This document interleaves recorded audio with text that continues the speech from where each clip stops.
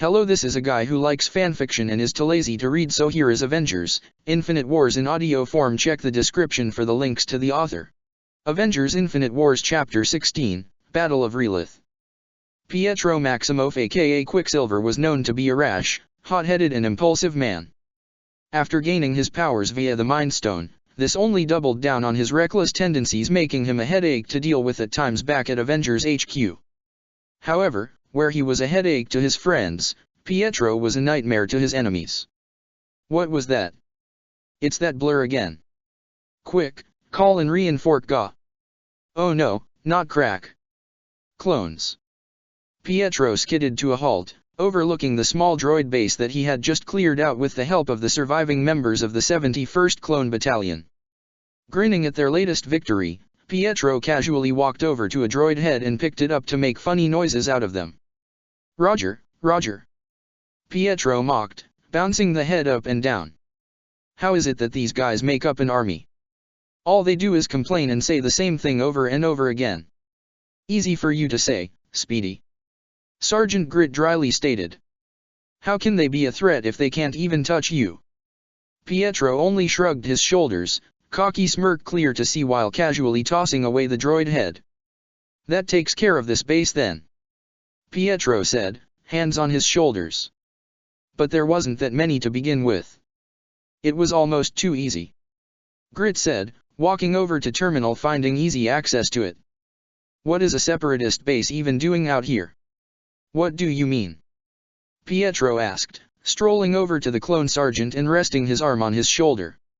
Grit would normally shrug off the speedster's arm, but he was currently looking over some of the data that didn't exactly make sense to him. When he was looking over the purpose as to why the Seps invaded Relith, there were a plethora of reasons why this planet held such importance. Its strategic value being one point, with it being directly near the hyperspace lane that led directly to the core worlds of the Republic. And let's not forget the countless millennia where the Twi'leks of Relith has had the unfortunate reputation as being one of the most enslaved species across the galaxy. Easy, disposable workforce labor for the Seps and slavers. So that begs the questions right now, what were the Seps doing out here, a village surrounded by dead trees? The place itself was abandoned, with only several Twi'lek prisoners being a few families that fled to this location. Apparently until up to a year ago, this abandoned village was very much populated with a sizable population of Twi'leks. But that's just it. It was populated. And now it wasn't. Which in turn begged the question, why exactly are the separatists here? Looking over the many sectors, this location had no great significance to it. No strategic vantage point to launch an attack on an operating base. No distinct cover, be as it may be, from having a forest surrounding the village. Too much open area in between the trees to begin with. Are we missing something here? Sixer asked aloud. I'm getting no data that can help us here with the clankers. Pietro hummed in thought, taking a moment to look out the window of the makeshift base. There was nothing in front of them of note or significance other than the Twi'lek village. However, squinting his eyes slightly, Pietro leaned forward to get a better look at it. Hey guys! Pietro called out to the clones in the base. You see that? See what? Grit asked, standing beside Pietro. That. Pietro pointed above the roofs of the Twi'lek home and towards the forest. There's something in those trees there. Something. I dunno, it looks blue. Grit turned to the closest trooper. Sixer. Sixer wordlessly handed the sergeant a pair of scopes, and Grit looked through them with Pietro giving him the exact spot to look. There, you see it now? Yeah. Grit murmured, zooming in on the object. What the heck is that supposed to be? Wanna go check it out? Pietro asked. Wouldn't that take to ya? The clones in the base only saw a blur of silver, blue and white run past them all. Huh. Sixer remarked. Didn't know the Sarge could scream that loud. Doesn't that mean technically we all can? A nearby clone asked. Don't tempt the idea, Royce. Sixer said. Otherwise Speedy will just go through with it for the laugh. Said Speedster stopped in the forest, with Sergeant Grit immediately walking over to a tree and removing his helmet for some air. You all right there, Sergeant? Pietro asked with teasing grin. Don't cough, do that. Grit dry heaved, feeling the contents of his rations about to spill out. Chortling to himself, Pietro looked up to their destination and frowned upon seeing just what it was. Cautiously approaching the thing while leaving Grit to recover, Pietro walked over to what he could only describe to be some sort of organic mass. What the hell is this supposed to be? Pietro asked himself, finding the blue coloring of this mass a bit strange. It almost looked like it should be alive. What the heck is this? Pietro looked back to Grit was more or less steady on his feet, giving a confused look at the mass before them. I don't know. Pietro said with a shrug. Thought maybe you'd have an idea. Grit only shook his head as he looked up, noticing how distinctly large this mass was. Never seen anything like this before. Grit said. Any idea on what it is?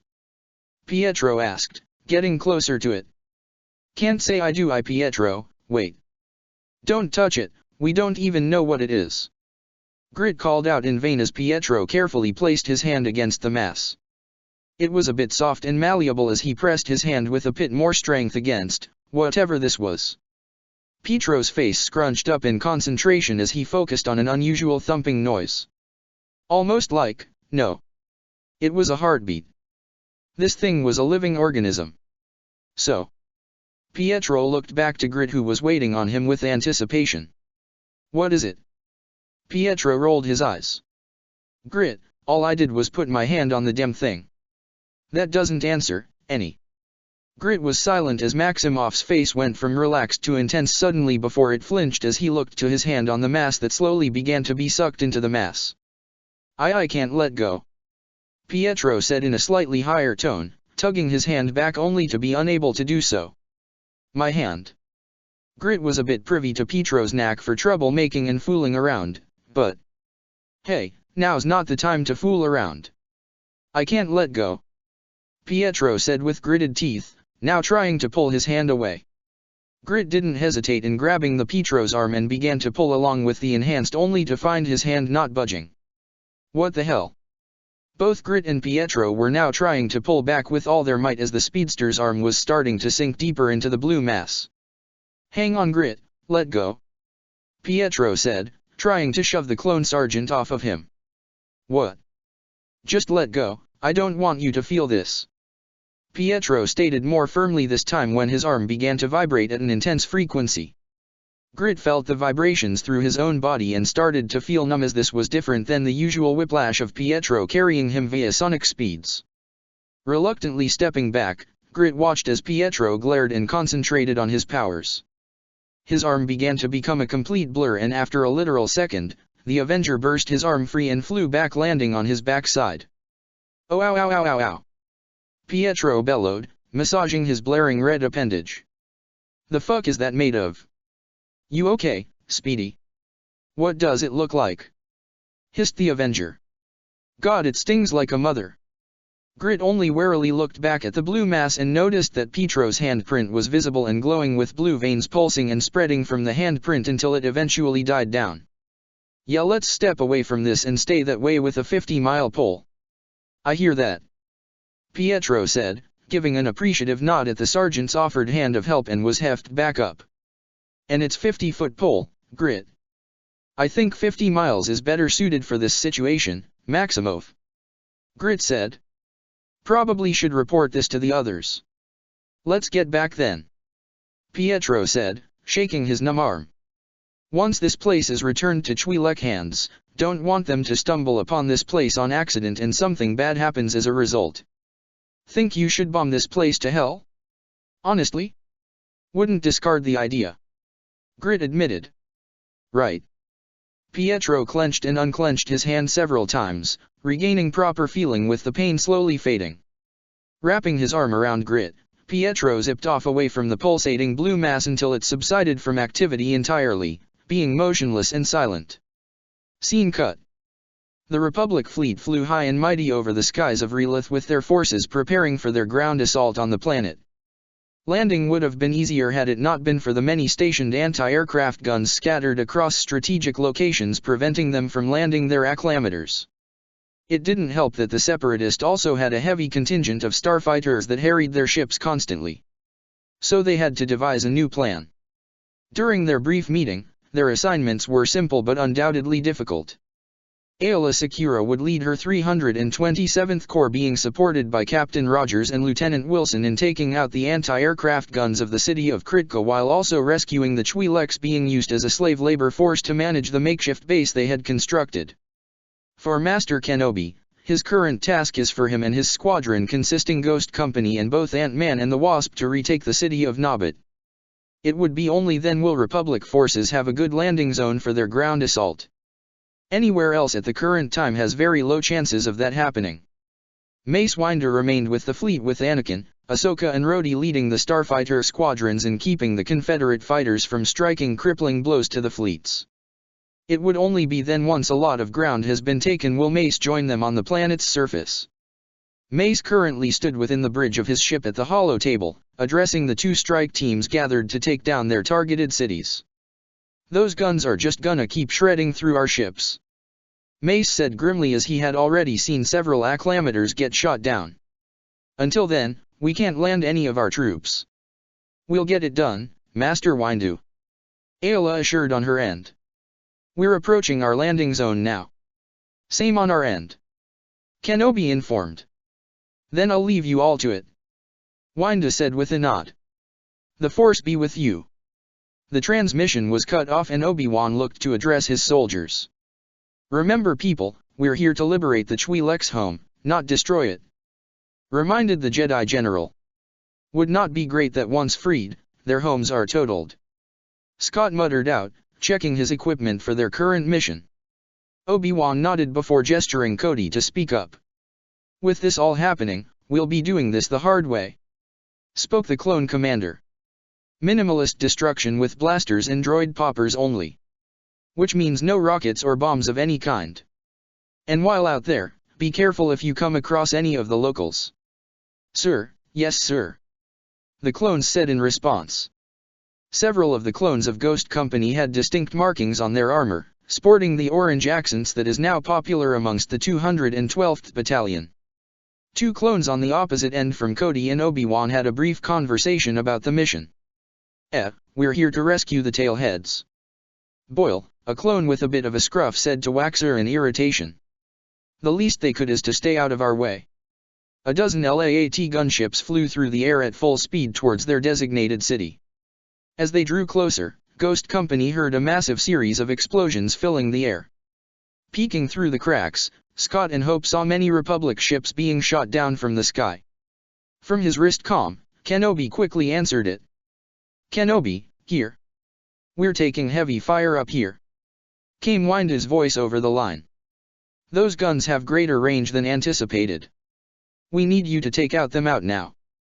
We can't make any landings with them operational. Pull back the fleet, Windu," Obi-Wan said, looking to his men. "You hear that? We're not getting any reinforcements until we take out those guns." Scott gulped to himself, giving an appreciative glance at Hope, who had noticed his nervousness and reached out to hold his hand. She too was just as nervous, but right now, she needed to concentrate. The Avengers were here in force to liberate an oppressed planet, and by God, they will get the job done. With their transport speeding up on their descent, both shrinking Avengers quickly equipped their helmets and readied themselves to bolt out in the open. Obi-Wan steeled his nerves, looking at the two Avengers out of the corner of his eye. "Are you two ready for this?" Obi-Wan asked softly, noticing the two holding hands. "We'll get this done," Hope assured determinedly. "Yeah." Scott played off his nervousness with a smile portraying bravado. "Cap trusted us with you, so we got this." The Jedi General nodded in understanding as he soon felt their transport shake upon their landing. With the doors opening, each and every squadron member ran out and entered the forest for cover, proceeding forward with the next step of their mission. Sadly, half of the gunships were shot down, so already they were at half their numbers, but that didn't deter the clone forces that made it to ground side. Running through the forests, red blaster bolts began to rain down on them from up ahead, with the droid battalion firing upon them. "Really wish this forest was thicker," Ant-Man spoke out to some nearby clones. "Why's that?" "Oh, I don't know. Scott then dodged incoming blaster fire. Just a small thought for better cover, that's all I'm asking. The various clones quickly ducked behind the tree trunks and returned fire. In the meantime, Hope pulled out her blaster and assisted them in this current debacle of theirs. Her normal wrist blaster only had a short range, so her borrowed blaster had to make do for now. Obi-Wan ignited his lightsabers and quickly deflected a wave of bolts that were fired right at him. Ant-Man had already shrank down, jumping from tree branch to tree branch as he made his way towards the wall where the droids stationed themselves upon. Waxer and Boyle managed to get in the closest at the edge of the forest's exit, firing at the droids though finding it difficult as they were targeted by an MG nest. "That bunker's gonna be a problem, General," Cody said, rushing up behind his two clone troopers with Kenobi coming in from the side. "Leave that to me," Obi-Wan responded. "Bring in your men on my signal." "Scott, where are you?" Ant-Man had by this point landed at the front of the bunker and with a well-timed explosion from a grenade thrown by the droids, rode upon a piece of rubble up to the top of the base. The minute he jumped off the pebble, Ant-Man fell and kicked a droid's neck, bending it in sharp angle. "Just entering the bunker, clearing up a way for you and the others," Scott said, leaping to the next droid and punching it right in the face. "I appreciate that, Scott." "No prob." Ant-Man punched another droid before grabbing and battering it around at the other enemies. "Do hurry though. Getting a little cramped in here.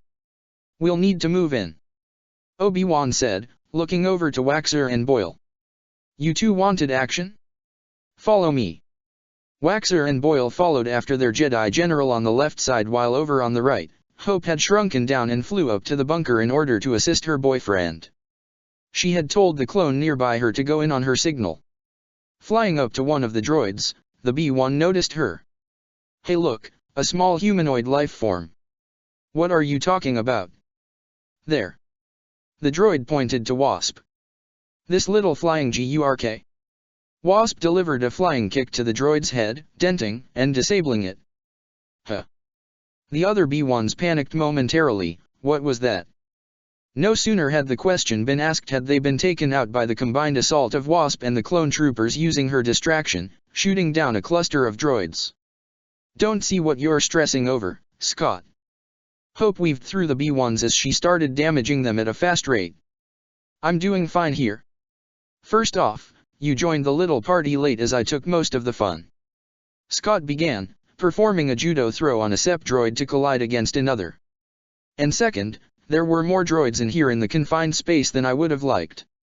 Meanwhile, Obi-Wan led Waxer and Boyle closer to the left wall of the bunker. "Let's take them out," Kenobi said, the three utilizing a large crop of rocks as cover. Waxer tossed a droid popper only for it to just miss the mark. "I can't reach it from here." "Try again," Kenobi instructed. "I'll give you some help." Waxer pulled out another popper and threw it at the wall.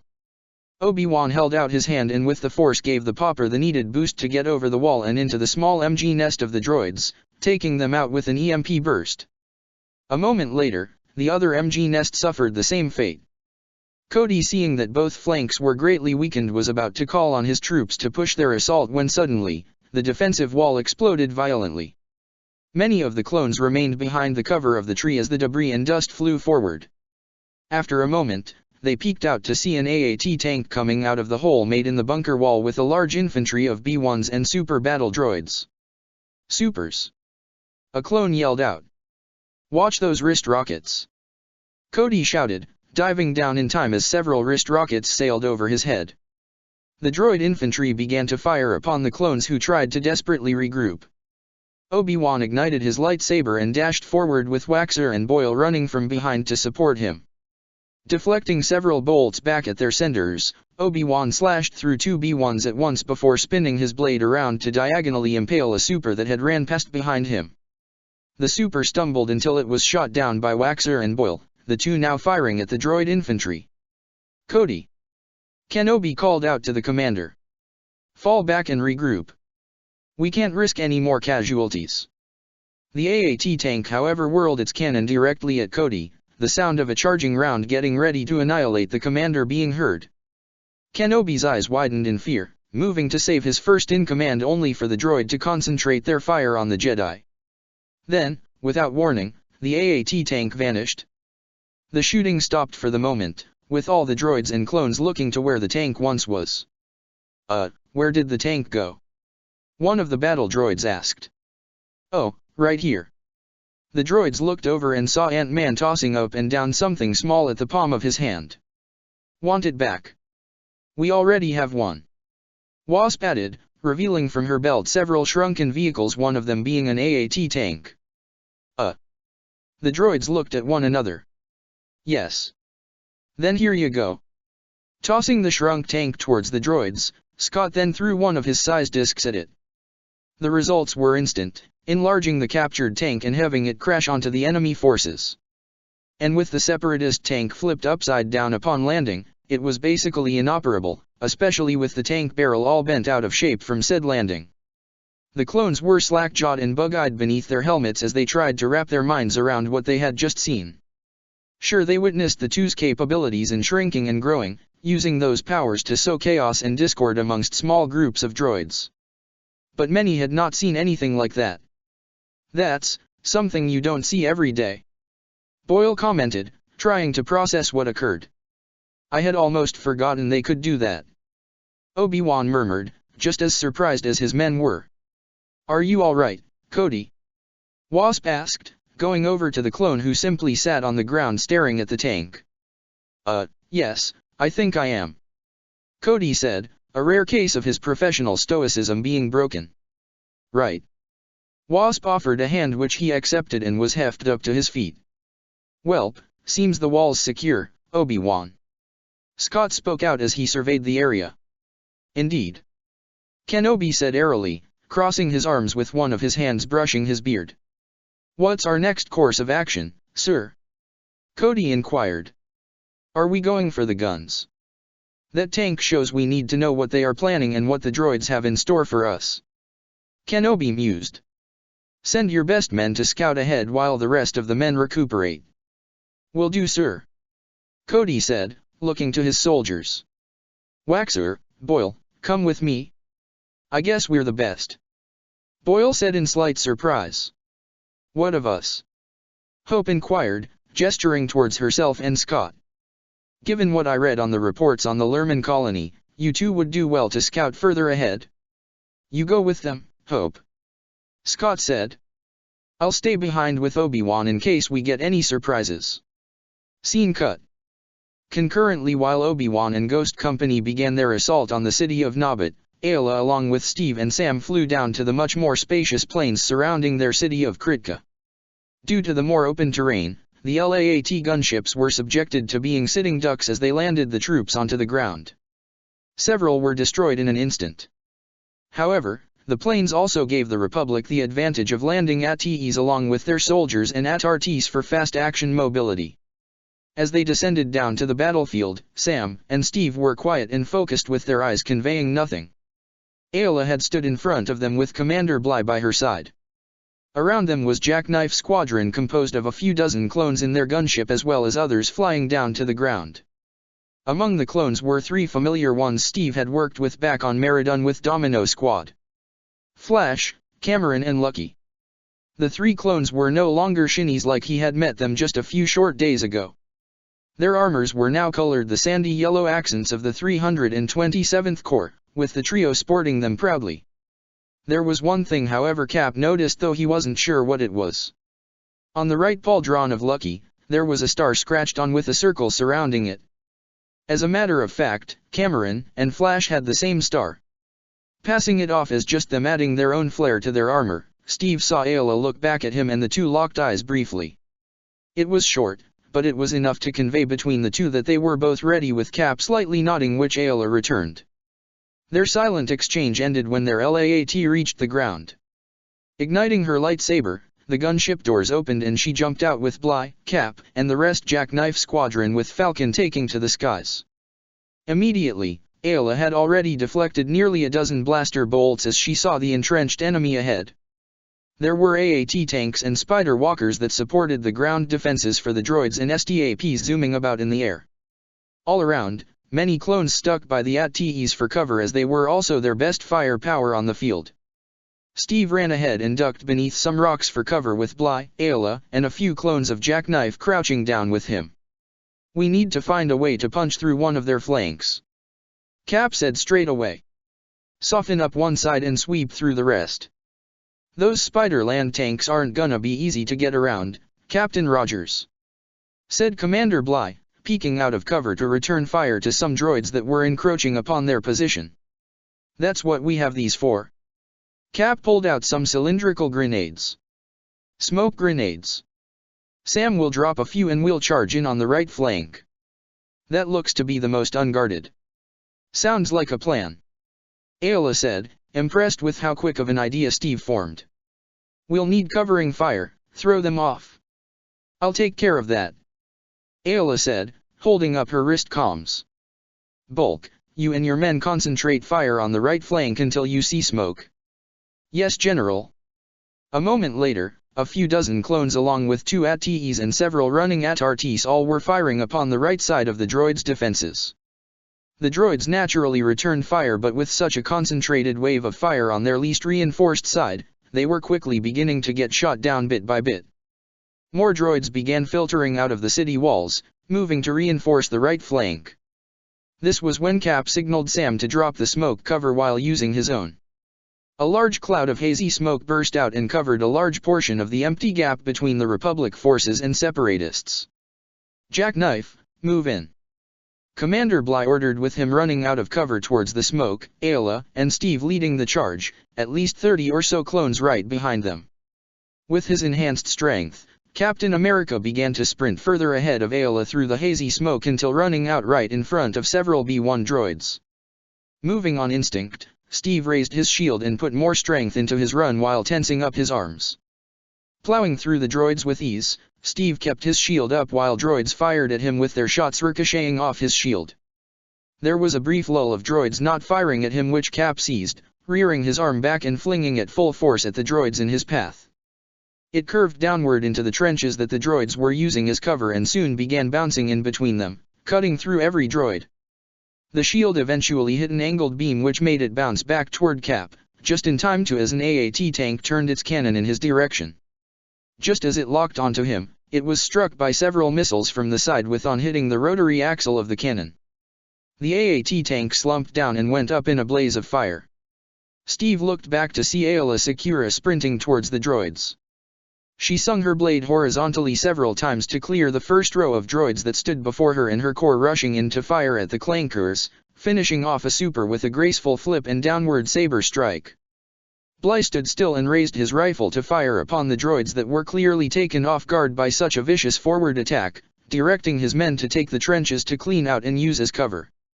Up above, Falcon was flying with practiced ease but obvious concentration.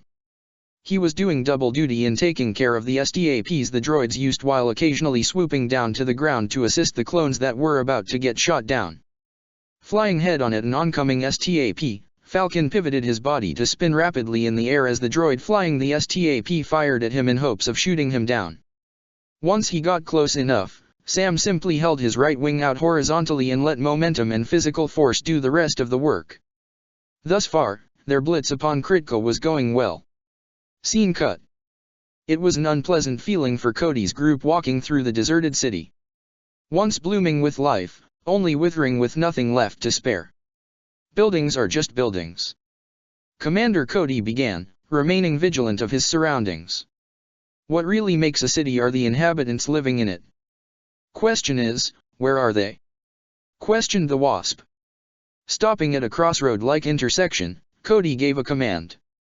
All right, we'll need to split up. The clone commander pointed towards himself and the clone beside him. We'll go to the courtyard. He then pointed towards Hope, Waxer, and Boyle. You three check the south sector. And be back by 0620. You got it, came Hope's response as she followed her temporary partners. Heading towards their destination, the Wasp kept her eyes out for anything out of the ordinary, from the ruined buildings and empty streets. Even picking up any sounds that'll warn them for enemy troops coming near. Yet this was a little hard to do so with the two clones talking. This is quite unsettling, Boyle? Waxer whispered. You think they killed all of them? We would have seen their bodies if they did. Boyle responded. Sadly true. Hope added in agreement. They'll most likely kept somewhere else. Like where? Labor camps, most likely. Hope kept looking around with her blaster ready. If not, hiding. Driven out of their homes, they'd most likely dash. Suddenly, sliding of rocks echoed throughout the area. The small team went on alert, quickly holding up their weapons. You think it's the clankers? Would have heard them a mile away with how they walk. Being on guard now, the three kept moving forward, but at a more guarded formation. Venturing further and further into the south sector, the rustle of rocks became louder for them to hear.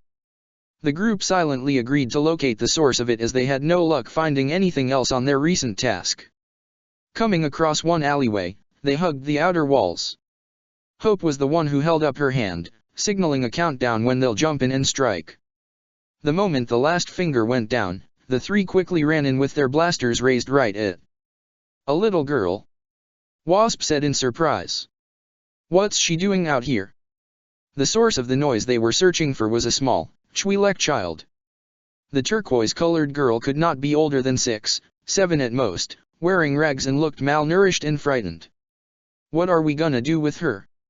Waxer questioned, pulling back his blaster. Boyle waved his hands at this. Whoa whoa whoa whoa. Who said we had to do anything? Us, and it's common courtesy in the current circumstances. Hope quickly answered, kneeling down towards the child's level. Hey, we're not gonna hurt ya. In response, the child quickly ducked behind a canister, still spooked from moments ago. We need to get going, Boyle said, heading out of the alley. We've got a mission to finish. We can't just leave her here, Waxer said, still with hope. We can take her with us. The two clones whirled towards the wasp with mixed reactions.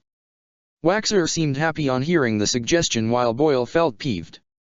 You can't be serious, Ms. Van Dyne. She'll only slow us down. It's a price I'm willing to take, Boyle. Before any further response could be made, a particular sound filled the air. Whirling around, the three adults saw something float through the sector, which they realized was an enemy drone. Get to cover, Waxer whispered as they quickly ducked behind something for each of them. From a broken pillar, a wall to even a container. They waited for several moments for the drone to pass on by before they peeked out and saw it was gone. That was a recon droid, Boyle noted. We gotta get moving, now.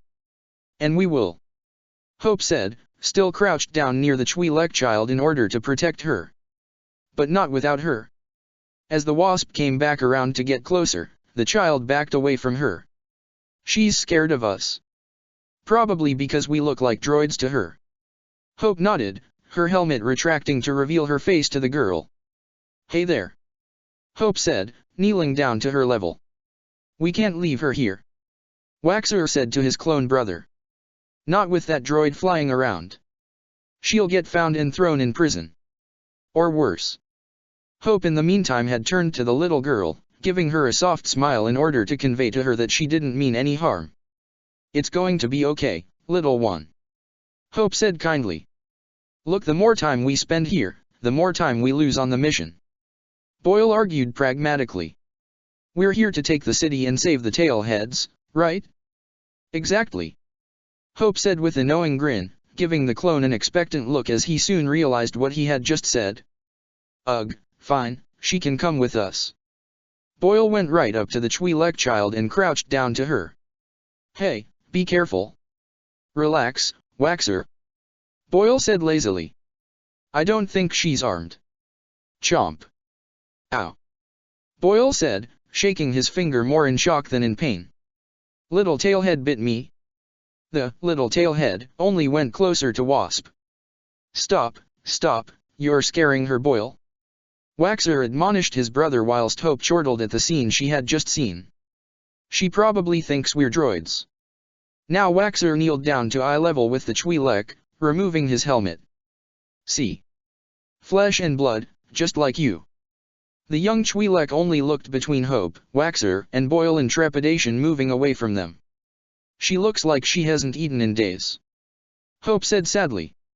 Yeah, those rags aren't that pretty to look at either. Waxer said.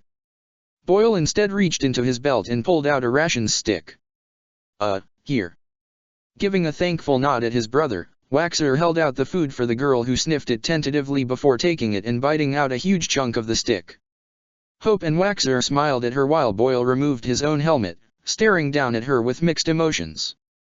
Finishing off the ration stick, the young Twi'lek eyed the three before pointing towards them. Nira, Numa. No, I'm Waxer. This is Boyle and that's Hope, or Wasp. Nira, Numa. The young girl said with more finality, smiling at them. Ah, you made a friend, mission accomplished. Boyle said sarcastically, placing his helmet back on. Can we go now? Placing his own helmet back on, Waxer rose up and held out his hand for the girl. She stared at him and then at Hope, who gave her an encouraging nod. Come on, kid. Waxer said. Look, she doesn't even want to go with us. Boyle said somewhat impatiently. The little monster was fine before we found her. Seriously, Boyle? Wasp said dryly, standing up while patting down some dust from herself. After some moments of hesitation, the young Twi'lek slowly held out her hand and grasped onto Waxer's hand while also taking Wasp's. Better keep handing more of those rations to her, Hope suggested. Don't want her to fall over and pass out. Boyle didn't say anything as he kept pulling out his rations and handed them to the little girl as they kept moving forward. Scene cut. Zooming across the area, a recon droid picked up on some audio nearby. Searching for the source, the droid landed on a nearby roof and crawled towards the opening. Peering inside, it saw several clones conversing with Obi-Wan Kenobi and the Ant-Man, along with a holo communication towards Mace Windu. And between them all was a holographic layout of a particular area. Seeing this, the droid started transmitting a live feed towards the droid commander where the cannons were being stationed. Which the cannons are stationed at these particular spots. Cody pointed out on the holo map. But there are complications. The captured Twi'leks are being kept there as living shields. Obi-Wan narrowed his eyes, not liking the variable presented to them. The prisoners will make this difficult, but not impossible. I might have a plan to get them out of there. The holographic form of Mace added in his thoughts. Getting those villagers out of there needs to be our first priority. It was at this moment did the recon drone adjusted its lenses to zoom in closer and focused all of its audio towards the conversation down below. Any and all planning the Republic forces are about to make will become their undoing. Yet before anything could proceed, a force knocked it out from its perch on the rooftop. The noise startled the Jedi General and the few clones down below. Looking up, they saw Scott quickly grow to his normal size before snagging onto a separatist recon droid. Thought you could ease in on us, huh? Scott struggled out, holding onto the flying droid. Well, you thought wrong. Seeing the Ant-Man needing some help, Commander Cody quickly drew his blaster and carefully shot at the droid which tried to escape. After a few well-placed shots, the droid ceased moving within Scott's embrace. Be glad you had a good shot or else I'd be haunting your ass. Tossing the droid away, the Republic forces became weary as they decided they need to act on whatever Obi-Wan has planned immediately. Scene cut. Waxer and Hope continued to walk through the abandoned city with Boyle lagging behind. Between the two was the Twi'lek child who held Waxer and Hope's hands tightly as she kept looking around nervously. What do you think happened to her family? Waxer asked, looking down at her. Probably dead. Boyle said plainly. Though, hopeful she'll survive this mess. Then what happens to her? Waxer asked in concern. After we leave? I don't know. Wait, don't get any ideas, Waxer. Boyle said blithely. We're not taking her with us if that's what you think will happen. Ah, you hear that, little one? Hope said in a joking tone.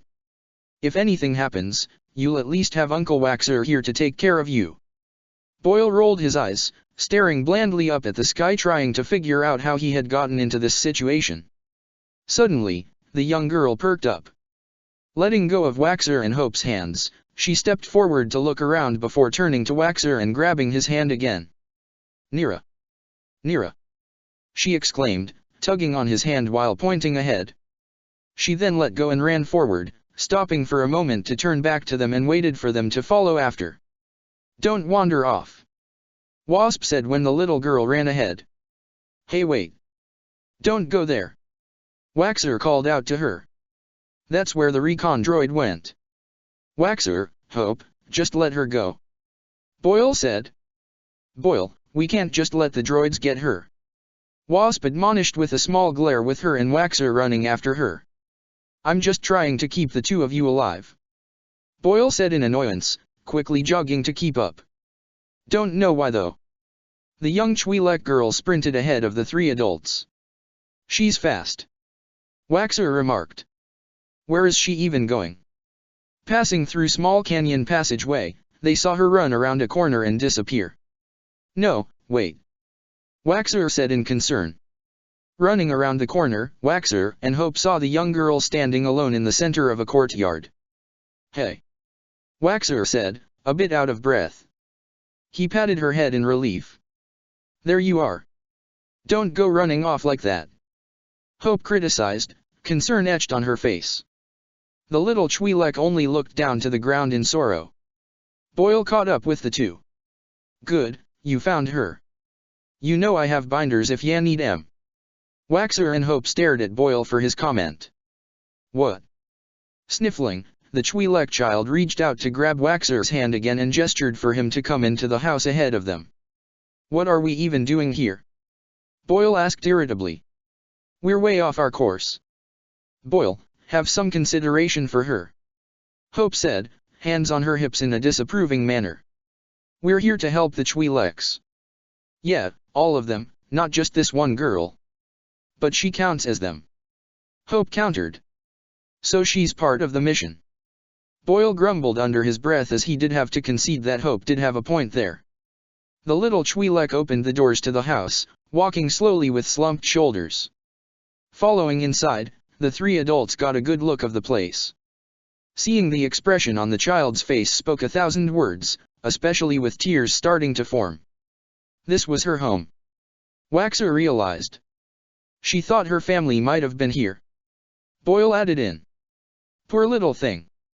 She lost it all." Hope soon noticed something not far away from her. Crouching down, the Wasp saw it was a little toy.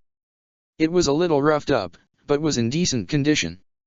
"Not everything," Hope muttered out, picking up the toy and handing it towards the Twi'lek child.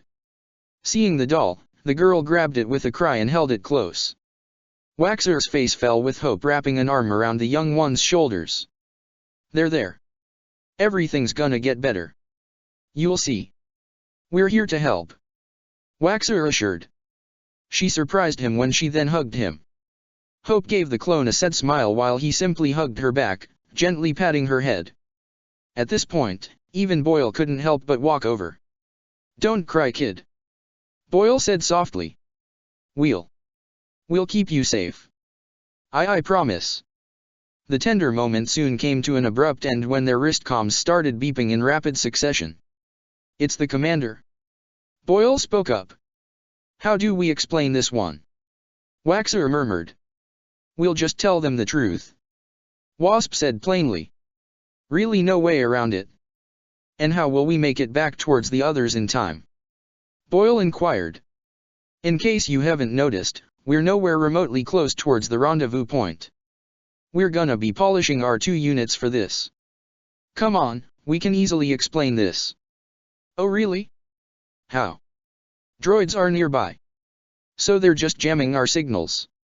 Boyle only shook his head. "Fine, it'll be worth it." Before they could respond to the comms, however, there was a soft thumping heard outside, making all present tense up. Wasp stood up, her helmet quickly snapping on, with Waxer and Boyle silently moving over to their discarded helmets and putting them back on. As this happened, the little Twi'lek was the first to move to inspect the source. Upon laying her eyes on it, she froze in her place. "Gutker," she said in fear. "Gutker. Boyle looked to Wasp and Waxer. "What's a Gutker?" They soon heard a loud hissing noise, and the trio of adults ran to the Twi'lek and saw what was outside. And seeing a large bipedal heavily armored insectoid certainly wasn't what they had expected. Oh, that's a gut cur. I think I know why the kid never came back home. Boyle griped. This is why we never disobey orders. Boyle, can you stop complaining for a few seconds? Scene cut. Obi-Wan and Commander Cody walked through the abandoned city with Scott shrunken down, flying above them on his ant steed he's named Olysis Gr Ant V. Where are they? Cody said, looking around. It isn't like Waxer and Boyle to not respond for so long. Obi-Wan said in clear concern, looking up. Scott, any word from Hope? Nothing, Obi. Scott said a bit worriedly. He knew that Hope was more than capable of taking care of herself, but right now they were on an alien planet swarming with robots that want to kill them. Scott's train of thought came to an abrupt halt when he heard loud noises coming their way. It wasn't the normal clanking sounds of a droid battalion. This sounded more organic, and in large numbers. Obi-Wan froze, holding up his hand to signal the rest of the men to do the same. Narrowing his eyes, Obi-Wan felt a warning coming from the Force followed by light tremors which only grew in scale and noise. What is that? Sergeant Woolley asked as the rest of the company began to notice the tremors. Whatever it is. Another clone said, raising his gun up. It doesn't sound friendly. Guys. Scott bellowed out from above. Something's coming. Get against the walls and in the alleyways. Cody ordered. Stay low and don't scatter. The company quickly got into position as the trembling ground got closer until they all felt their own armor rattle. This went on for what felt a lot longer than it seemed in the small amount of time it took for the source of the rumbling ground to arrive. The creatures were large and bipedal looking between a mix of reptilian and insectoid features. Their legs were similar to that of jointed reptiles, yet their hard shells, spiny carapace, and sharp mandible heads were distinctly insectoid in nature. Their eyes were red and pissed off beyond imagination. And they were apparently working as they spotted a few clones that were leaning against the wall in order to avoid their running rampage. The new arrivals roared and hissed at Ghost Company, charging at them and started their assault. Blaster fire went towards the creatures in hopes of fending them off. Yet a good number of troopers were heavily hurt in the process. Obi-Wan grit his teeth and threw his hands up, calling upon the Force. The Jedi Master reached out to their rather instinctive-based minds and took control of the beasts and guided them away from his company. Once ensnaring them, Kenobi slowly backed away and headed towards a closed-off alleyway. One of the clones quickly drew up his blaster and was about to fire when Cody halted his action. Don't, warned the clone commander. Let him do his thing. Walking deeper and deeper into the alleyway, Obi-Wan saw the last of these bipedal creatures enter the space. Looking up, a thought quickly crossed his mind. Once his back hit the wall, he called out to Cody. Shoot the bridge. You heard him, boys. Ghost Company quickly aimed their blasters high and released a volley of blaster fire onto the rock bridge up above. The structure started to crumble, causing Obi-Wan to release his hold on the rampaging beasts. In an instant, they went nuts, trying to attack Obi-Wan for what he did to them. Yet he evaded them as he jumped onto one of them and started leaping onto others before diving out of the alleyway, which quickly closed off. As soon as he landed next to Cody, the two shared a nod when they heard another noise with Kenobi lighting up his lightsaber. The company aimed their guns at a pothole that rattled about. The manhole cover quickly moved out of the way, making way for familiar faces to Ghost Company. Waxer, Boyle, where have you two slackers been? Cody said slightly admonishing. We've got a reasonable excuse. We were sidetracked, sir.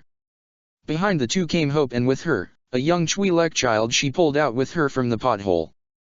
I didn't know we were adopting, Hope. Scott said faux seriousness, making Hope give him a slightly withering look. Too soon. We have Cassie, Scott. Hope stated. Let's wait until getting home for that. I can see you three have been busy.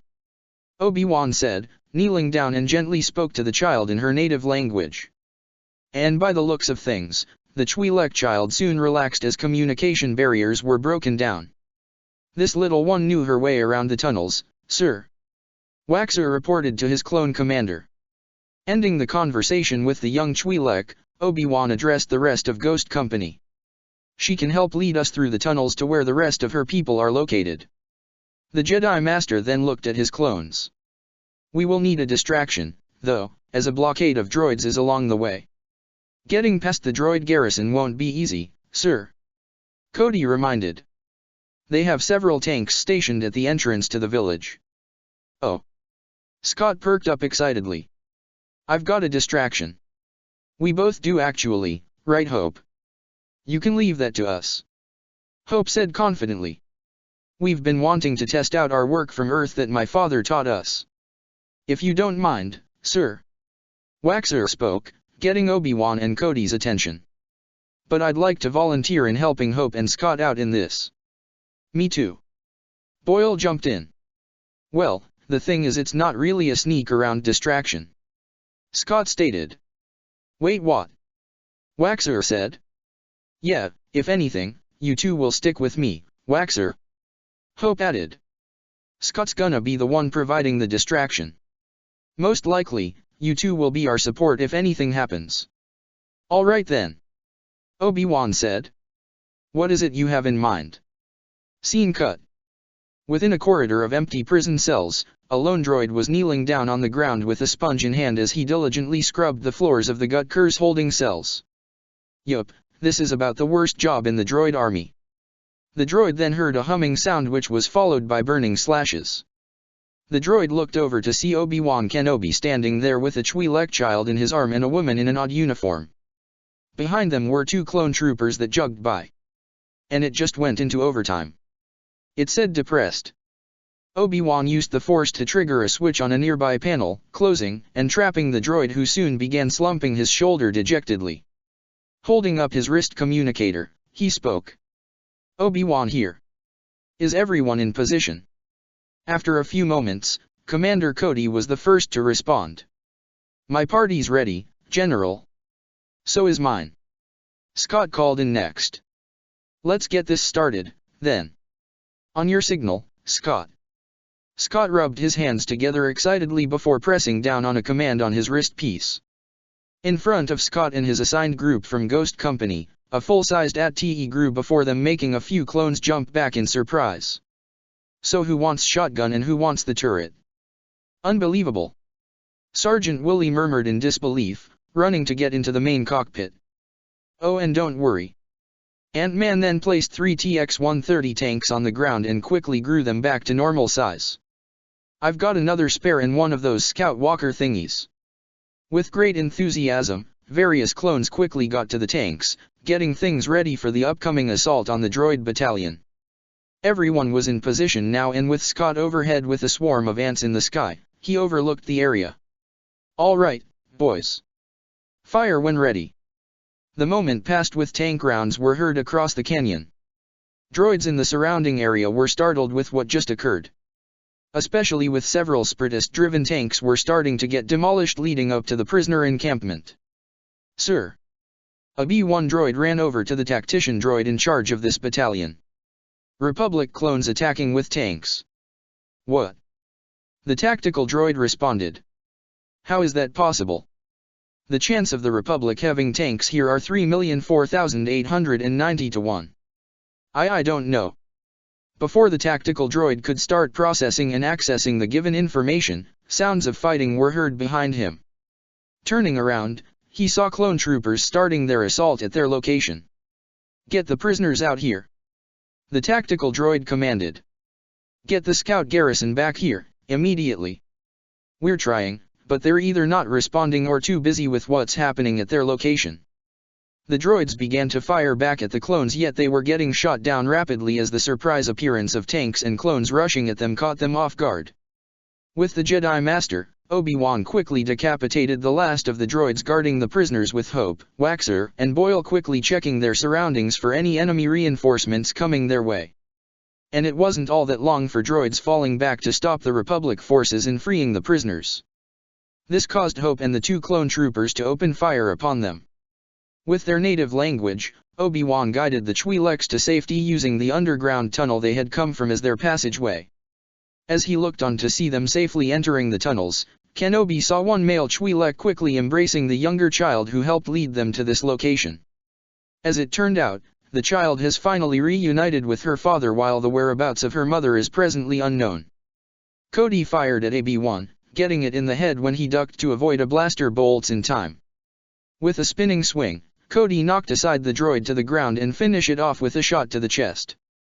Looking up, Cody saw the anti-aircraft guns that originally hindered the Republic ships from landing.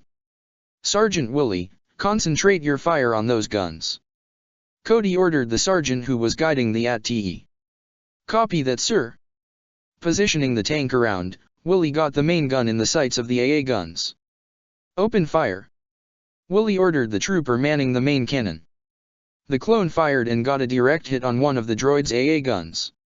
Suddenly, one of the TX tanks beside the AT-E exploded in a large fire with some of the nearby clones getting caught in the fire. "What the criff was that?" one of the clones yelled aloud.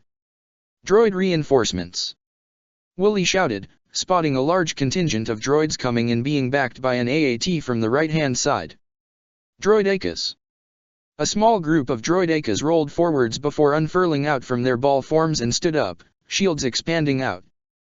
"Get to cover," Cody ordered, getting behind one of the AT-E legs. Kenobi saw what was happening and wished to go and help, yet when he saw the AA guns beginning to change their positioning to take aim at the remaining tanks, he knew that he needed to act fast. "Waxer, Boyle, come with me," Obi-Wan ordered with his lightsaber ignited. "We need to take care of those cannons." "We're with you, sir," Boyle responded before looking at the Wasp. "Go, I'll cover you," Hope called out, quickly shrinking and zooming across the area to attack incoming B-1s and super droids. Coming in close, the Wasp landed on a super's arm and grabbed hold onto its arm. Using her strength, she was able to flip it over and harshly land onto one of its robotic companions. Quickly growing to normal size, Hope used her wrist blasters to shoot into the close opposition before shrinking once more to avoid enemy fire. From overhead, Scott was quickly giving out warnings on where various droids were moving about in order to avoid surprise attacks from the clones' blind sides. Hovering over the area where the AA guns were located, Ant-Man saw the number of droids Hope was facing and decided to go down there and assist her. Flying down, he radioed in the clone sergeant and commander. "Hey, I'm bailing out. Our friends at the AA guns need more help." "We can handle it here, Scott," Cody spoke out, avoiding droid blaster fire from a rocky ledge. "You've given us all the help we can ask for," Willie chimed in next. Scott nodded, leaping down from his ant steed, landing on a B-1 droid. The droid jolted from the small human landing on it when its arm angled sharply from a barely visible force, followed by its head being punted off. Wasp flew around several droids, constantly zapping them with her stingers. After getting in a good few hits that immobilized them, she systematically kicked and punched the droids apart until they were scrap metal. Growing to full height, she turned to shoot down a droid behind her when Scott grew to full size, kicking its head off. "I had that," Hope said good-naturedly. "I know," Scott said. "But what's wrong with a boyfriend being chivalrous to his girlfriend?" Hope only shook her head, amused by her lover's antics. "Hope," Scott said, looking past her to see supers running at them. Grasping her hand, Scott heaved and gave Hope an extra boost in the throw, zooming her straight to a few supers. With her new momentum, the Wasp swung around and delivered spinning roundhouse kick, knocking the heavy-built droid back quite a distance with part of its body caved in. With Kenobi, he and the two clone troopers were starting to relieve a few AA guns of their assigned droids, slicing and blasting through them before any of the weapons started firing at the Republic forces. Once that was done, Obi-Wan quickly jumped onto the recently taken gun and started fiddling with the controls. Seeing this, Waxer and Boyle heaved and lifted up a big cannon shell before loading it into the confiscated weapon. Seeing AA gun primed and ready, Obi-Wan fired at the farthest occupied weapon. The results were instant, with the enemy force destroyed in a blaze of scrap heap. With one of the AA guns destroyed, Waxer and Boyle did their best to quickly load up the weapon so Obi-Wan can quickly fire upon the last of them. Cody was fighting on two different fronts, as the droids from the right side were much more numerous than anticipated, while the droids that held the city and Twi'leks were reduced by half. His company had suffered a dozen dead, with the numbers growing as the droids pressed on. The commander was thankful for Scott and Hope in providing them the tanks for extra firepower and cover. How they accomplished this astonishing feat of shrinking tanks down was nothing short of amazing, but he hated the fact that already 2 of the TX tanks were destroyed with only their AT-TE left and 1 more TX-130. Moving out from his cover, Cody quickly shot down several B-1s before going back behind the walker leg he was using as cover. The other clones utilized the downed tanks, AT-TE's legs and rocky outcroppings as cover from the droids that kept marching towards them. Pulling out a pair of droid poppers, Cody primed them and tossed them in between the front 2 rows of the closest droids. After several seconds of charging, the EMP burst disabled a large group of droids. "Press forward," Cody commanded. "Pick your shots." Ghost Company ran out from their cover positions, quickly going on the offensive as they gained some ground on the droid reinforcements when suddenly a very peculiar sight from the far back of the droid line caught their attention. B-1s were being flung high into the air with many of them in parts, and then they saw the centerpiece of a super being thrown towards the canyon walls. "What was that?" "I don't know dash." "What the dash?" "Ah! For the Republic." From above came a humanoid wielding a blue lightsaber as he jumped down and began slashing at the droids left and right. "Is that General D?" Wooly muttered out with widened eyes. "Go, go, go." Cody looked up and saw the welcoming sight of clone troopers and armed Twi'leks using ropes to rappel down the cliffside on both ends and fire at the droids. "Now we're talking." Whatever action the newly invigorated Ghost Company was about to deploy was quickly halted in their tracks at a bluish-silver blur which ran past them, leaving a wake of destroyed droids in its path. "What the hell was that?" Their answer came in the form of a young man who skidded to a halt in front of them while slamming down a droideka hard. Wiping a bead sweat from his brow, the silver-haired newcomer looked up to the 212th Battalion and grinned wryly. "Heh, sorry we're late, folks," spoke the new arrival. "Not easy running through enemy-occupied territory." "Well, not for everyone else really. I mean I can quite EAS dash." "Pietro. Is that you?"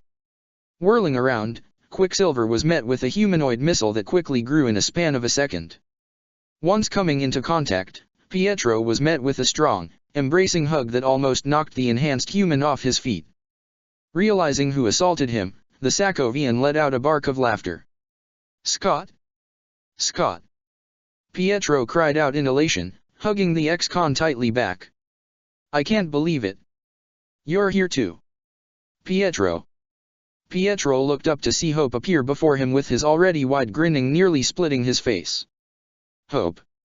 She joined in on the group hug. "Holy shit, you're here too." "Oh man Pietro, you have no idea what's been going on," Scott said, stepping back from the speedster with a beaming smile. I hate to spoil this reunion of yours." Cody spoke out, making the 3 Avengers to look at him. "But we're still in a firefight right now." "Well, not for much longer." Quicksilver grinned, cracking his neck and dashing off at full speed. Commander Cody stared at the trail of blue energy before looking back to Scott and Hope. "Is there any power or ability your team can't do?" Cody couldn't help but ask. "Be honest, cause you guys shrinking and growing was enough." Both insect-themed Avengers merely chuckled as they watched Pietro zoom across the battlefield, assisting both the 71st Legion, Cham's Freedom Fighters and Ghost Company with what was left of the Spiritist forces. "Wait till we find Wanda and Vision," Scott said. "Those 2 are probably the strongest on our team." Cody only shook his head, still trying to wrap his mind around what he had just witnessed. The Jedi's capabilities were crazy enough as it is, and then came the Avengers and they just reminded him that this wasn't the strength of the full team at the present time. "I feel a growing headache coming along. Come on Cody, let's get this mission done so we can get you some Motrin." "What's Motrin?" "Never mind." The battle went on for less than 5 minutes up to that point. With the combined forces of all the Jedi, clones, Avengers and Freedom Fighters, the droids were all destroyed and scrapped. Things were starting to settle down, with many being treated for both their wounds and hunger for clones and Twi'leks respectively. And not far from the main group lied the now freed prisoners as they held up the dismembered pieces of the tactical droid which held them all in captivity. This went on as Republic ships soared overhead, making their descent towards the newly made landing zone. D. Obi-Wan said in relief. I can barely describe how good it is to see you and your men alive and well. The feeling is mutual, Kenobi. Dis said graciously as both Jedi Masters clasped the other's arms. When we heard and then saw the Republic fleet in the air, we at long last knew the time was right for an all-out offensive. Apologies, my friend, that it took so long. Kenobi said humbly, breaking the connection. Aside from the war, the Republic has been quite busy with other more serious matters. Obi-Wan finished the statement by looking over to an ecstatic trio of Wasp, Ant-Man and Quicksilver all conversing with one another. Those are other Avengers, yes? Dee inquired, earning a surprised look from Kenobi. Pietro has told me about this team that he's a part of. Indeed they are. Kenobi confirmed. Captain Rogers is certainly going to be thrilled to see another of his comrades alive and well. And apparently he has been just as busy as they have, helping the Republic in our time of need. If they are all anything like Maximov, I am certain we will get along grandly. Scene cut. As to what Kenobi expected, he looked on to see Steve embracing Pietro with Anakin and Ahsoka looking on. And it wasn't long after Rogers broke the hug did Sam and Rhodey greet their wayward companion after so long. They had returned with their missions accomplished, accompanied by Anakin and Ayla. So, his former Padawan stood with him along with Mace Windu, who had at long last joined them on the planet's surface. That's Quicksilver. I am surprised you memorized all the missing Avengers. Anakin shrugged. I've talked with Steve sometimes. He's told me about most of his team. Tilting his head over, Pietro whispered to Sam's ear. How the hell is Fury here? And with both eyes. Doppelgangers. Came the simple response. The Sokovian nodded in quick realization, knowing the concept before Fury's doppelganger approached them. Good to see that another one of your team has returned to you. Indeed it has, Mace. Said the Avenger leader. So you're not Nick Fury. Pietro mused aloud, squinting at the Jedi Master. Quirking a brow, he looked to Steve, who only shrugged. When I tell you look astonishingly like someone we know, we're not lying. Right? Mace nodded slowly. Tell me, where is Cham Syndulla? I would like to speak with him on how to proceed with Relitha's liberation.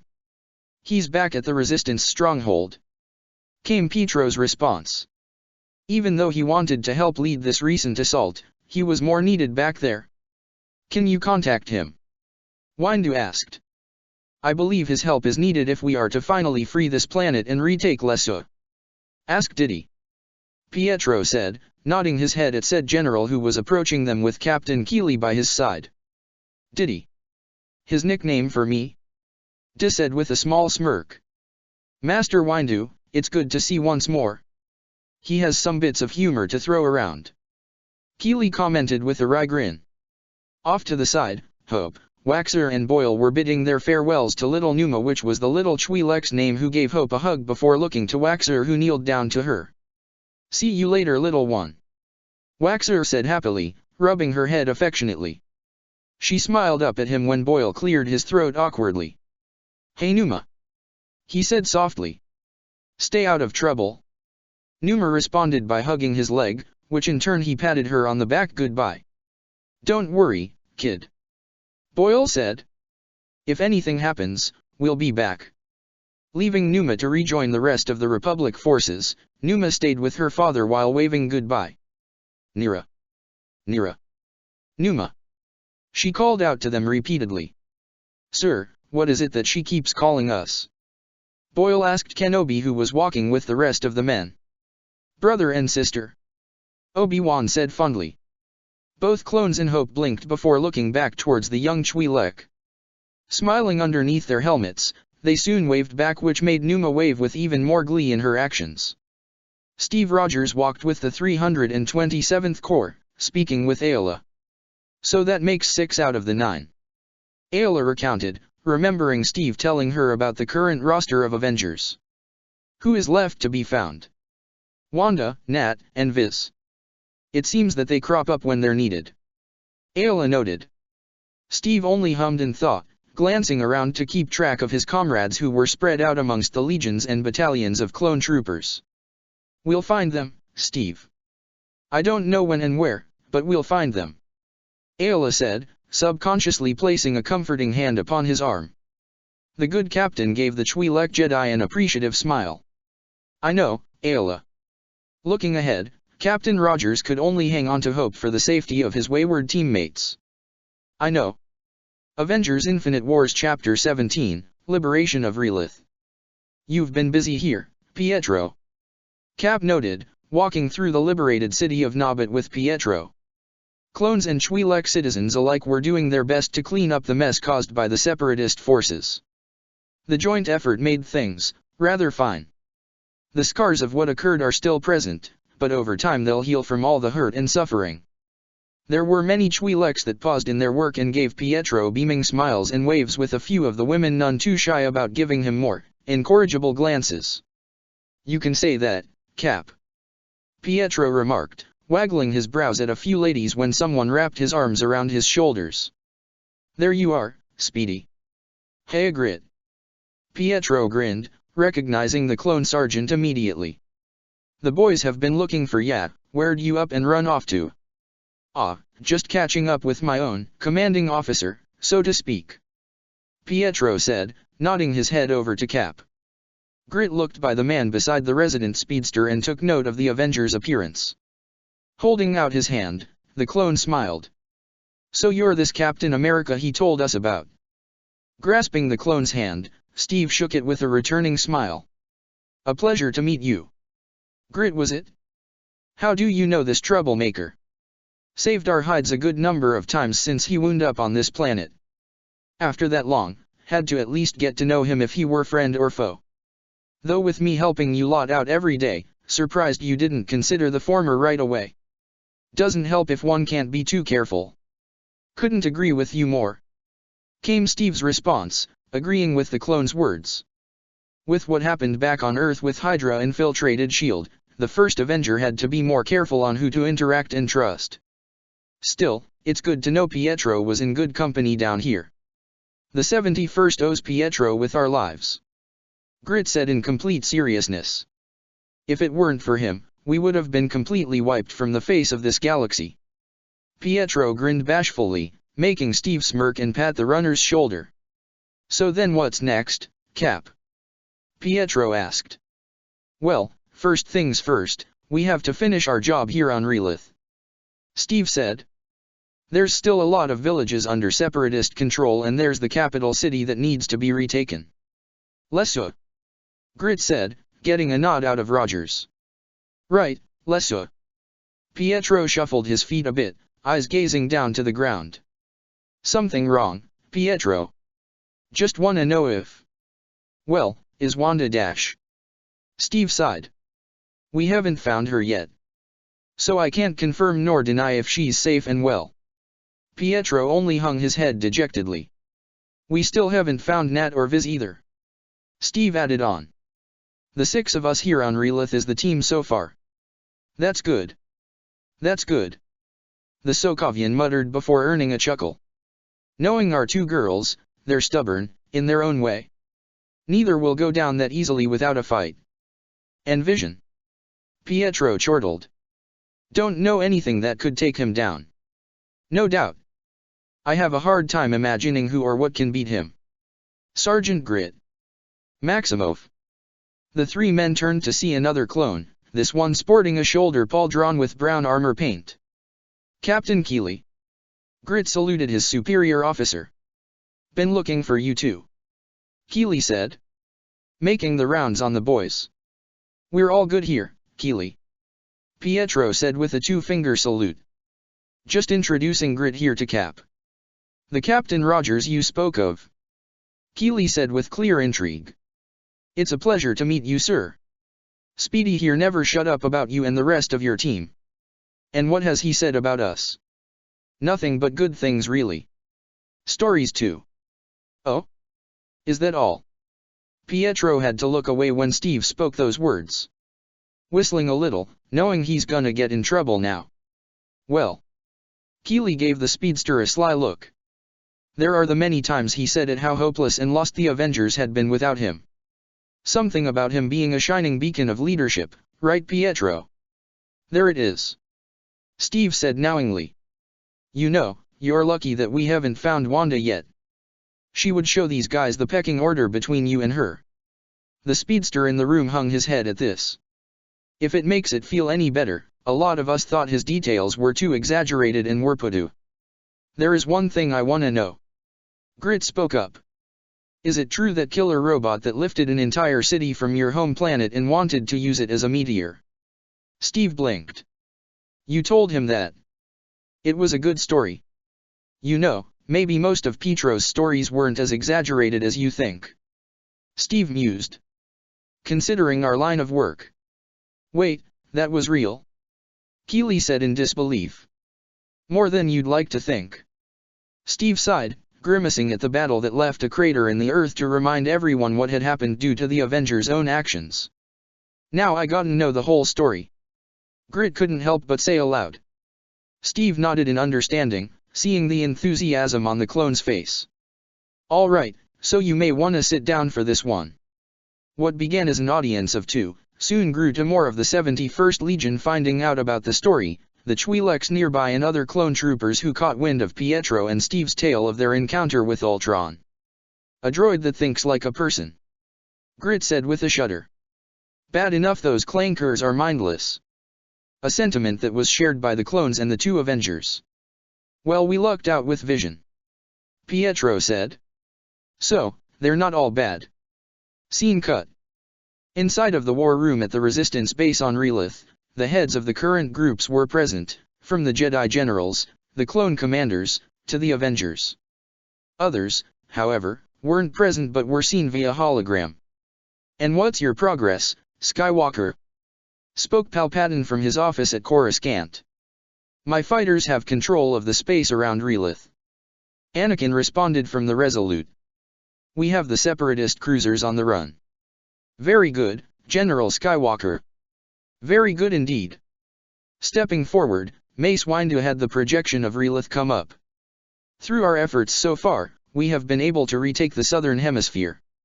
Master Kenobi has just finished securing the Jixuan Desert. Then, it is almost over." The Relith Senator, Free Taa, spoke in relief in his voice. "Not just yet, Senator," Mace said. "The capital city of Lesu is the last stronghold of the Separatist presence on Relith. Our spies believe that Separatist leader Wat Tambur has his command center there." Master Yoda, who was present via hologram, spoke on this matter.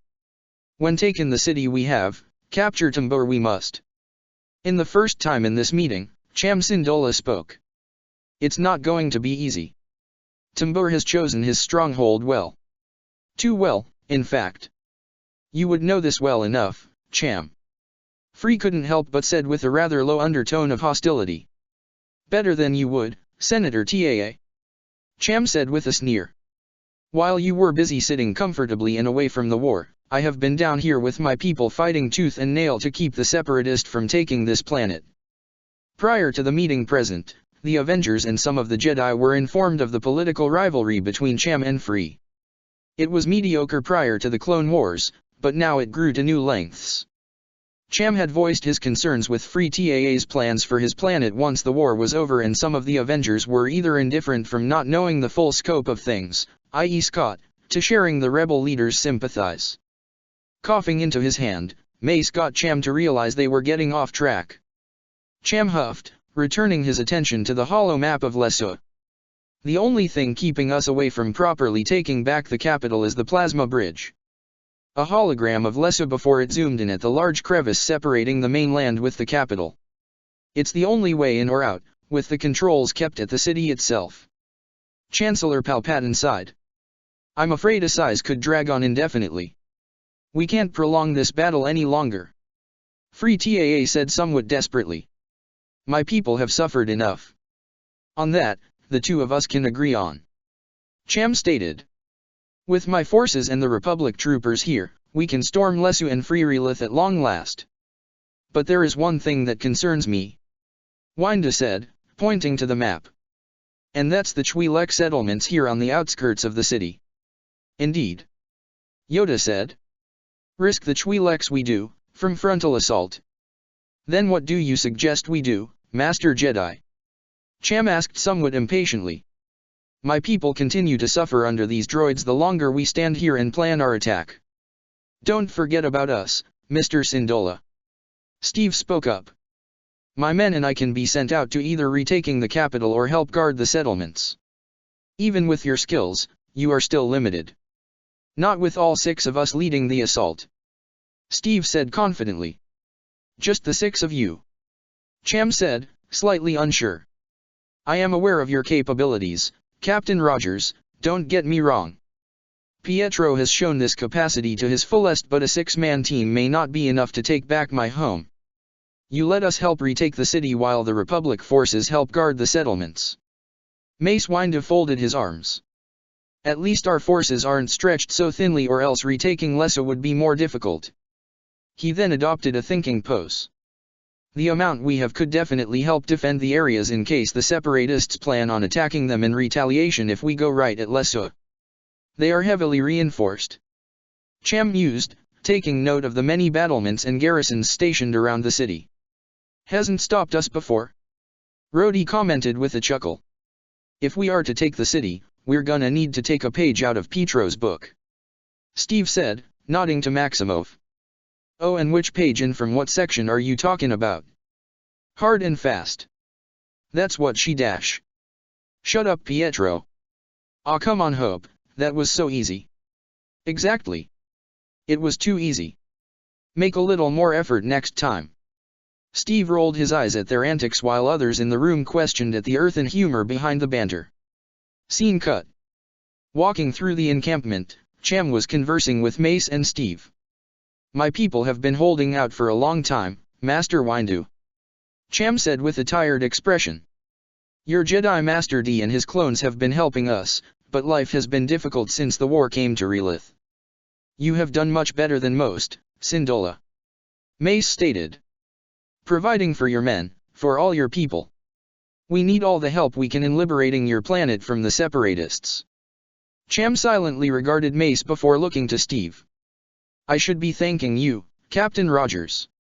Your Avenger Pietro Maximov has been a major source of inspiration and hope for my people. Has it not been for him, I believe my people's suffering would have been much worse off. Before Steve could answer, several Twi'lek children ran by, each of their rags sporting crudely drawn lightning bolts as each of them tried to outrun one another. One lightly green-skinned girl had tripped on her feet, causing Cham to come up to her and helped her up. Hera, you should be more careful. I know, Father. Hera said, though she appeared no worse for wear, only eager to rejoin her friends. That doesn't fully cut it, my dear. I just want you to be safe and not get hurt. This place is getting more crowded by the day, which you might hurt someone else as you play on accident.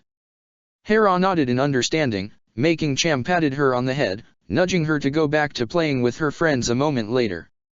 Pietro Maximov will be remembered for a long time on this planet, Captain Rogers. Cham said, watching his daughter play with the other children. The kids view him as a true hero. Don't let him hear you say that. Steve said in good humor.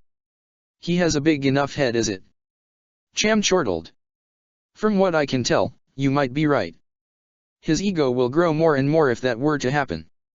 Their conversation was soon ended when Mace received a comm call from his first-in-command. Answering the call, Mace held out his hand and a hollow transmission of Pons appeared. Commander Pons. Mace greeted. How goes your campaign? We've hit a serious snag, General. Pons said grimly. The Separatists have started a string of bombing runs on the many towns and villages surrounding Lesso. We haven't been hit, but we need more medical personnel down here stat. The Twi'leks need it bad. Upon hearing that his people were being so savagely attacked, Cham's face paled considerably. I'll be sending you assistance immediately. Mace promised. Stay on alert and get the Twi'leks out of the villages. Pons saluted before ending the transmission. What could the Separatists possibly gain in bombing our homes? Cham asked quietly. Confusion and drawing us out, is the most likely answer. Steve answered, all too familiar with tactics like these from back in his war. This is a retreat offensive. Scorch and burn up while retreating. So they know they are losing and resort to this. Cham hissed in fury. We can end this now, Syndulla. Winda said firmly. You must come to an agreement with Free Taa and end the separatist occupation of Relith. Looking towards his people, Cham took several moments to process what needed to be done. Gritting his teeth a little, the rebel leader swallowed a bitter pill. Make the arrangements. I will speak to Senator Taa. The trio made their way back to the war room as Mace called for the Twi'lek senator. By the time they made to their destination, Winda's holocom started beeping. Whipping out the device, the hologram of Free Taa was shown. Hello. Greeted Senator Taa. I believe you wanted to discuss something with me, Cham. I do, Senator Taa.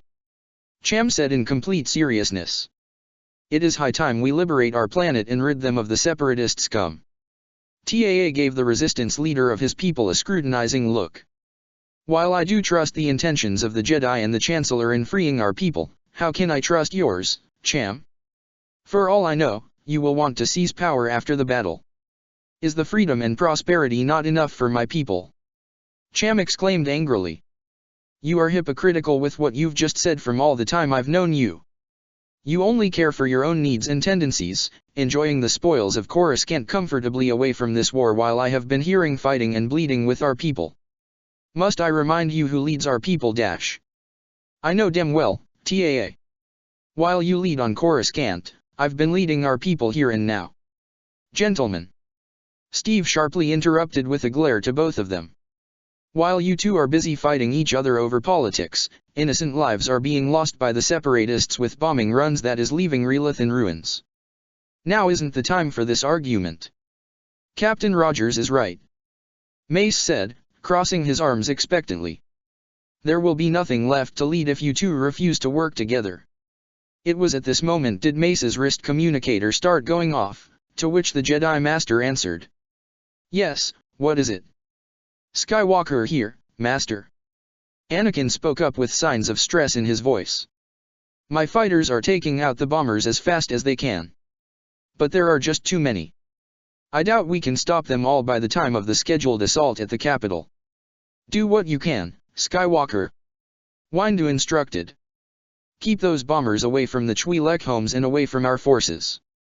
I'll do whatever I can. With the transmission ending, both Mace and Steve saw the two Twi'leks exchange a series of looks with each other. We must act quickly. Free Taa hesitantly said. Senator. It pains me to say this, but Cham's forces aren't fully on board with helping with the Republic. Winda said, drawing some confusion from the senator. What? Free Taa exclaimed. Why not? They're afraid that there will be another military occupation from an outside force other than their own. Rogers explained. They have had enough trouble when there wasn't one to begin with when the separatists invaded in the first place, making them doubt the Republic will give a proper damn in properly helping once freed. But the Republic will help them. Not the way you're thinking, Senator Taa. You have my promise, Cham. Once the droid army leaves Relith, so too will the clones. I'll be holding you onto that, Taa. I believe in democracy. Don't make me think that is wrong. Scene cut. So what's the game plan, here Cap? Sam asked as the entire current 6 Avengers stood around a holo display of the city of Lesso. Our main focus is getting that bridge up first and foremost. Steve said, pointing to the bridge that connected Lesso to the mainland. But there's still the Twi'lek villagers in the city which will no doubt be used as living shields. Then how can we keep them away from danger? That's where you three come in. Steve said, looking to Hope, Scott and Pietro. The three of you will need to keep the civilians safe while Rhodey, Sam and I keep the fight focused on us. You got it, Cap. Rogers nodded as he continued. From what I was told from Cham's spies, there's a pair of transports coming from the southern base carrying treasure that's supposed to be taken off planet. Not just of material goods, but also their cultural significance. Damn, that's cold. Rhodey commented, earning similar reactions from the others. It's not enough for the Seps to enslave and murder the Twi'leks but robbing them too. So we also need to keep those away from the city, then. More or less, but keeping the people safe is our main priority. Once we get the drawbridge up, the rest of the Republic can come in to keep the Twi'leks safe. The display soon changed to show the Avengers the strange alien they had seen from the last meeting. The one occupying the city might try to take them off planet prior to leaving. From what I read up on him, Wattenberg won't make his escape without them, even when we make our assault. I'll get him, Pietro said determinedly. He's mine. Hope and I can probably take the transports carrying the treasure, Scott offered. Have the obvious best way of keeping them all safe. Is this just your convict side kicking back in again? Oh, how you wound me, Hope. I can never think of such a thing. And I have you know, I only hacked into companies to expose them. I never robbed them, says the man hired to break into Pym's vault. Sam muttered out, earning a dry look from Scott. All right, lovers' quarrel aside, Steve cut in. We all have our assignments. Keep the people safe, retrieve the treasure, get the drawbridge up and get Wattenberg. Scene cut. The city of Lesu stood as the pinnacle and capital of the planet of Relith. Built thousands of years ago, it has stood the test of time for the many millennia that has gone by since the birth of the Republic to the many wars and conflicts that had plagued the galaxy. And once more, the city in its long history now finds itself under the control of a zealous warlord. Wattenberg had loaded another ship with the many treasures of this planet, dead set on taking everything that this rock had to offer. Is that everything? There's one last batch heading its way, sir. Good. Once it's here, I'll leave this rock. Timber. A sharp baritone voice said from behind the separatist leader, making the treasure hoarder whirl round to face the hollow transmission of the CIS leader Count Dooku. Why have you not yet evacuated the city and rendered it asunder? Oh, our exit strategy is taking longer than planned, Count. Timber stuttered out a response. Rest assured, the Republic shall not hold this city by the end of the day. Dooku wasn't having any of that. I want you out of this city before the Republic arrives. Once Windu and his forces arrive, I want this city bombed from afar. Am I understood? Wattenberg was going to decline as he didn't know when exactly the Jedi General will arrive. Yet the tactical droid was the one to answer, for him. Yes, Count Dooku. Once the transmission ended, Timber growled at the droid. You will not do anything until I give the order. We have our orders, Amir. Over by the plasma bridge, a small group of B-1 droids were making their rounds. Some patrolled around the natural cliffside while others were walking about on the plasma surface. Suddenly, an alarm went off, causing the majority to halt their movements. They're deactivating the bridge. One B-1 droid spoke out, quickly turning around and booking it. Double time it, let's move. Its fellow B-1s responded and followed back towards the capital, all except one of them. Either its hearing modules weren't working properly or was too stupid to realize what was happening. It didn't matter, as the moment the last of the retreating droids made it back to the cliffside, the plasma bridge deactivated, causing the lone droid to lose its footing on a solid surface.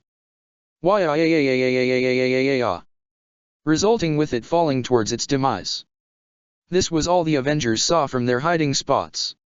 Steve kneeled down between some rock outcroppings overlooking the city bridge. Beside him were the assembled Avengers, all looking out at the bridge. So, what should we do here, Cap? Sam asked.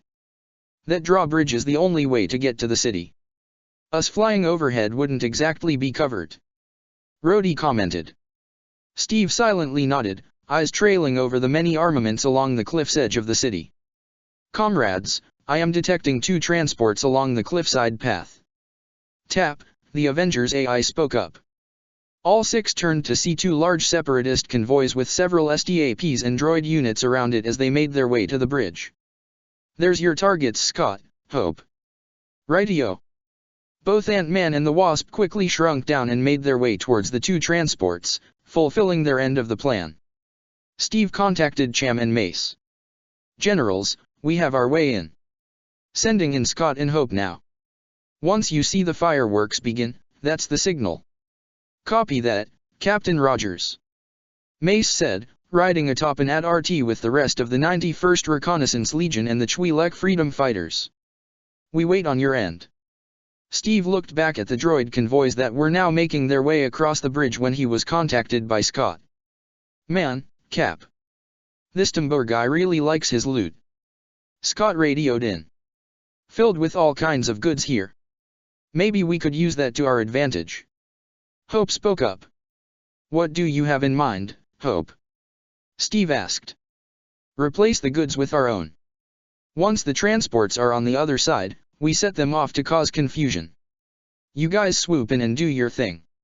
Sounds like a plan. Rhodey said in approval. Just be careful with the amount, you two. We don't want to end up hitting civilians by accident. We got it, Cap. Then we wait for your mark. Steve said. Ending the transmission, the remaining Avengers had to sit and wait for what's to come.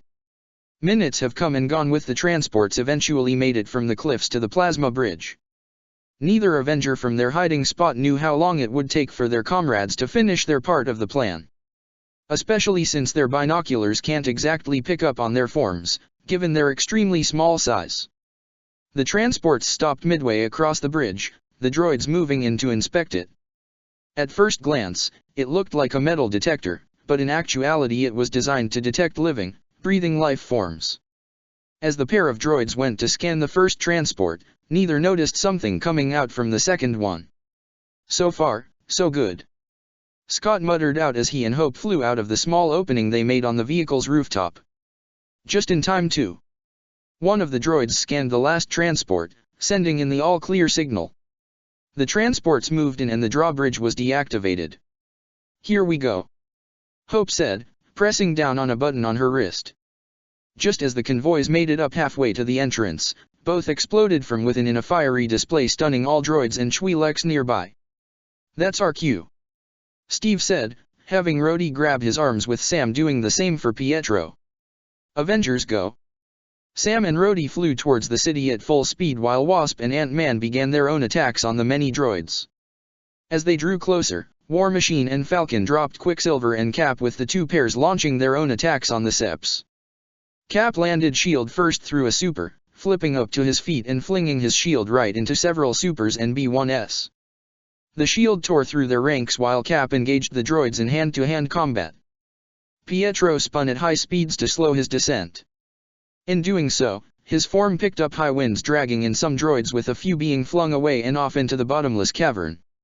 Hope, get that bridge up. On it, Steve. Shrinking down, the Wasp flew through the air and zoomed past the incoming droids. Making it near the courtyard, she saw a doorway, prompting her to enter.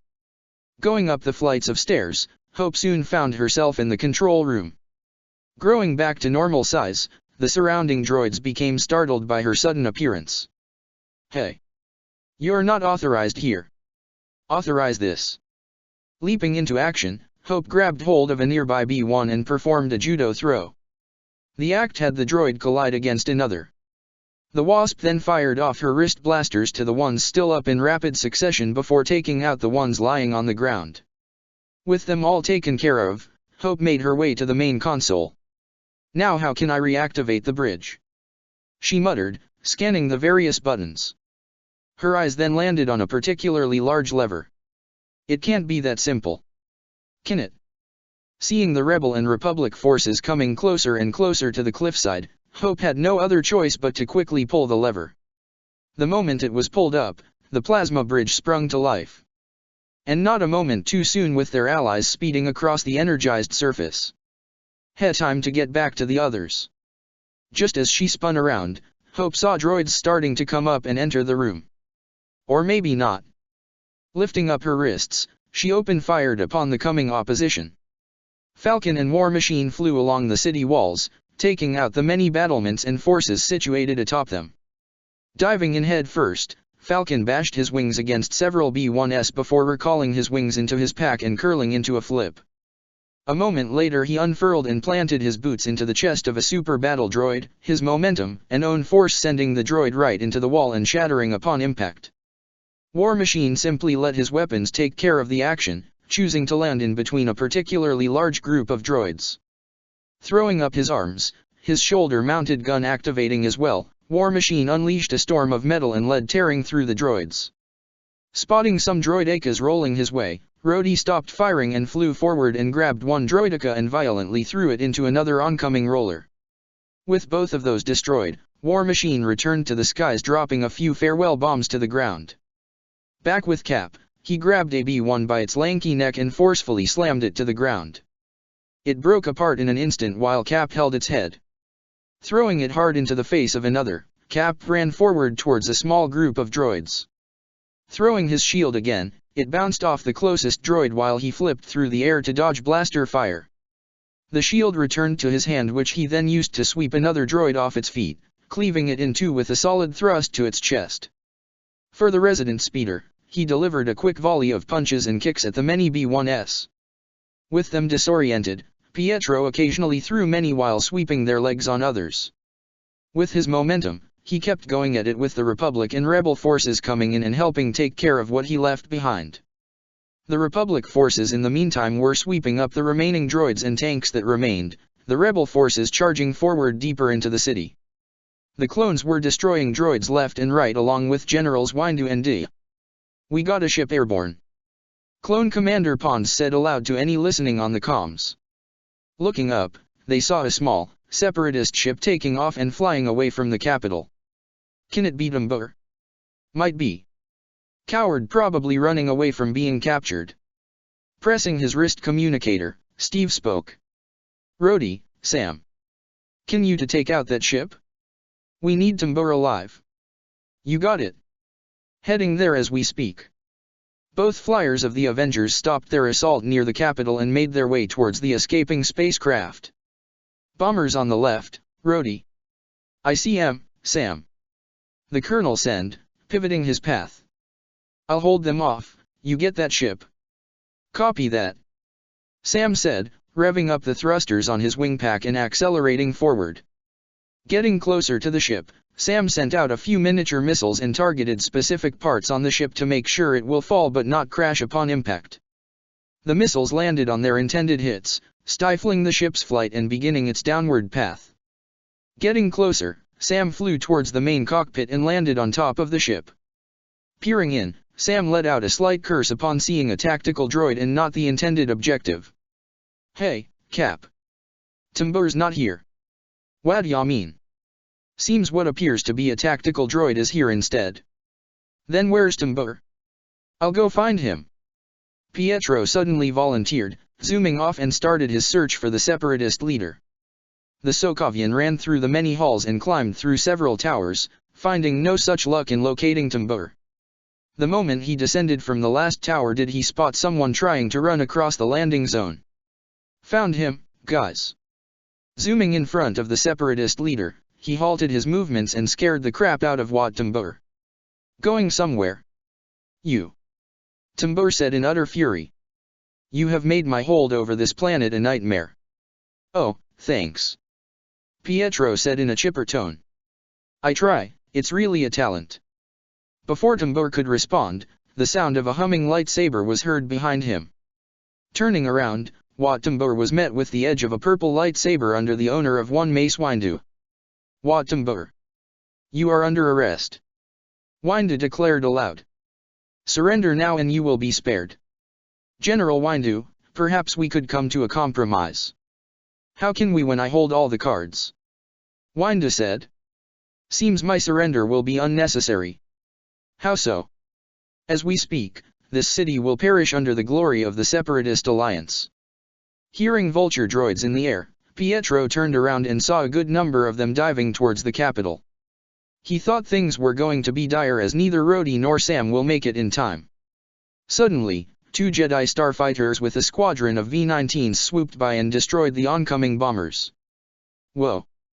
That was close, Master," Ahsoka cheerfully said with a smile on her face. "Isn't it always, Snips?" Looking back at Dumbur, Pietro gave him a cocky smile. "You were saying?" Soon enough, the rest of the Republic forces, freedom fighters, and Avengers swarmed the area all surrounding Dumbur. Cham went right up to Dumbur, holding his blaster in his face. "What are your terms for surrender?" "They're unconditional." "Agreed." With his weapon still aimed at the separatist, Syndulla warmly smiled at the Sokovian. "Once again, I greatly thank you. To you, my friend, and to your fellow Avengers. Today, all of Relith gives thanks for your deeds." "Duh, shucks Cham, you're making me blush." Pietro said jokingly, though his smile was genuine. Just another day saving the world, huh? Scott said, nudging the speedster's shoulder. You know it, Pietro said, grinning at the cheers of victory. It felt like a flash as many of Relitha's citizens came to the capital, celebrating the liberation of their planet. Clones and freedom fighters were paraded around, yet 6 individuals were missing. Captain Rogers along with the other Avengers had decided to remain on the sidelines, not wanting to take away from the parade of freedom. But it was not to last, as many children and adults who recognized Pietro soon pulled him and the other Avengers into the parade. Many cheered louder at their appearance, with kids surrounding them, all hoping to get a glimpse at one of the many heroes that saved their planet. Some even had crudely put together versions of their suits, running around making play of their escapades. All in all, it was just another day for the Avengers. Scene cut. Pietro had never experienced space travel before in his life. Then again, neither had most of the people on Earth, for that matter. Quite literally, a select few has had the privilege of space travel, his fellow Avengers Thor and Tony being some of the few. But now here he was on a ship, traveling to another planet along with the rest of the Avengers. When he first wound up on Relith after his last mission with the Avengers went sideways, the Sokovian was quite ecstatic at first of being on an alien planet. Why wouldn't he? Fulfilling a childhood-like dream, despite the circumstances upon his arrival. Sure, he was gypped in not flying to Relith in the first place, but this was made up for after leaving the planet's surface and traveling across the stars, through hyperspace, and made his arrival back to Coruscant for the first time. Man, here I thought New York was big. Pietro muttered out, seeing the planet-sized city as their transport descended from the clouds. I share your feelings quite well, Pietro, Hope said as they soon landed on a large platform. We all do, man. Sam added in, with the other Avengers nodding in agreement. So where are we heading to now? Inquired the speedster. This Jedi temple you guys talked about. Not exactly, Steve said. Pietro quirked a brow at Cap. Where are we going then? Rhodey coughed into his hand. Well, apparently, due to our heroic endeavors on Relith on top of what we've already done, some senators are throwing a bit of a party in our honor. Really? A party? For us? Pietro gushed. Oh, this day keeps getting better and better. Oh, don't sound like a girl, Pietro. Hope chimed in. It doesn't suit you. Yeah, and don't hold your breath. Sam remarked dryly. We're dealing with politicians here. With parties in the political variety, they would seem exciting at first, but you'll grow bored and tired quickly. Take it from me. Rhodey added in.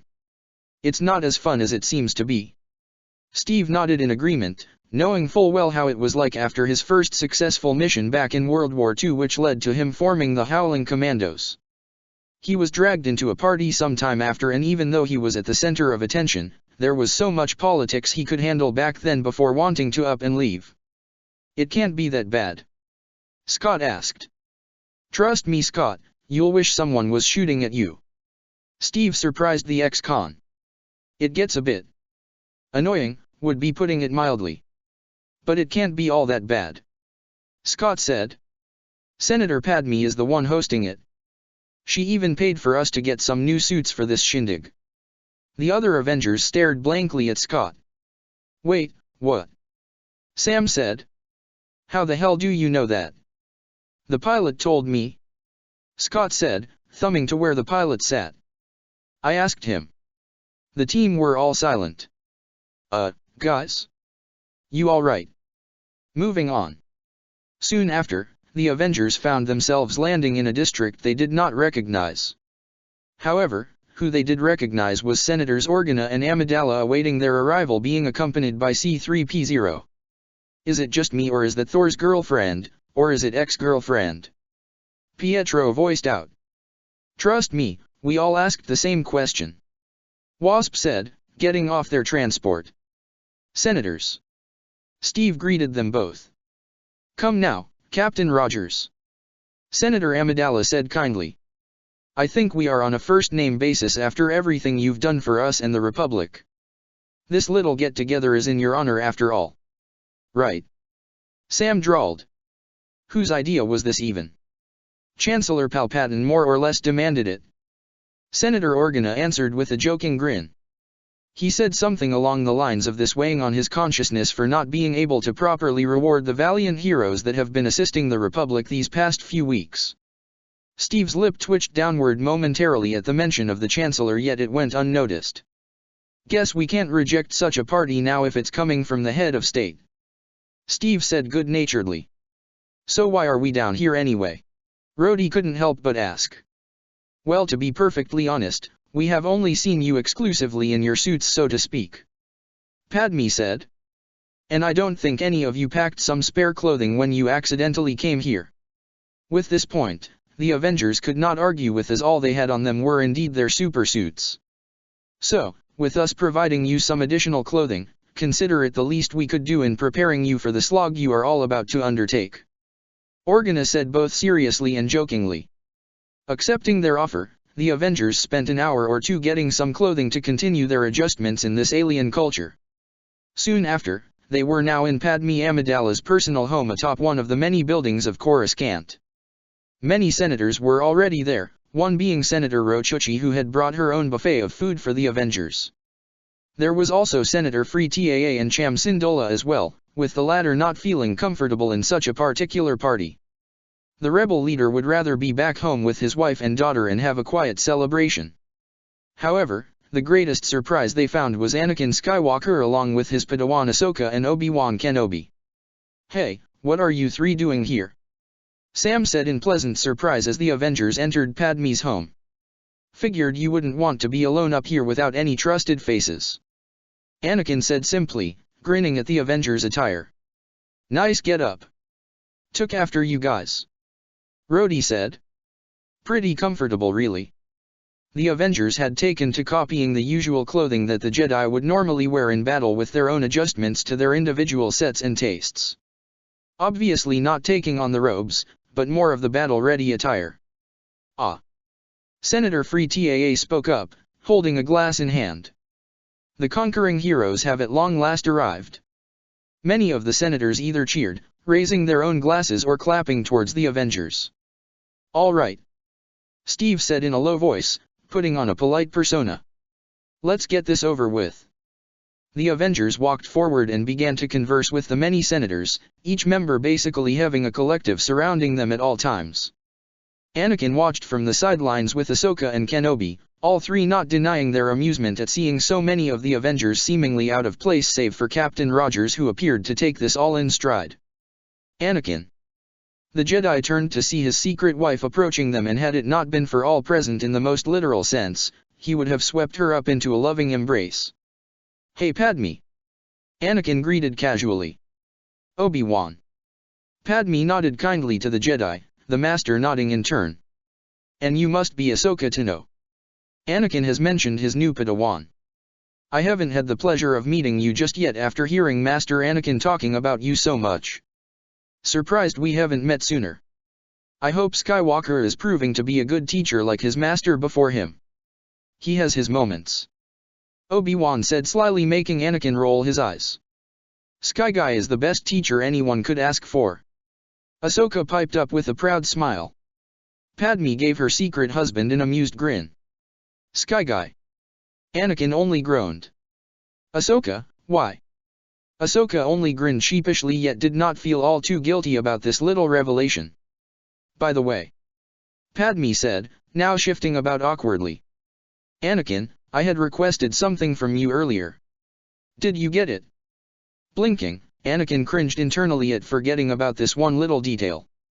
After hearing his secret wife's request, Anakin made his way towards his old protocol droid. Hey, 3PO. Turning his attention away from R2-D2, the droid addressed his maker. Yes, Master Anakin. I have a mission for you. A mission? For me? The protocol droid voiced in surprise. I need you to fetch me a few things from the marketplace. Ah, of course. And I want R2 to come with you, spoke the Jedi Knight, pulling out several credit chits. Tossing them to the astromech, who quickly caught them, Skywalker continued. Just so you don't get swindled out there. And here's the list in case you forget. R2 only beeped in reassurance as he and 3P0 departed from the party. During the party, Pietro was beginning to feel really claustrophobic, so he used his super speed to get to the balcony, which was thankfully empty. Or so he thought. Oh my, when Sindola spoke on your speed, I thought it was an exaggeration. Pietro groaned for the umpteenth time in this party. Talking to an obnoxious senator after senator left and right. He wished things were exciting and fun like he previously thought, yet like a monkey's paw, it got twisted around for some sick amusement. Excuse me, Mr. Maximoff. Sighing, Pietro turned around to address whoever this senator was when he found his voice being caught in his throat. Standing before him was a young senator, basically human in all but the vibrant ocean blue skin and weird get-up all these senators seem to have. Yet on her?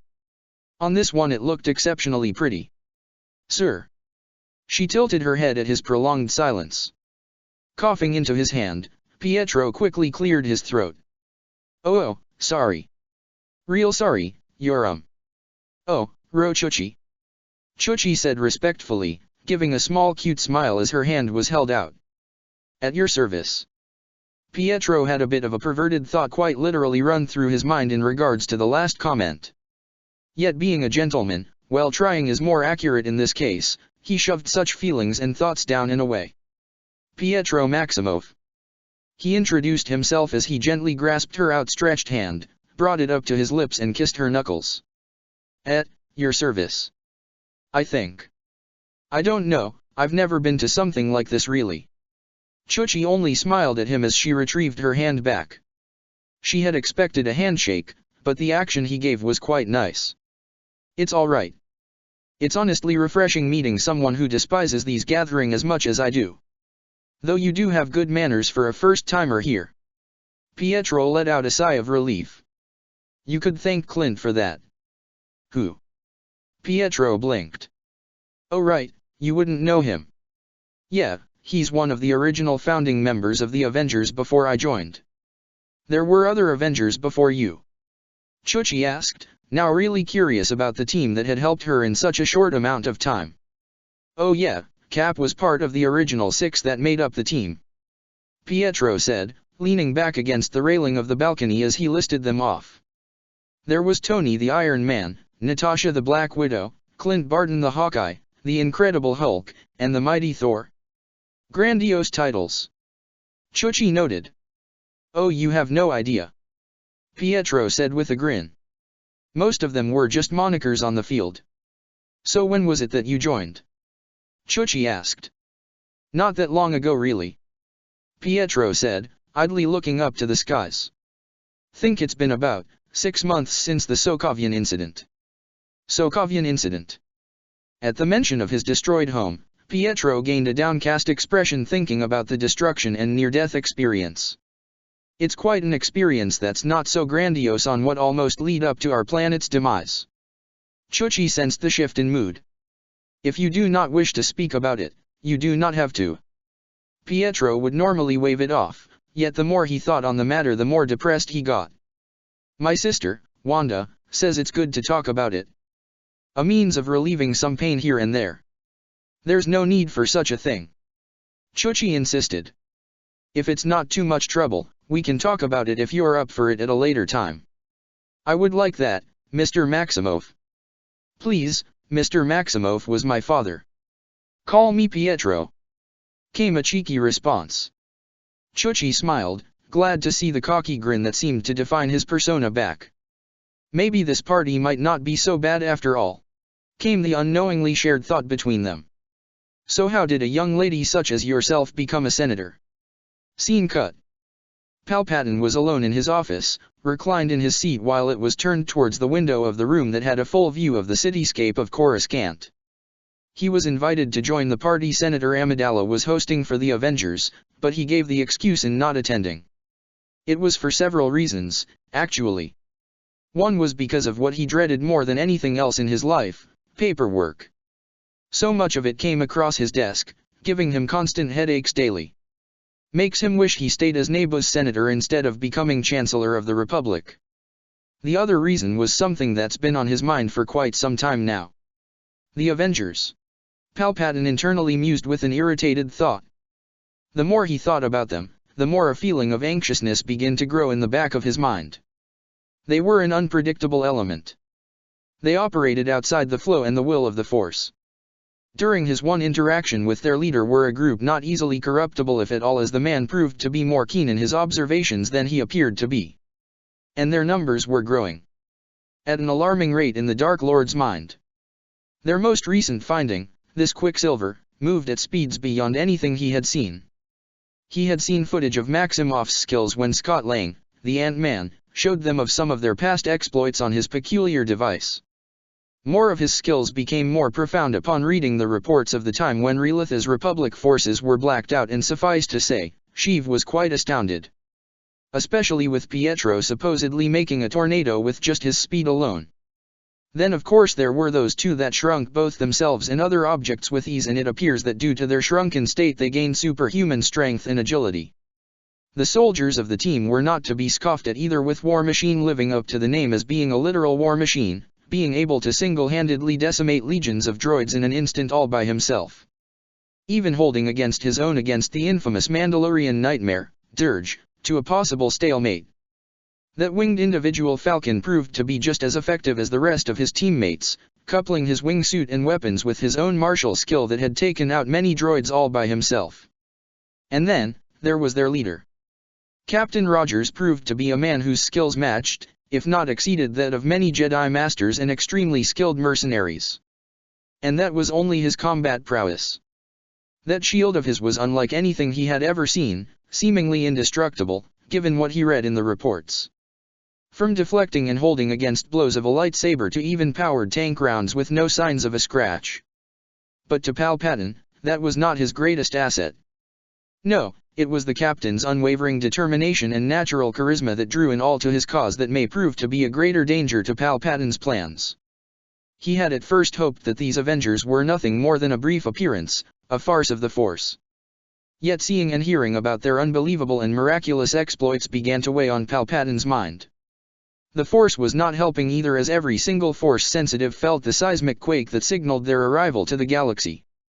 These Avengers were not to be underestimated, and if they were to begin to influence those around them, must be dealt with quickly. Standing up out of his chair, Sidious walked out of his office and pressed a panel on the wall of the hallway leading out of the Chancellor's cabinet. A wall leading into a darkened room opened with Palpatine entering and quickly changing his Sith robes, throwing his hood over his face. Starting up the holocommunications, Sheev Palpatine, Darth Sidious, was met with the holographic form of his Sith apprentice, Darth Tyrannus, otherwise known as Count Dooku. "What is it you need, my master?" "We have much to discuss, my apprentice." Sidious spoke in slow, measured words. On the matter of a new growing threat. Dooku had an inkling of an idea as to what his master spoke of. "The Avengers, my master." Sidious nodded. "These Avengers are beginning to prove more dangerous than we had anticipated. They are a growing presence we cannot ignore. In a short amount of time, they have aided in the Republic's victories with quick and decisive actions that have won the day in a matter of minutes. That is indeed troubling.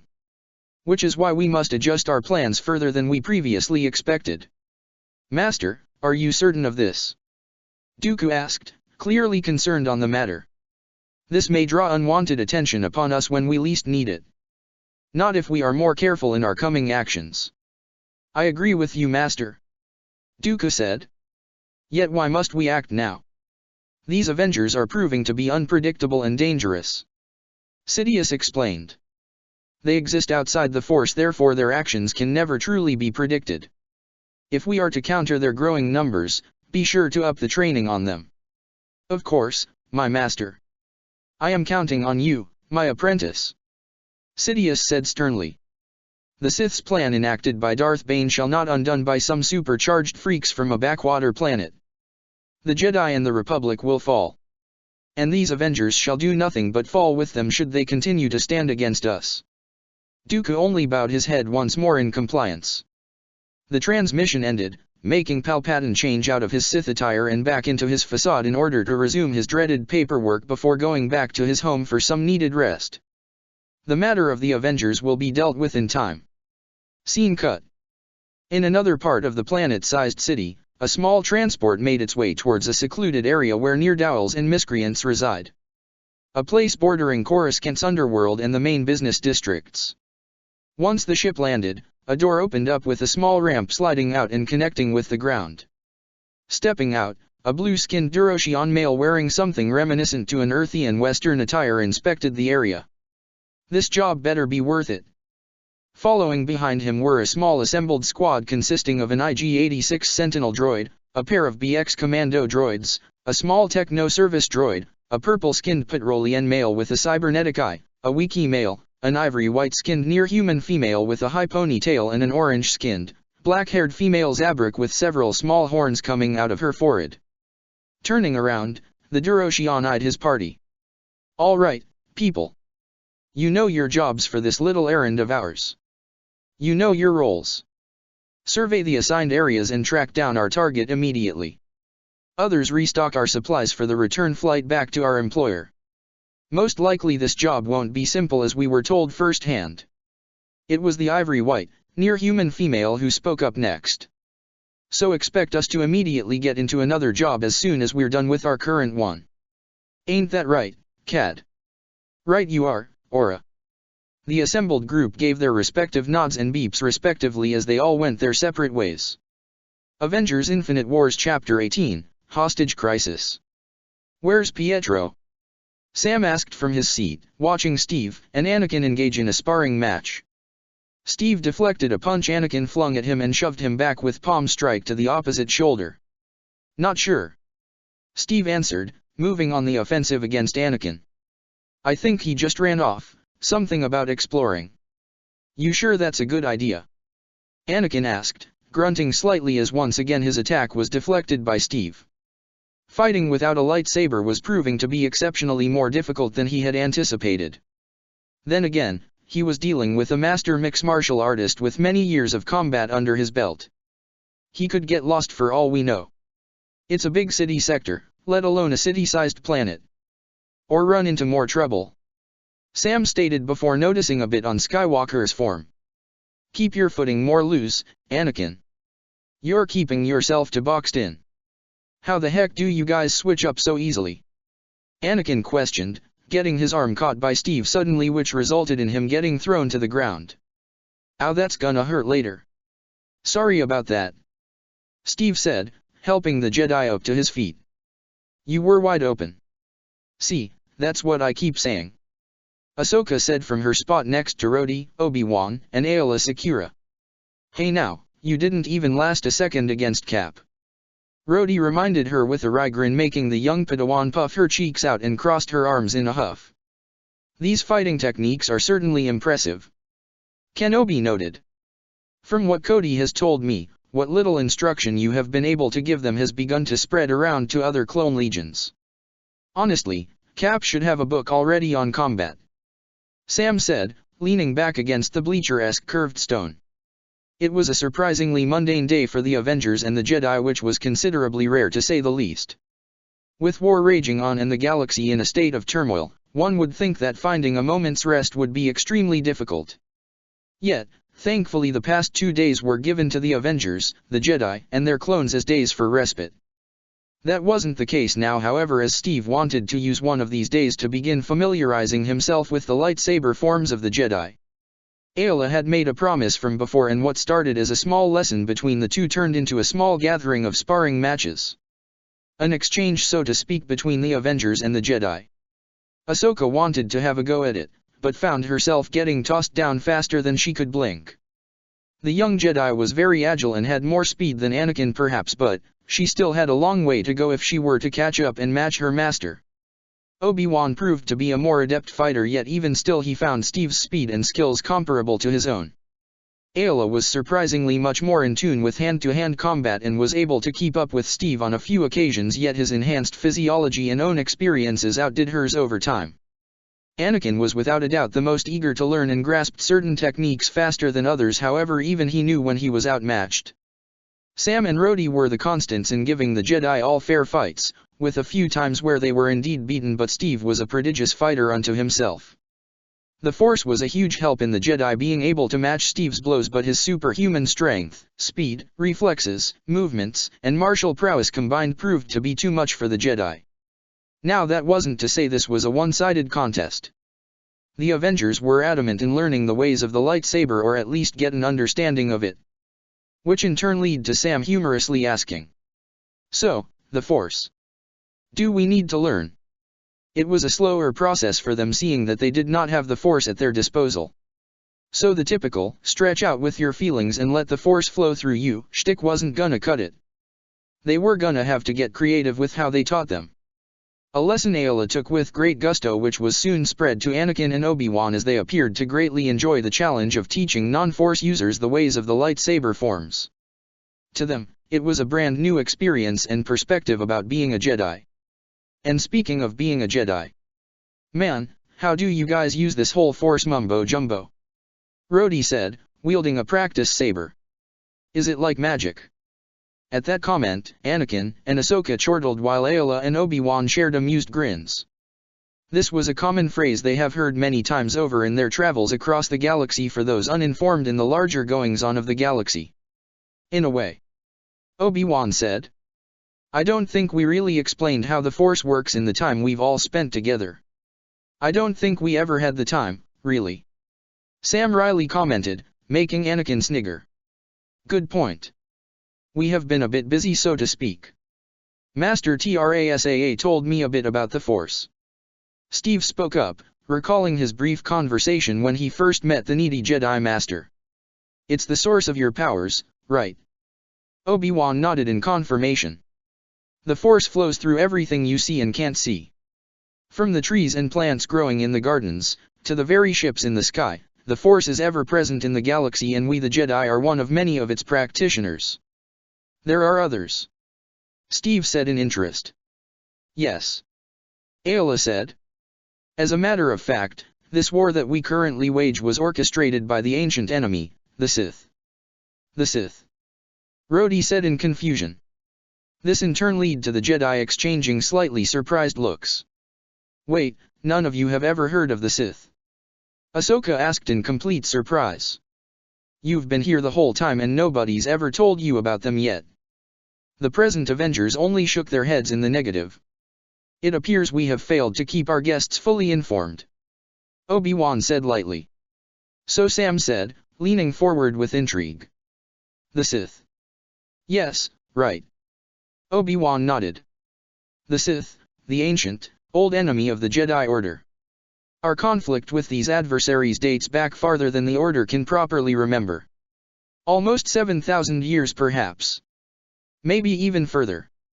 And they had been one of the constant sources of strife, war, and conflict for the galaxy, all due to their undying hatred of the Jedi. Geez, talk about a grudge match. Sam murmured. Indeed. Kenobi said.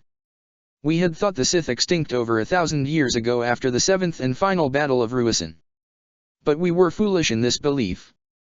Ayla surprised those present with her rather blunt take on the fact that the Jedi were indeed ignorant of the Sith's apparent survival. And now, the Sith have come back. Anakin said in a slightly dark tone. Plaguing the galaxy with war and their lust for power. Sam, Steve, and Rhodey were relatively silent, taking in this news with stoicism. If they were honest, the three of them had long since taken many things with a grain of salt. When best friends with a narcissistic billionaire who just so happens to be one of the smartest men on Earth with many worlds views, those perspectives of looking at conflicts on many sides tend to rub off on you. With Cap and Sam, the disillusionment with S.H.I.E.L.D. and the establishments they had once served and worked for made them widen their world view, making sure that they knew all of the facts before coming to a decision. Both Sam and Steve locked eyes, a silent message being shared between the two, meaning that they weren't getting the full picture. So if these Sith guys are back, who is the head honcho? Sam inquired. That's just it. Kenobi said with a frown. We don't know. You don't know. Rhodey said, unsure of whether he heard correctly. All we know is that the Sith Lord is associated with Count Dooku. Anakin stated. And from the time spent being his prisoner before the start of the war, he mentioned the possibility of a Sith Lord being a senator. An infiltrated Sith within the Republic itself. Kenobi added as an afterthought, yet that was more than enough to get sharp looks from the Avengers, especially from Sam and Steve. "What did you just say?" Steve asked lowly in a tone that surprised the Jedi.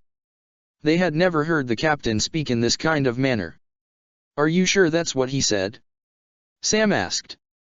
"This Dooku guy said that there could be the Sith in the Senate." "What do you know about it?" Rhodey asked grimly. "Did you investigate this?" The Jedi were greatly put off by this sudden string of rather interrogational questions. In the short time they had gotten to know the Avengers, these heroes had proven to be a variety of things, as their members have all come from different walks of life with different experiences that shaped and molded them into the men and women they are today. Their personalities were distinct from one another, managing to work as a cohesive unit despite their differences. However, this was the first time any of them had seen a kind of focused intensity after learning of something that they had not known before. This reaction was rather unnerving. However, before their conversation could make any headway, Grand Master Yoda arrived into the training room. "Found you I have, Master Kenobi," Yoda said in his usual speech pattern. "Master Yoda." Obi-Wan turned to greet the leader of the Jedi. "You were looking for me?" "Indeed, Master Kenobi," Yoda said. "A meeting, the Council has called. Your presence necessary. As is yours, Skywalker." Both selected Jedi glanced at one another, subtly looking back to the Avengers before acquiescing to Yoda's summons and departing. This left Ayla and Ahsoka feeling a bit awkward at being left behind after their conversation was essentially cut off. Ahsoka didn't really know what to say here. "I've gotta go pick up on my studies." She wasn't necessarily lying about that. Anakin had spoken of helping her study up on the Force, as he had been curious about a Force ability for a while now, so the two of them would be able to learn together. Really, she kinda felt a bit terrible and weird in leaving the Avengers after that serious mood shift. Sam and Rhodey themselves felt extremely sheepish in how they basically aggressively interrogated the Jedi on the comment of the Sith being in the Senate. Then again, who could blame them after what had happened recently on Earth a year ago? The two were about to depart when Ayla walked up to Steve. "Steve," Ayla said softly, "will you please accompany me to the library?" Steve blinked, looking at the Twi'lek Jedi in surprise before glancing over to his friends, who simply shrugged in a silent answer of them not really knowing what to do here. "Sure," he responded after several seconds. Walking off with Ayla, Sam and Rhodey stared at their retreating forms. "So, did we come on too hard with that?" Rhodey asked. "Maybe." Ayla and Steve walked side by side in silence, with both looking straight ahead. And the hallway was completely empty. He was having a bit of an odd, indescribable feeling in regards to having the urge to shove his head in his hands, sit down and stay like that for a while. Where in the hell did that outburst come from?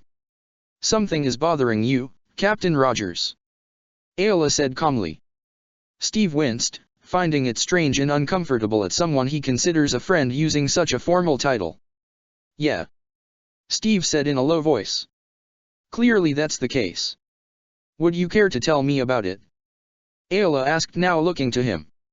Before he knew it, she had led him to a door that opened up to a small chamber with the shades down and two ottomans situated in the center. Ayla walked right in and sat herself down on one of the ottomans with her legs crossed, looking to Steve with a patient expression.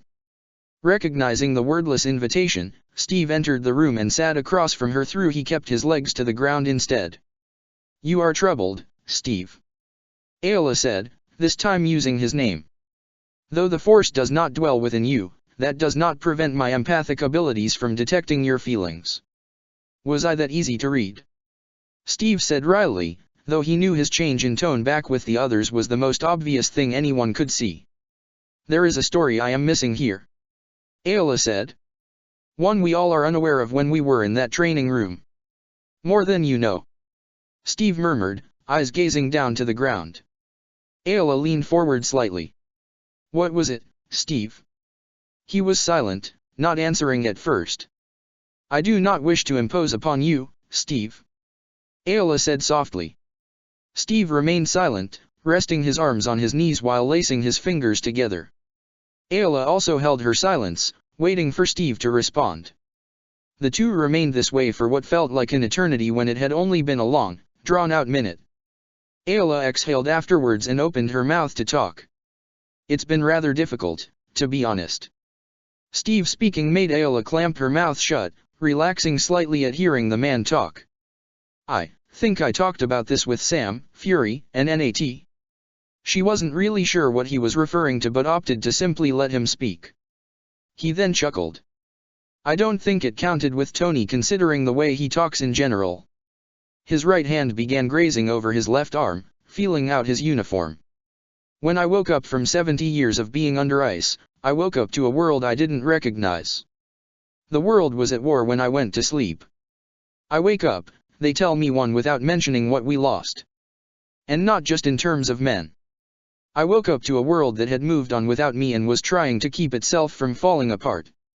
Least, that's what it seemed to me. He smiled slightly. For as long as I could remember, all I ever wanted to do what was right. Steve said reminiscently. Things were a lot more clear-cut. Now I don't know what that is anymore. Even with the Avengers. I thought by serving, helping everyone I can with the institution that essentially made me I could find my place in the world again. But I realized it wasn't the same. The very same entity I fought in a war to destroy due to their sinister and dictatorial nature not only survived, but thrived. Infecting countless countries and militaries including the very organization that oversaw the world's safety. When we revealed the truth, the world had to figure out how to recuperate while the Avengers picked up the slack. And since then, it's just been one day after another. Steve let out a tired sigh. And then Obi-Wan mentions this Sith Lord apparently infiltrating the Senate. Steve said. Something that Sam and I with Nat dealt with personally. You dealt with this situation before? Ayla asked in curious intrigue. Not seeing any reason to withhold this little tale, Steve recounted last year's event on his home world with the revelation of Hydra being S.H.I.E.L.D. itself, plotting a half-century plan of complete global control that would have come to light had it not been for the literal last-minute interventions of Cap and his team. He spoke on their algorithmic plan of culling selected individuals that while seem non-threatening to Hydra at the time, may prove to be so later on down the line simply because the algorithm they had assumes this possibility. They were not taking chances, hoping to eliminate essentially free thinkers, idealists, heroes, Avengers, obviously, teachers, policemen. Even those who were living in a rut would be targeted just because their algorithm deems them a possible threat. As he spoke, Ayla suddenly began to feel a strange reverberation. The Force, it was reacting to Steve's words, his mood, his story. Since when is that possible? She then felt a cold sweat of foreboding fall from her brow and Lekis, but it was gone just as quickly as it came. What in the world was that? The Force, was that a warning? Ayla. The Twi'lek Jedi realized she had not responded to Steve, who had finished his story. I'm sorry, Steve. Ayla said, frowning at him. I sensed a disturbance in the Force. Steve wasn't exactly sure as to what that meant, but he had heard from the other Jedi about the Force giving them a sense of foresight, slight inclinations, or feelings that can forewarn them of an incoming threat. It's why they are able to deflect blaster bolts in the heat of battle. What was it? Steve asked. Ayla didn't answer at first, trying to figure out just what it was that caused such a reaction. When she thought about it, all she could remember was Steve speaking of Hydra and their infiltration of this S.H.I.E.L.D. organization and parasitic takeover. Now, she was getting a migraine headache. Apologies, Steve. Ayla said with a downcast expression, hand going up to her head. I guess. I don't know, I suddenly feel rather overwhelmed. Learning of your past endeavors with this Hydra you spoke of left me a bit exhausted. I am unclear as to why. Steve took a moment to look over the Jedi Knight and found her words not untrue. She did look very tired, and it did appear out of the blue, pun not intended. What the hell happened? Maybe you should go rest then. Steve suggested. Actually, just go rest. You're not looking too good right now, Ayla. Looking rather pale, I think. Ayla only nodded, getting up from her seat with Steve standing beside her. I'll return to my room well enough, Steve.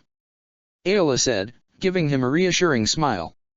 Be that as it may, I follow an old-school gentlemanly belief of escorting a lady in need to her room," Steve said in good humor. Ayla only laughed slightly. "Very well. Would you kindly escort this weary lady to her quarters?" "I will do so gladly," Steve said in an exaggeration tone, making Ayla laugh once more. Hopefully this time of rest will help her think clearly on what was told to her. Once clarity hits, she'll inform the council on Steve's story as it seems relevant with Obi-Wan's proclamation at the Clone Wars beginning.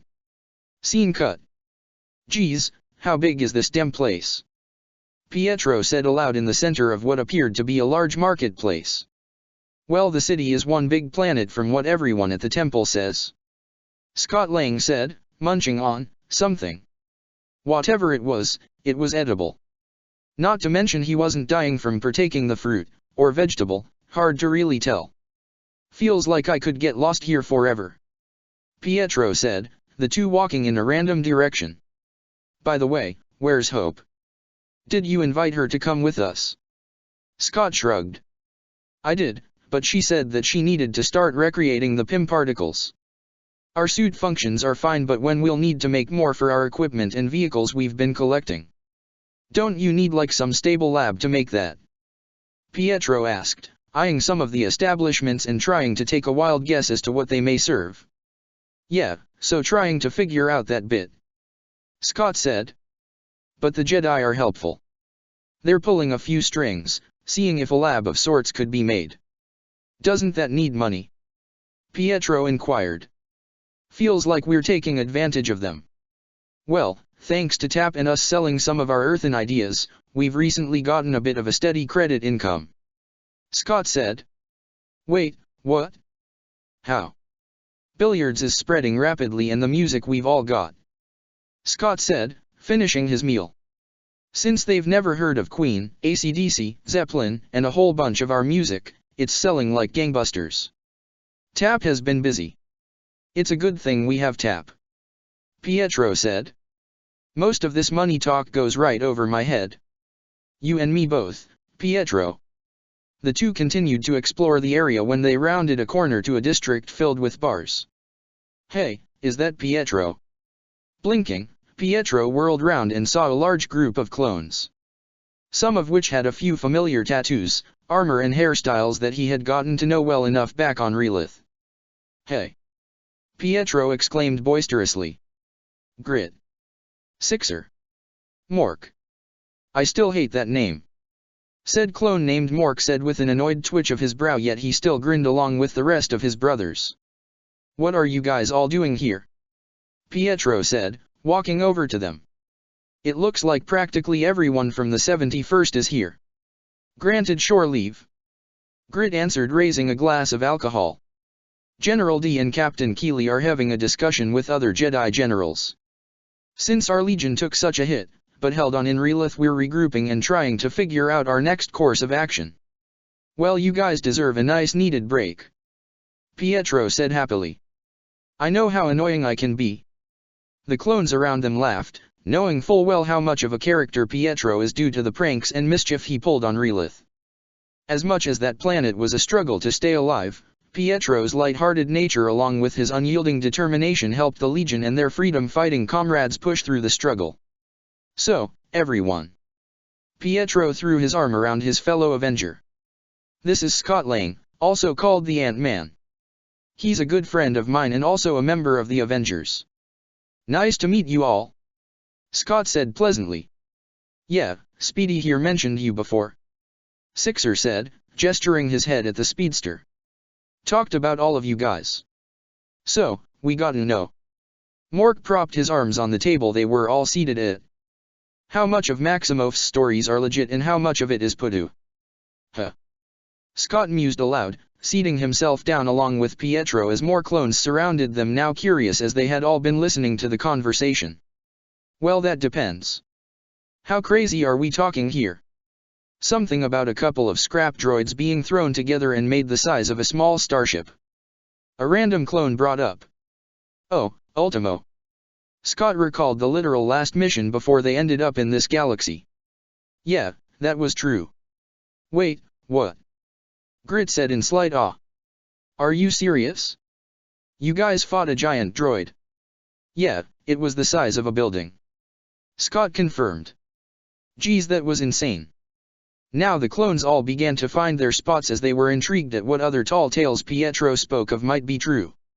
Scott and Pietro themselves got a bit more comfortable. They knew they were probably going to be here a while. Scene cut. We're all set here, Cad. Good, let's begin. Cad Bane, famed bounty hunter of the Outer Rim, rode alongside his entourage for this particularly risky mission. Remember? Cad spoke, his baritone voice vibrating. Our mission is clear. We get Zyro the Hutt, no need for any more unnecessary attention because we're already getting ourselves right in the Republic's face for this. How exactly are we getting this Hutt? The female Zabrak said in a slightly bored tone. Leave the negotiations to me, Shaitan. Cad said confidently. Just make sure that everything remains secure when we begin. The transport dropped off one of their members, Aura Singh, on a building adjacent to their destination. The Senate building. Their ship descended down to one of the many landing bays of the building, the group of bounty hunters being met with the blue Senate commandos that guarded the establishment. Let me take care of this. Cad Bane said to the group. I've got a penchant for these types of greetings. Hopping out from the ship, Cad Bane went up to the Senate guards with a few trailing their weapons on them. Identify yourselves. The head guard demanded. What business do you have here? Business with the Senate, gentlemen. Bane plainly informed. Now that that's been established, kindly move aside so we may conduct ourselves. The head guard, on the other hand, was not so foolish and recognized Bane for what he was. Down on your knees, bounty hunter scum. The guard said scathingly. This isn't the Outer Rim. Oh. Bane mocked. Smarter than you look, son. How about this then? Don't do anything too hasty now. You're outnumbered, bounty hunter. The head guard said. Even with that Baka-org. Captain. The landing bay descended into momentary chaos as Aura Singh from her balcony sniped several guards in rapid succession, with the rest of the bounty hunters engaging the rest of the guards. It was over in a matter of seconds, the guards all being killed off in an instant. Seeing that the platform was secure, Bane, knowing Aura was watching him through her scope, waved her down. He then approached the transport he had arrived on and stared at Shaitan, who sat in her seat, leaning against the edge with a bored expression. So glad that you helped us out there, Shaitan. Cad said sarcastically with an annoyed glare. You had it handled. Shaitan plainly replied. Besides, I'm not one for overkill. You all just jumped in like it a war zone. This mission requires discretion until the time is right, if you recall. If Cad had pupils, he'd be rolling them right now. Aura Singh joined the group on the platform a short moment later with the 2 IG droids and Robo Nino that had also been recruited for this job. You two. Cad pointed to the 2 commando droids. Get those uniforms on and clear this platform now. Moving to the dead guards, the group heard one of the comms go off. Base to platform. A male voice chimed in from the other end. What was all that? Report. The droid that knelt down to the dead guard raised the comm to its head, changing its voice. Protesters against the war. The droid said in a perfect human voice. We've taken care of them. Oh yeah, totally. Shaitan dryly remarked, surveying the corpses on the platform. The bounty hunters watched as the droids quickly got the uniforms on while getting the bodies into a pile. Can anyone explain to me how those commando droids fit into that armor? Shaitan inquired, trying to figure out that question for herself. They're walking sticks. Where did they get the extra mass? Do you really want someone to answer that? Aura asked in boredom. 'Cause then we'd be here all day. Save it, you two. Cad cut in. We've got a job to do and we need to see it done. Make sure you clear this platform. The rest of you, follow me. The bounty hunters soon entered the Senate building, prepared for anything yet unaware of one element within the building. Anakin Skywalker was currently reclined against a chair within Senator Amidala's office. His wife dutifully tapped away at a document she had been working on while her husband lounged about in front of her. You seem relaxed. Padme noted, earning a shrug from Anakin. The Jedi Council has seen fit to award me, my Padawan and my Legion shore leave for the next 2 weeks. Anakin said. I've got a good reason to be relaxed. Though not entirely. Padme said, looking away from her work to eye her husband, who stared right back at her before slumping a moment later. What's bothering you, Ani? Padme asked softly, getting up from her seat and walking over to him. You've been incredibly on edge these past few weeks. For that matter, every Jedi I've seen seems to share this feeling. Is that obvious? Anakin asked with a grimace. Ani. Padme said expectantly, placing her hands on his cheeks and staring deeply into his eyes. Talk to me. Anakin stared back at his wife, his robotic hand clutching her wrist gently before letting out a slightly defeated sigh. Can't keep anything from you, even if I tried. Anakin said with good humor, Padme smirking at him in return. Standing up from his seat, Anakin pulled her into a loving embrace, inhaling her scent and feeling himself relax simply being with her. The Force has been unpredictable. Anakin spoke up after several moments of silence. The constant shifts and changes.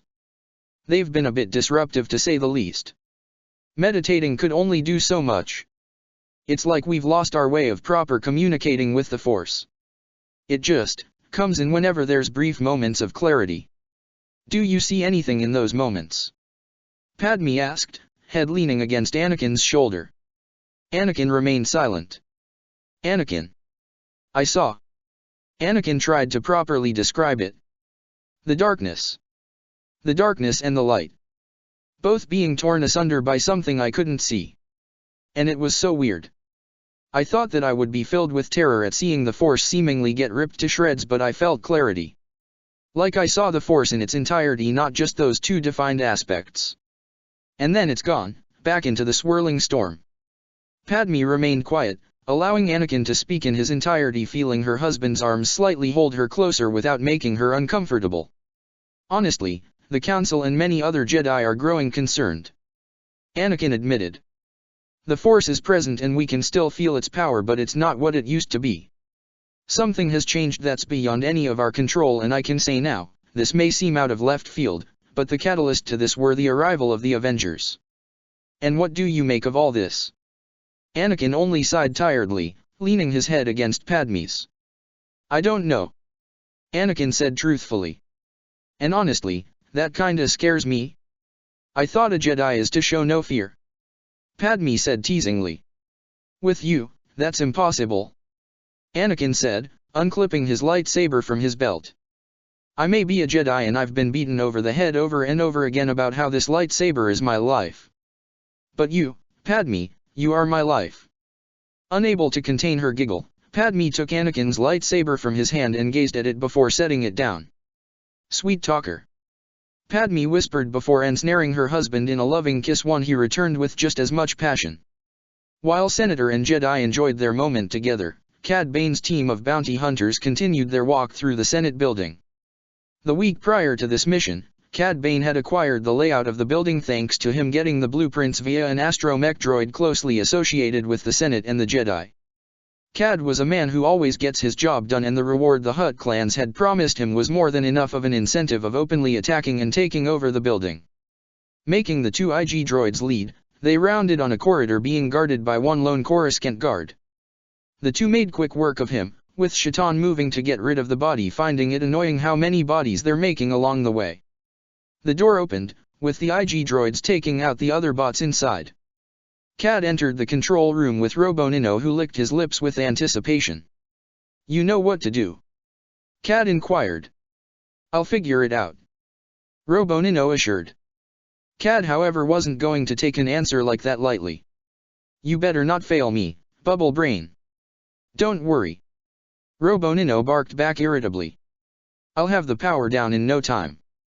Cad humphed expectantly, turning to address the other hunters when he saw one of the IG droids standing idly in front of one of the other controls. Hey. Cad said, gaining the droid's attention. You're looking the wrong way. We've got a job to do. The IG unit chirped a few times in response, following after Cad and the rest of the team. Meanwhile. So this is the Senate building. Pietro remarked, gazing up at the considerably large structure. Yeah, I think so. You think so? Never really went here. Maybe once or twice, but we've mostly been hanging around the Jedi Temple. Then where we the last time? That was that Jane lookalike's place. Oh, so where do you think Chuchi is in all this? Scott paused. Wait, what? Who is that? The blue chick, the one from the party. Scott's brain tried to momentarily work for a moment. Wait, oh yeah, her. Scott said in realization. Yeah, she was on Naboo and went with Steve and Sam on that ice planet a while back. Yeah, her. Pietro nodded in confirmation. Why the sudden interest in her, Pietro? Just wanted to chat with her more, Scott. Out of all the politicians I met in my life, that not Jane Foster woman and Organa were my favorites in chatting with at the party. And before you say anything, Syndulla isn't a senator, so he doesn't count as a politician. Right, right. Scott nodded. Hang on, how many politicians have you even met in your life? Since last week, about 50 maybe. That's how many were at that little party a few days ago. Exactly, so Chuchi set a good standard for me. After all, I actually bothered to remember her name. And Organa. True. There was a momentary awkward silent pause between the two before. So Scott said expectantly. We going in, or not? Sure. Let's go. For once, Pietro held back on his speed as he ascended the many steps with Scott following not far behind. Back with Anakin and Padme, the two had remained lip-locked all the while when they both heard a familiar worrisome voice on the other side of Padme's door. But Senator Organa, it just wouldn't be Dash. Breaking their kiss, Padme recognized the voice as C-3PO as he was talking to her close friend. Realizing what was happening, she pushed Anakin down to his knees. Whoa, didn't know you wanted to dash. You need to hide. Wah dash. Hide. She hissed. Picking up the voices, Anakin was wide-eyed and did what he was told. Quickly crawling underneath Padme's desk, he curled himself up just before the Andoran senator and protocol droid came waltzing on in. The situation cannot be delayed any further, 3P0. Organa's voice firmly stated. Now stand aside. The front office door opened and in walked Bail Organa with C-3PO by his side. Padme. Organa greeted. I'm sorry for the abrupt entrance. Oh, Bail, how good to see you. She said as she instinctively tucked Anakin's lightsaber into her jacket's sleeve behind her back. What is it? Senator Philo has called for a meeting in the lobby in regards on the vote against the Enhanced Privacy Invasion Bill. Organa said in a serious tone. Right. Padme murmured, recalling her previous work. Privacy Invasion Bill? We must hurry if are to stop the vote. Organa said, turning to leave. Sparing a glance back towards her desk, the Naboo senator briefly saw her secret husband peek out before ducking back down when Bail Organa turned back around. Are you coming? Oh, of course. Following after her friend and protocol droid, Padme exited her office and hesitated on moving onwards. Looking back at her desk, she saw Anakin pull his head out further. Nudging towards the side, he prompted her to get going. Once the door closed back up, Anakin got back onto his feet and scrunched his face. Now what am I gonna do before she gets back? Scene cut. Cad and his associates were walking through the corridor to the lobby, a blown-out door behind them. They had taken out a room filled with guards and now were on their way for their momentary prize this morning. All the while, many senators were assembling in the chosen lobby with Bail Organa at the center speaking on the matters of the new bill they stood against. With him was of course Padme, his young pseudo-protege Senator Chuchi and many other close associates and colleagues. We cannot allow the Chancellor to approve of this privacy invasion bill. Organa said. We're all in agreement then. Senator Philo, the Grand Senator that had called for this meeting, spoke on behalf of all those gathered. That's when the doors opened. With him entering the room, Bane pulled out his blaster and fired off several shots towards the lobby's ceiling. The sudden fire startled all present senators, turning towards the source and saw the Doro's bounty hunter and one of his IG droids walking towards them. Morning, senators, Bane began.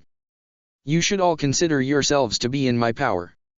Seeking a means of escape, some of the senators turned around and were about to make a run for it. Before they could do that, the doors surrounding them parted open to reveal more of Cad's team, aiming their blasters at them. As long as everybody behaves, this will be quick and painless. With them all closing in, the Duro's bounty hunter kept talking. Do nothing, and it will all be over soon. The Grand Senator wasn't having any of this as he marched forward. I don't know who you think you are, but I, for one, have no intention of listening to this kind of insolence. Senator Philo walked right past Bane, who in return, casually upholstered his pistol and shot Philo right in the back, killing him immediately. Many senators gasped at the recent death, knowing full well their captors weren't going to be taking any pudu on the matter and any resistance. All right then. Bane said pleasantly.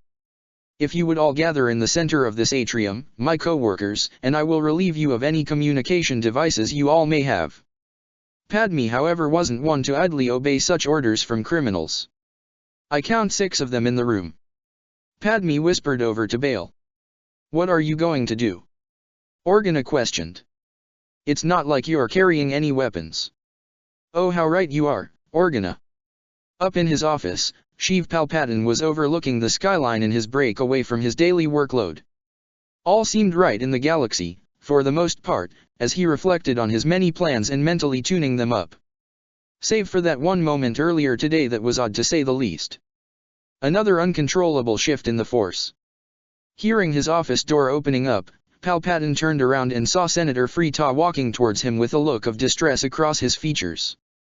Freeta, what's the matter? Chancellor Palpatine. The Twi'lek senator said urgently. You need to see this. Coming up to the central holo projector, the Twi'lek senator pressed a series of buttons to answer a call that just barely registered in the Chancellor's systems. He had momentarily turned it off earlier for his time of self-reflection, but seemingly regretted it. For Cad Bane's hollow visage appeared. What is this all about? Thought the hidden Sith Lord. Sorry to bother you, Chancellor. Bane greeted nonchalantly, checking his nails. I've taken control of your east wing in the building. The occupants being my hostages. If you care about them, I would advise you freeing Zyro the Hutt from your detention center not far from here. Glaring at the holo projection, Sheev used a lot of willpower to hold back a Sith-like growl. You should know that the Republic does not take kindly to such threats. If you have attempted such a foolhardy action as to kidnap a senator, I assure you that it will be met with appropriate force. Just as Palpatine finished issuing his response, Robo Nino within the control room of the Senate building pulled a lever down which shut down the entirety of the building's lights and doors. Smirking, the Duro's bounty hunter continued to speak. Sorry to tell you this, but I'm in control. I make the rules now. Elsewhere, Scott and Pietro, who were walking down one of the many hallways, were caught off guard of the lights shutting off around them. Emergency lights switched on in return, though several doors around them either shut closes and others were open. Both Avengers shared a look with one another. What the hell is going on? Is it a drill? Could be. I mean, it looks like one. But would there be sirens blazing or something?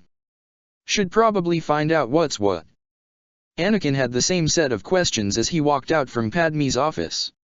Sensing a slight disturbance in the Force, Anakin began making his way over to the lobby his wife had gone off to. Back in his office, Palpatine marched right at the entryway and tried all he could to pry it open. His arms were starting to strain as he physically pulled, but there was no such luck. The hidden Sith Lord could easily open them up through the Force, yet he couldn't as Freeta was present. Orn Freeta, help me with this door. Palpatine instructed. It's no use, Chancellor. Freeta said dejectedly. The doors have all been closed due to the emergency functions. This bounty hunter has taken complete control of the building. He hasn't even tried helping at all with this door. Gritted out Sheev in thought. Lazy oaf could have been useful on this, for Force sakes. Shaking his head, the Chancellor breathed a little to calm himself. No, he's right. Not to be deterred, Palpatine rushed over to the communications calling for any help. This is Chancellor Palpatine. He spoke through the comms. Is anyone out there? Come in. Going to another frequency, Palpatine continued making his distress call. Jedi Council, are you there? That won't work either, sir. Free TAA said. They've cut off all communications to the outside when they got control of the building. Cad Bane in the meantime had been going through the senators he held captive, taking their communication devices. Padme stood with Bale and Chuchi, the latter of the two hiding slightly behind her mentors in fear. They cannot search me? Padme said to the two. Why? Organa asked. What is it that you have? From her spot behind Padme, Rose's eyes caught onto something briefly poking out of the Naboo senator's sleeve. It was metallic in nature as it shined a little under the emergency lights. What's that? Muttered the Pantorian senator. I'll be taking that. The female Zabrak seemingly appeared from nowhere, quickly snatching the silver cylinder out of Padme's sleeve. Padme seized up in fear as Shaitan examined the device in her hands. What's this supposed to be? Found something, Shaitan? Cad inquired. Well, Aura purred out. Seems Shaitan found herself a lightsaber. A lightsaber? Bane questioned. Then there's a Jedi in the building. Shaitan eyed Padme with intrigue, holding up the saber. How'd you come in possession of this? Padme didn't say a word while the Zabrak before her shrugged and placed the saber in her belt, though she did look up at her again, as if gauging her. What? Padme asked impatiently, internally berating herself at losing their one chance at a possible escape. Pulling up his wrist communicator, the Duros bounty hunter called out to the rest of his team. Be on the lookout for a Jedi. There's one lurking in the building somewhere. Flush them out. Finishing his call, his eye caught onto a form in the higher levels, no doubt attempting to hide. Quickly pulling out his blaster, Cad quickly fired a series of shots at the retreating form. Looks like we need look no further, Cad said to his squad. After that Jedi. Scott Lang bolted out from the area with blaster bolts flying past where he stood. Tapping his ear, the ex-con spoke. Pietro, I'm in trouble here. What's going on? I've got a bunch of, there's one guy that looks like a cowboy and the rest of his goons on my ass and need some help. The hell do you mean a cowboy? Pietro questioned. Wearing a freaking stereotypical hat, for starters. Rounding the corner, Scott kept on sprinting. Really? They have those in this galaxy. Pietro. Scott. What happened? Scott rubbed his head and opened his eyes to see. Anakin. Scott said in a relieved tone. Scott. Anakin had to make sure this wasn't some kind of trick. There they are. Spoke a Wiki male with an IG-86 droid beside him. Crap, run now, talk later. Scott said, pushing Anakin in the direction away from the bounty hunters.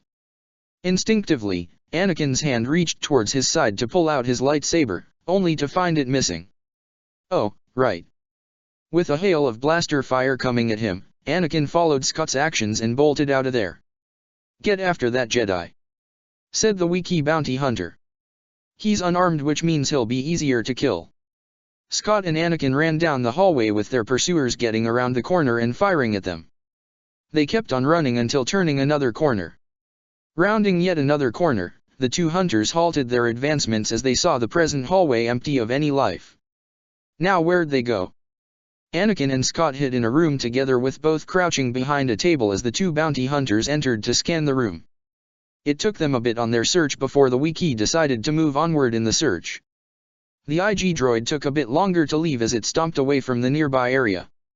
Those were bounty hunters, Anakin murmured, as the two departed from the area. What are they doing here? They took a bunch of senators hostage, Scott quickly explained. It was in some lobby area. Oh great. Anakin was now wrought with worry, as that lobby area that Scott mentioned undoubtedly was where Padme had gone to. And more importantly, one of them has a lightsaber, Scott informed before looking down at Anakin's hip. Where the hell's yours? It then dawned on him and looked at his friend in a surprised look. They have your lightsaber. Where's your suit anyway? Anakin questioned. Hope is making some repairs to it, Scott elaborated. Now of all times, you don't wear your super suit. We don't live in those damn things, Anakin.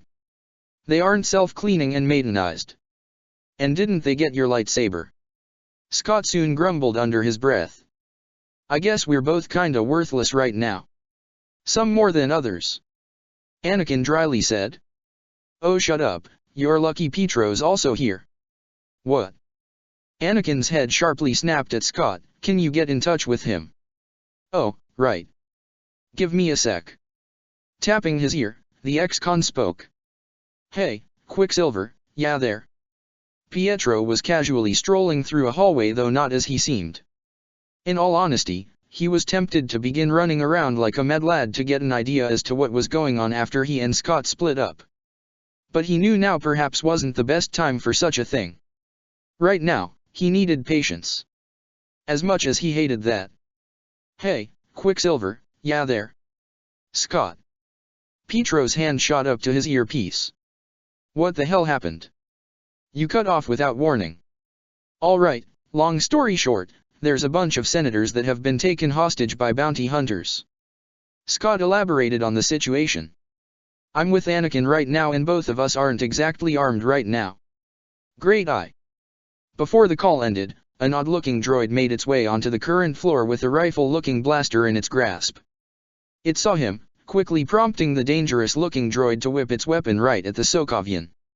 Yet the enhanced human was faster in reaction, speeding forward and delivering a series of punches right at its multi-part head. With the onslaught upon the bounty hunter droid, the head was soon broken off from the rest of the body and rolled away down the hall. Pietro, you there? Sorry, Scott.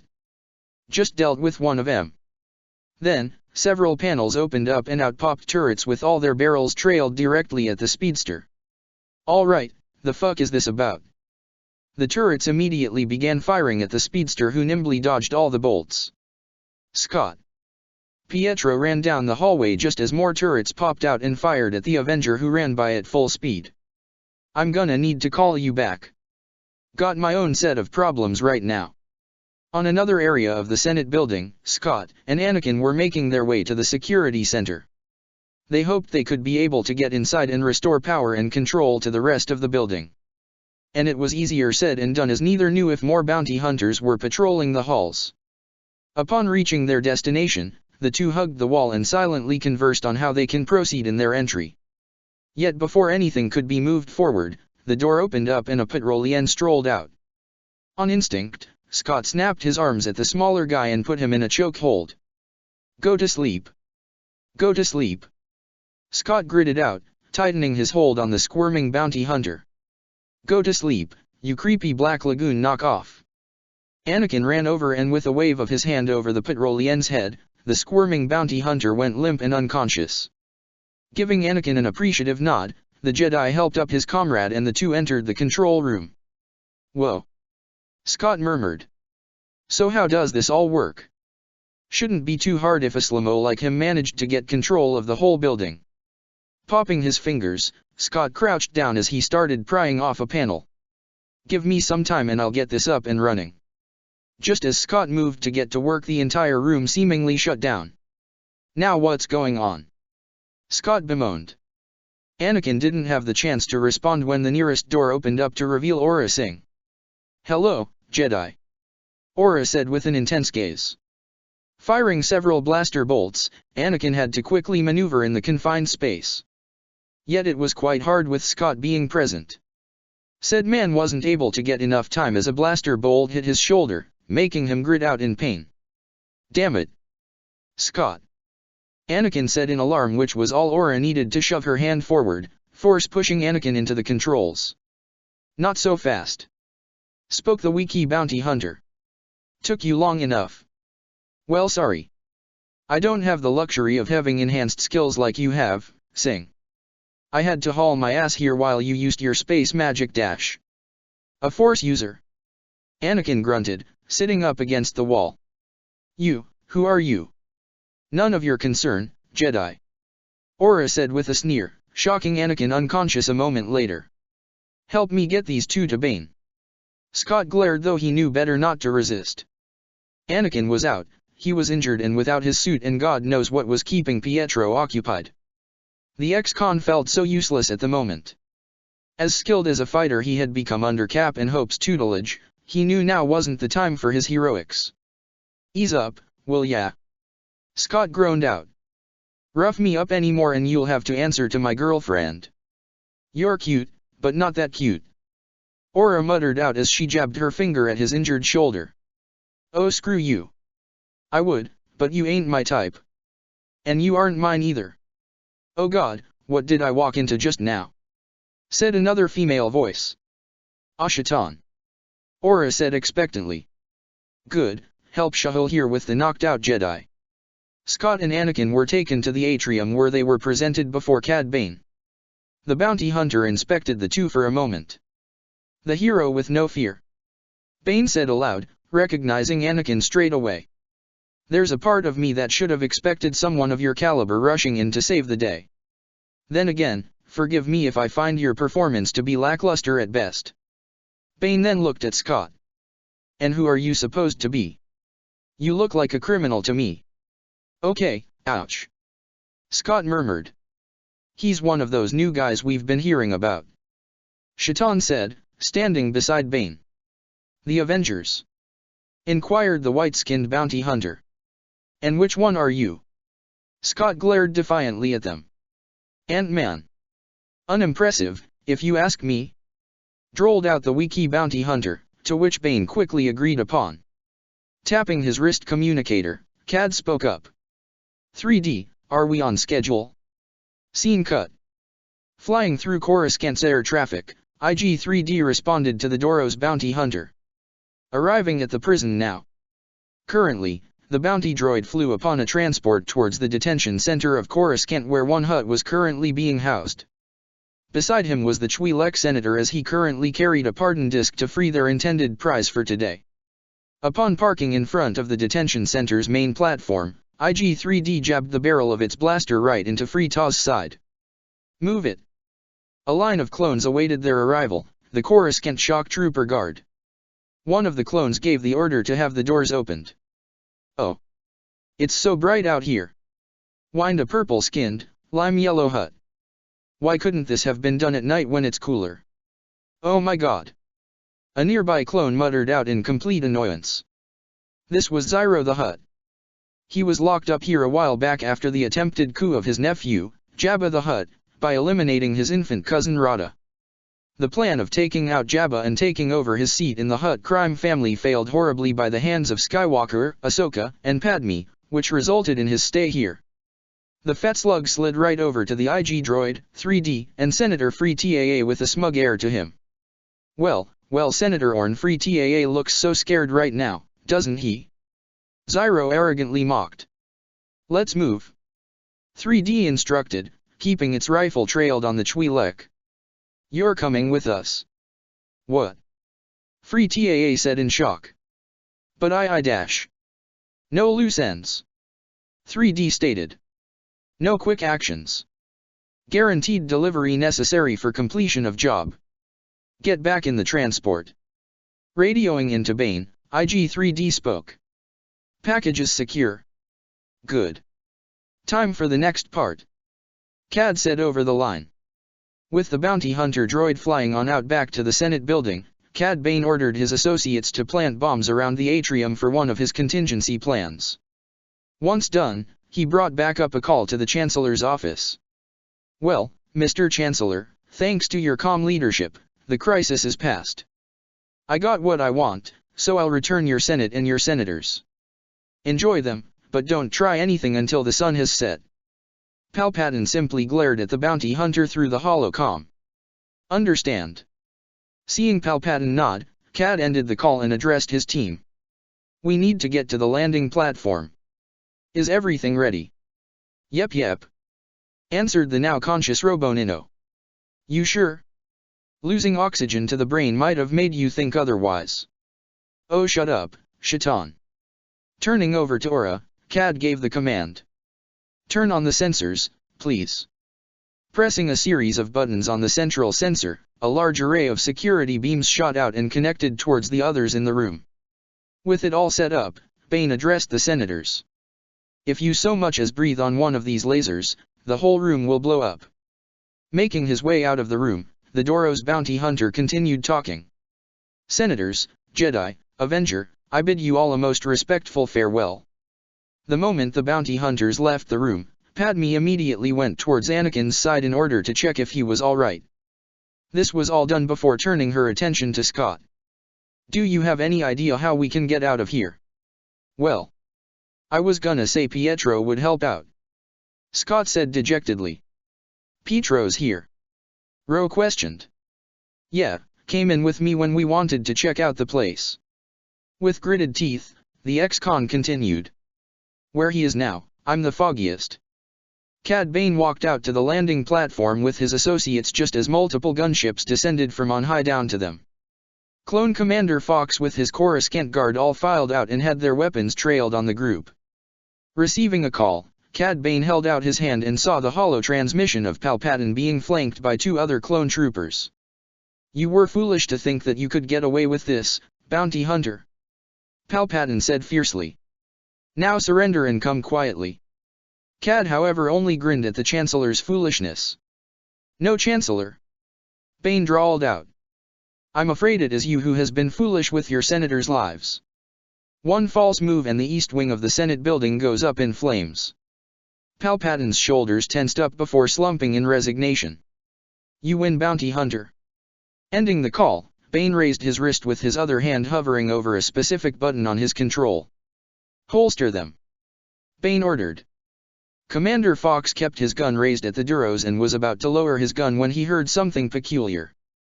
Blaster bolts going off coupled with loud noises of metal sounding as though they were being ripped apart.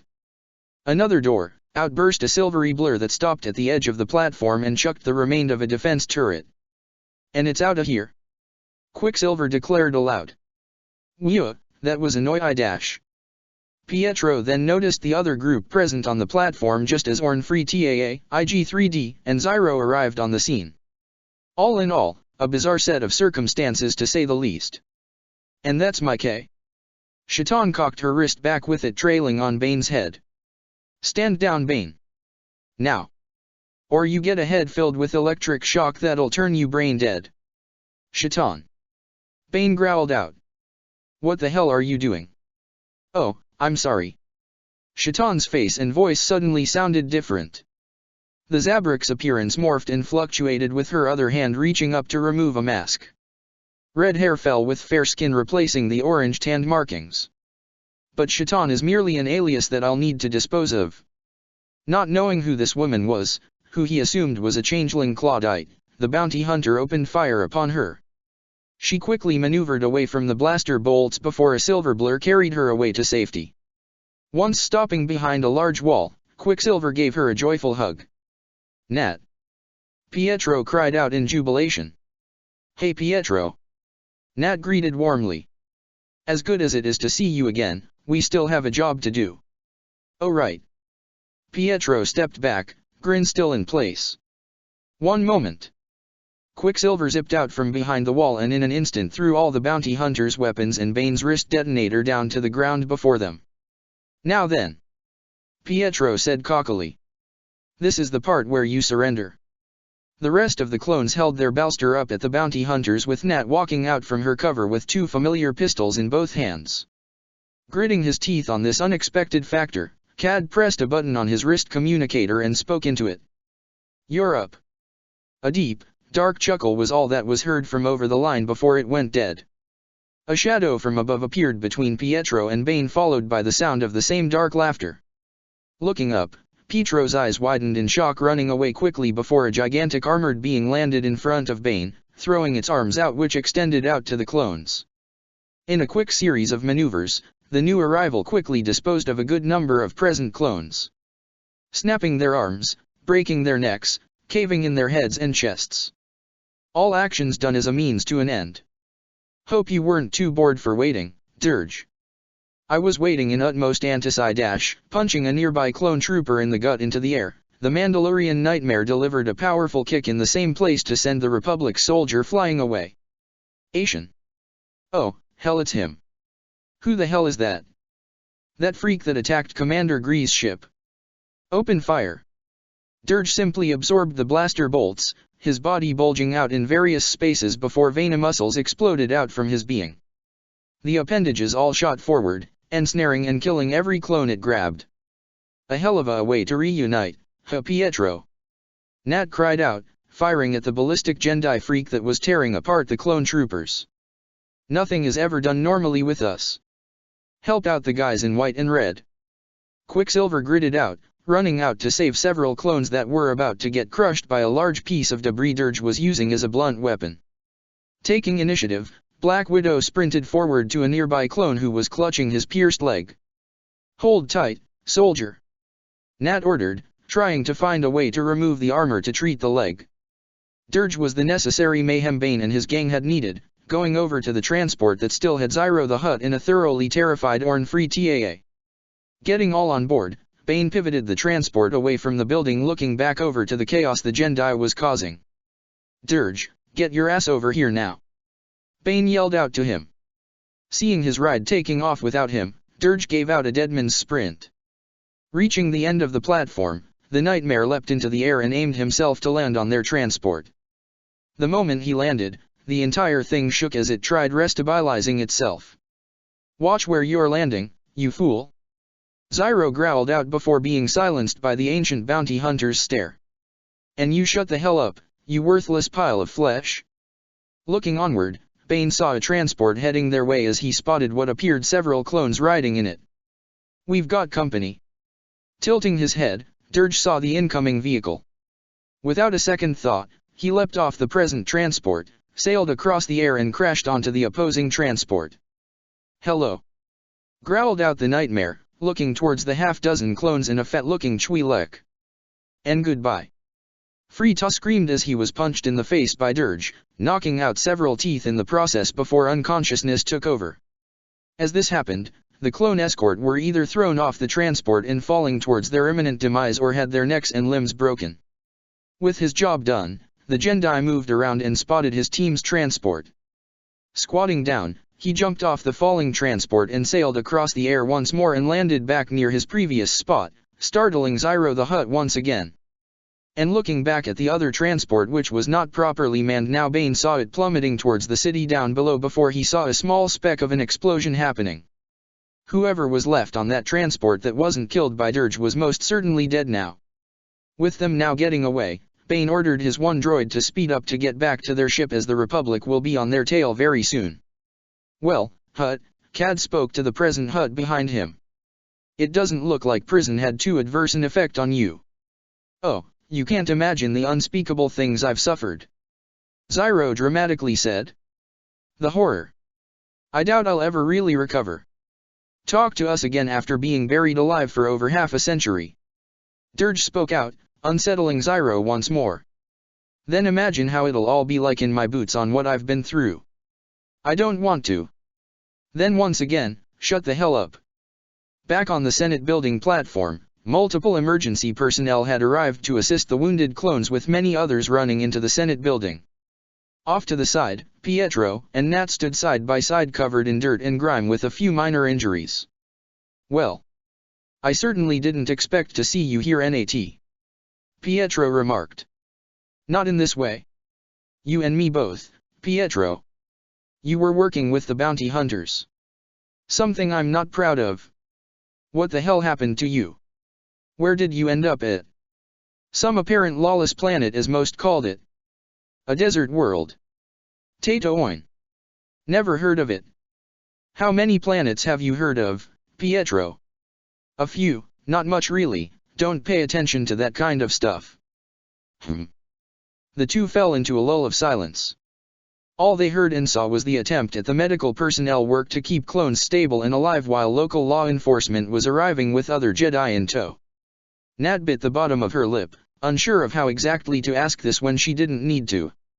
A gunship landed several feet away from them and out stepped none other than Cap, Sam, Rhodey and Hope, all suited up and ready to go.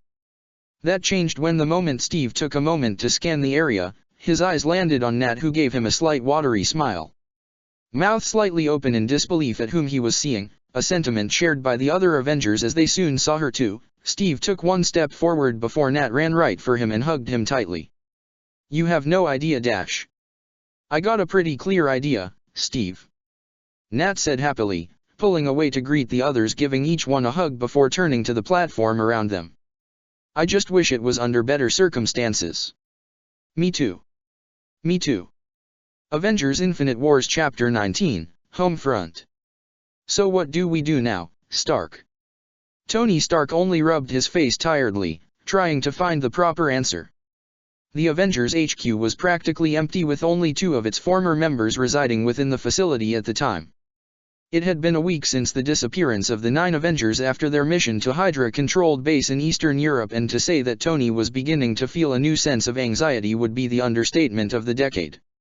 His friends and allies were missing, gone from the face of the earth, and he had absolutely no idea how that happened.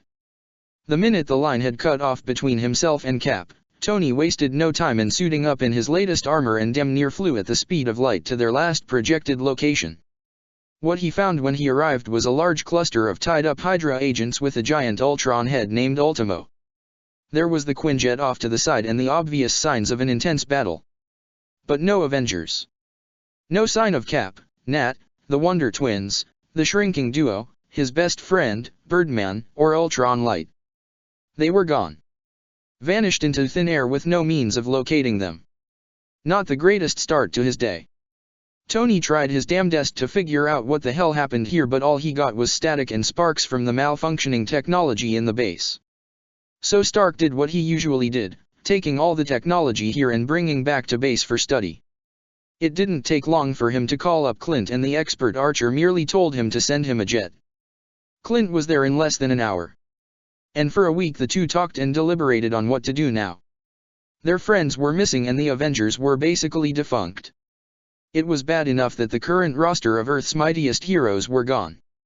But they also had no idea as to how to contact Thor, and they never found Hulk since he went missing earlier this year. All Earth had in terms of Avengers were just the 2 of them. Stark. Clint's voice cut through Tony's thoughts, making the Iron Hero turn to his colleague. Huh. I know you're thinking at 1,000,000 miles a minute right now. Clint Riley stated. But you didn't answer my question. What are we going to do now? Gee Clint, I don't know what to tell ya. Tony said sardonically. Cap ain't here to lead us and I'm prone to improvise with my long-term planning. Then what do your long-term plans have? And for the love of God, don't make it Skynet. Very funny. Boss.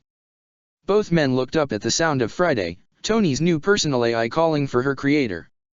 Friday. Hank Pym is here to see you. Great. Tony grumbled underneath his breath. This should be good. No less than a few minutes passed by when the creator of the Pym particle came stomping into the conference room with a damn near livid face. Stark. Pym said in controlled anger. You better start explaining to me why both my daughter and pupil are missing and how I can relay this back to Lang's daughter, who's been wondering where father up and vanished to. I don't know what to tell you, Pym. Tony said impatiently, finding his usual sarcastic wit lacking at the moment. Cause in case you haven't noticed, the entire team has gone missing and I have no idea how that happened or where they are. So before you tromping into the building, kindly look at the bigger picture right now. Hank seethed at the words until Clint stepped between the two. All right, save it for the playground both of you. Clint firmly told them. Right now, we're dealing with 9 missing superheroes with none the wiser of where any of them are.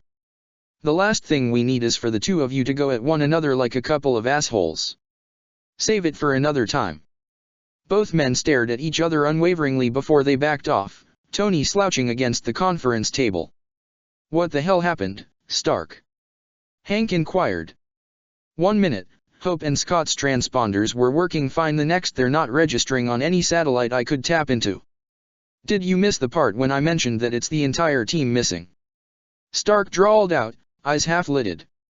The Earth is suddenly undermanned without Avengers to come to its defense. Clint and I could only do so much since there's only 2 of us. Then what are you gonna do about it? What am I gonna do about? Tony arched a brow. Listen Pym, in case you didn't realize this, you're just as big a part of this as we are. You really think I'm gonna do this alone in finding them? Granted, I probably can, give me a few weeks tops, but I'd rather get this done sooner than later. Pym normally would simply reject this kind of statement, but he took a moment to think this over. Losing track of both his daughter and his protege was not something Hank was gonna take lightly, because as soon as he lost track of them, his heart damn near stopped. He could not handle the thought of losing more people he cared about, especially his daughter and the idiot goofball who he had grown to care for as well. On top of that, Scott, like himself, was a father. A father who deeply loved his daughter as Hank did hope, and was willing to do everything and anything in his power for her. And after seeing the sad and worried face of young Cassie Lang flashed through his mind, Hank Pym checked his ego and let out a disgruntled sigh. "All right then, Stark." Hank gripped the back of a nearby chair. "What exactly can we do right now?" "First off, we can begin by looking over the technology one took from that Hydra base." Tony rattled off. "That's the first thing I brought back, cause that's probably the reason why the team went missing. We discover how that tech works, we get a step closer to finding our lost friends and family. I'm gonna start digging up some old contacts," Clint said, moving to leave the room. "See if any of Nat's or my own connections could get any leads." "Think you can contact Fury?" "Got him on speed dial." "Speed dial?" "Friday, get Fury on speed dial." "I don't have his contacts, sir." "Well, next time then. Dr. Pym, if you would. Tech is down in the lab. Better to get started sooner than later. Lead the way, Stark." 2 weeks later. Manhattan.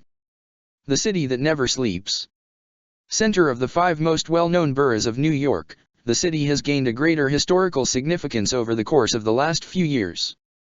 Namely being the birthplace of Earth's mightiest heroes, at one point acting as their main base of operations.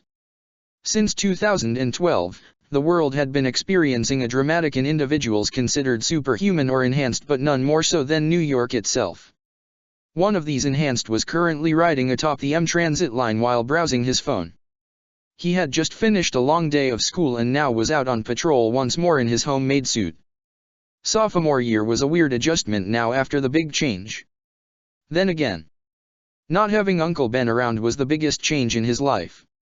Hanging his head in slight sorrow and guilt at the thought of his deceased father figure, Peter Parker aka the Amazing Spider-Man shook his head to clear himself of those thoughts. Easier said than done, yet nonetheless it worked a bit. Pocketing his phone, Peter tightened the straps on his backpack, jumped from the train and fired off his homemade web shooters and began swinging in between the buildings of Manhattan. Honestly, these past few months had felt like such a blur. He constantly asked himself just how in the world did this happen to him, but right now, Peter was enjoying the exhilarating feel of swinging up high in the air without a care in the world. Letting out a whoop of glee, Spider-Man performed a corkscrew into a series of flips before firing a line at the last second and heaving himself up to land on a nearby rooftop. Plopping himself down to sit on the edge, Peter pulled his mask up to his nose while opening up his backpack up to retrieve his lunch. "No crust," Peter muttered with a smile. "Thank you, May." Chomping down on his meal, Spidey allowed himself to relax for the brief moment. Humming to himself, Peter looked out at the Manhattan skyline when his eyes landed on the one building that stood out above the other. Which was saying a lot considering where he was. Avengers Tower, formerly the headquarters of Earth's mightiest heroes, stood proud and distinct amongst the Manhattan skyline. He had seen it a number of times by now, and it still made him giddy at just seeing the large emblazoned A on the building. It had been an eclectic year for both himself and the world over, to say the least. From him getting his powers at the end of freshman year to the Sokovia incident where an entire nation was lifted into the air by a maniacal robot to his first 3 months of sophomore year. While Peter had been busy with figuring out his powers, the world over had been undergoing through some major shifts. The Avengers had a serious lineup change, with 4 of the original Avengers either stepping down or leaving on their own for personal reasons. 5 new members stepped in to take their place, and apparently a few months ago at the start of August, another 2 members had apparently joined. Something about them being related to bugs. Hey, who knows? Maybe the arachnid-based superhero would get along with these insectoid-themed Avengers.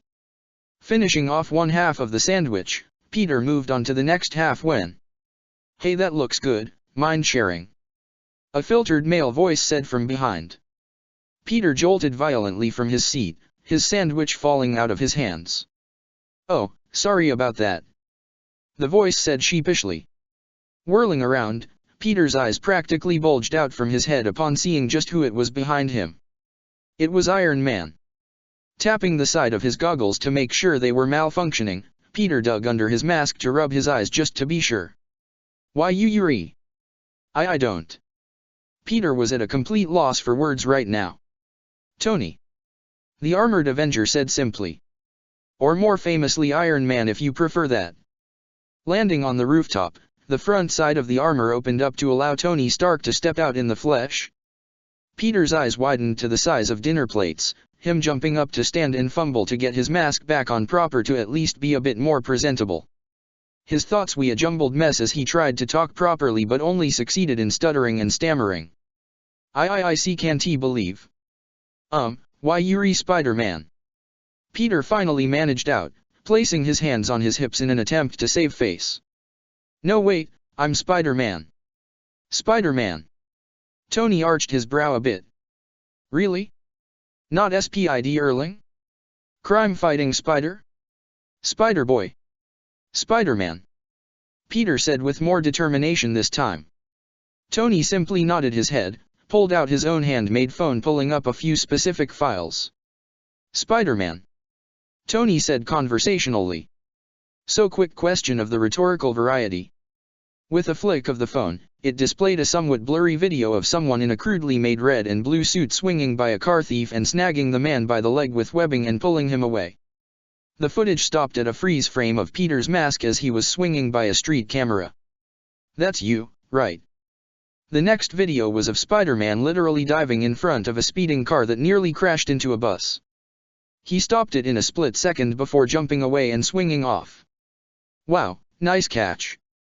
Tony praised. Nice catch, 3,000 pounds, 40 miles an hour. Not an easy feat. Got some mad skills there. That's not me. You sure? Who else is wearing a onesie like that? Tony shot back with an amused expression. It was on YouTube, right? I mean most of that had to be faked. Look, kid, I fly around in a suit of armor I made in a cave. Tony shot him down. I just saw you swing from the streets down below. Spider-Man sighed, internally kicking himself as he realized he couldn't really argue himself out of this situation. He certainly wasn't expecting this day to go like this. So Peter began awkwardly. Are you here? Wait, why are you here? Oh, just stopping by in the neighborhood, seeing the sights and all that jazz. Right. Spidey said lowly. And to have a nice chat with you. Me? What for? Well, a lot of reasons actually. Tony said. See, I had a pamphlet planned out and I wanted to give it to you, but since I usually don't like to be handed things, figured you wouldn't like it either. Peter tried to make sense of what exactly Tony Stark was talking about, something the billionaire Avenger picked up on. What I'm trying to say is, I've got an invitation that Tony gestured to himself. Am extending to you. He then gestured to the still confused Spider-Man. An invitation for what exactly? Spidey asked slowly. To the Avengers. Tony answered as if it were the most obvious thing. You've been on our radar, well, mine really for a while, and we've been meaning to talk to you about it. It's just, you know, we've got business to attend to. Avenging and all that stuff. It could be said in his entire life and known memory, Peter practically felt his heart skipped several beats twice. Once with Uncle Ben's passing, and now. You want me to dash? Yup. You're joking. You gotta be joking. There's no way I can be dash. Well, I'm offering it to you now. But I'm too young. Peter closed his eyes, nearly slapping himself at that small outburst. There ain't an age requirement for the team as far as I know. Tony paused before turning around and speaking into his wrist device.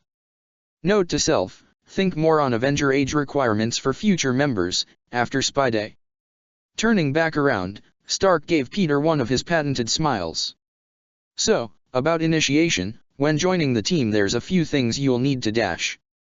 Tony's prepared spiel was cut off suddenly by Peter's phone ringing loudly.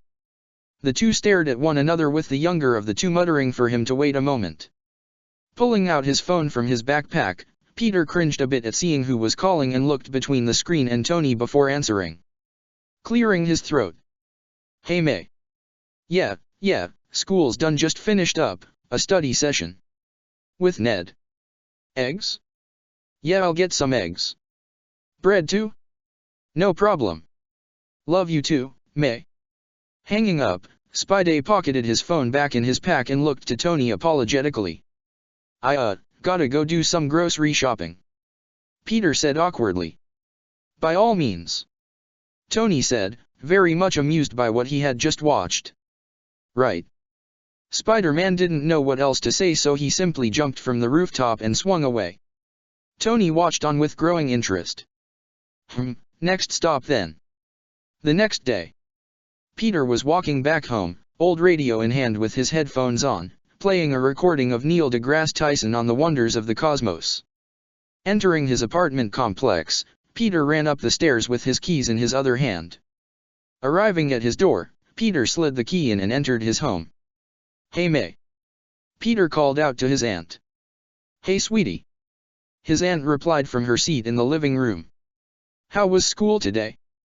Peter shrugged, grabbing a muffin from the kitchen and moving to go to his room. It was okay. There's this crazy park outside actually. Whatever Peter wished to say came to a grinding halt as he just now noticed that there was someone else in his home aside from his aunt. Someone he has just seen the other day. His aunt was giving him an expectant look whilst Tony Stark was eating his aunt's date loaf with a relaxed demeanor. Oh Mr. Parker. Tony pretended to had just noticed Peter's arrival. Peter was a bit at a loss for words right now. Hey, I am Peter. Tony. Right, what are you, what are you doing here? Well, it's about time we met. Tony said, setting down his loaf. You've been getting my emails, right? He proceeded to not so subtle wink at Peter, which went unnoticed by Aunt May. Yeah, regarding Dash. You didn't even tell me about the grant. Aunt May cut in, making Peter seize on that one word. Right, about the grant. The September Foundation. Tony added. Remember when you applied? Yes. Well, I approved. So now, we're in business. Tony gave Peter one more stare of let's not beat around the bush here, taking a sip of his drink a second later. May held a slightly more disappointed look. You didn't tell me anything, what's up with that? Are we keeping secrets from each other now? Well, I know how you like surprises. Peter quickly said. So I just thought I would let you know. What did I apply for again? That's what I'm here to patch up. Tony answered. Just gotta finish finalizing things is all. Right. Okay. Let me just say that it is quite astonishing that this young lady here is someone's aunt. Tony said with his old flirtatious charm. Well, we aunts come in all shapes and sizes. May said with a bit of pride. This walnut date loaf is particularly exceptional. Let me just stop you there. Peter interrupted. This grant has got money involved or whatever. Of course, yeah it is. Tony said. I mean, look who you're talking to. Can I have 5 minutes with him? Of course. May said, giving both Peter and Tony a bright smile while standing up to clean up the table, with Tony gesturing for Peter to take them to a more private location. Feeling his palms get a bit sweaty, Peter acquiesced and led the billionaire to his small room. Upon closing the door behind him, Tony made sure to lock it before going over to Peter's trash can and spitting out the rest of his unfinished loaf. As walnut date loafs go, that wasn't bad. Tony remarked, looking around Peter's room, settling on the young teen's desk. Oh wow, what do we have here? Retro tech, huh? Thrift store? Salvation Army? A garbage actually. You're a dumpster diver. Tony said plainly. Have you been keeping up with your shots if you do that? Yes, I have. Peter said. Tony crossed his arms, waiting for Peter to say something, as clearly there was something on his mind. Look, I know I didn't apply for anything. Tony cut him off. Me first. We didn't finish our conversation yesterday on that rooftop. Peter's face visibly paled with an audible gulp. Spider-Man. Tony said, testing out the name once more. Not a lot of people like spiders, but you make it work. Spider-Man. Peter attempted to play it off. What are you talking about? Who's this spider guy you're talking about? That guy on YouTube. Yeah, see, he's a bit of a new sensation. Kind of an urban myth like those UFOs over Phoenix. Tony moved aside for Peter to go to his desk as the young boy stammered out denials when Stark picked up a broom and pushed open a ceiling tile that was clearly out of place with a bundle of red and blue falling out, which Peter dashed over to hide, though it was all for nothing. Peter tried to play it off, though he knew the gig was up. Spider-Man. Tony said knowingly. Peter sighed. You know, I was actually having a really good day today, Mr. Stark. Didn't miss my train. This perfectly good DVD player was just sitting there. Tony all the while picked up the boy's homemade suit. And had an algebra test today. Peter tapped his pen on his table emphatically. Nailed it. Does anyone else know? Nobody. Peter replied. Not even your unusually attractive aunt. No. Peter said quickly. If she knew, she would freak out, and when she freaks out, then I freak out, and then... Peter left his sentence unfinished. Lordy, can you even see through these? Tony said jokingly, bringing the goggles of his mask up to his face, making a bunch of noise. Peter snatched his suit back in slight annoyance. Yes, I can. I just have really heightened senses. The goggles just help me focus is all. And what of your webbing? Who manufactured that? Cause the tensile strength on that is off the charts. Tony said, clearly impressed. I did. Climbing walls? How you do that?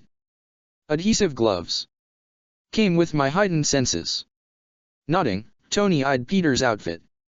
You, my good sir, are in dire need of an upgrade. Systemic, top to bottom, 100-point restoration. Putting all jokes aside, the billionaire became serious. Why are you doing this? Excuse me. I gotta know, what's your MO? What gets you out of your bed each morning? Peter didn't know what to say at first, causing him to stammer. Thinking of the best possible answer, he blabbed it out. Because I've been me my whole life and had these powers for 7 months now. Tony hummed, ushering Peter to continue. I read books. I build computers. I had thought of playing football, but I couldn't then, so I shouldn't now. Sure, because you're different. Exactly. But I can't tell anybody that, so I'm not. Pausing, Peter thought on a memory and focused well into it. When you can do the things that I can, but you don't, and then bad things happen, they happen because of you. No one else. You. An uncomfortable silence fell upon them, with Tony reflecting quite well what Peter was saying. His time in Afghanistan, being taken by the 10 Rings and escaping, at the cost of Jensen's life. And years later, him creating Ultron, and almost wiping out the planet's population by his own actions as a result. And looking into Peter's eyes, Tony saw the kid too had something happen which was caused by his own actions, and they haunted him greatly. Breaking the silence, Tony spoke. So you want to look out for the little guy and you want to do your part? Make the world a better place, all that, right? Yeah. Just looking out for the little guy. Peter coughed into his hand in wanting to compose himself. That's what it is. Tony stared long and hard at the young superhero. It was strange really how much he reminded him of both himself and Cap. Kid had a heart for the little guy like Cap always did, but his guilt was something Tony was all too familiar with. Heck, his color patterns on his suit may as well have been a combination of Tony's trademark color of red with Cap's blazing blue. Well, I'm sold. Tony said, getting up from his chair and walking over to Peter. I'm gonna sit right here, so move the leg. Peter slid his leg down, allowing Tony to sit down beside him on his twin bed. The billionaire raised his hand, hovering in the air for a moment before patting Peter. So, ever been out of Queens? Trick question. Tony quickly said. I'm here for a proposition, so to speak. The one I told ya yesterday. Scene cut. Thwack. Shit. It's him. The fuck is he doing out here? For God's sake, shut up and get your gun reorg. From above, a man dressed in a red and black suit fell upon his next target, his body weight sending the criminal down to the ground and knocked him out with a clean jab to the head. The devil. It's just a guy in a suit, said guy in a suit threw a baton of some kind to a nearby wall which ricocheted off the bricks with an increased velocity which smacked itself dead center in the thug's forehead. The man's head twitches to the side and with an astonishing display of reaction, reflexes, flexibility, and agility performed a corkscrew backflip with him kicking another criminal down for the count. There was the cocking of a pistol which made the red and black clad vigilante immediately pull out his other baton and flung it at the gunman. The gun was knocked out of the man's hand, the thug holding his hand as it throbbed in pain. He looked up in time with an expression of pure terror as the devil stood before him with his fist cocked back. A jolting pain in his cheek and the rest was just darkness. The devil stood over the broken and battered bodies of this small band of criminals and casually pulled out some rope he kept in his small new belt that he had attached to his suit. He began rounding up the unconscious thugs, the sound of police sirens off in the distance drawing near. Checking his surroundings one last time, he bolted from his spot and went towards the nearby fire escape. Quickly ascending the ladder and winding way towards the roof, the devil peered down to see the police arriving onto the scene. As the law enforcement started hauling the thugs into their cruisers, the devil finally decided to call it a night and rest. He began running and jumping across the rooftops, buildings, and fire escapes before at long last arriving at his destination. Home. Sliding down the ladder to his window, the devil's hand was about to open the window to his home when he inclined his head down with his ear to the glass. Eyes narrowing beneath his helmet, his enhanced senses began to pick upon several things that did not belong in his home.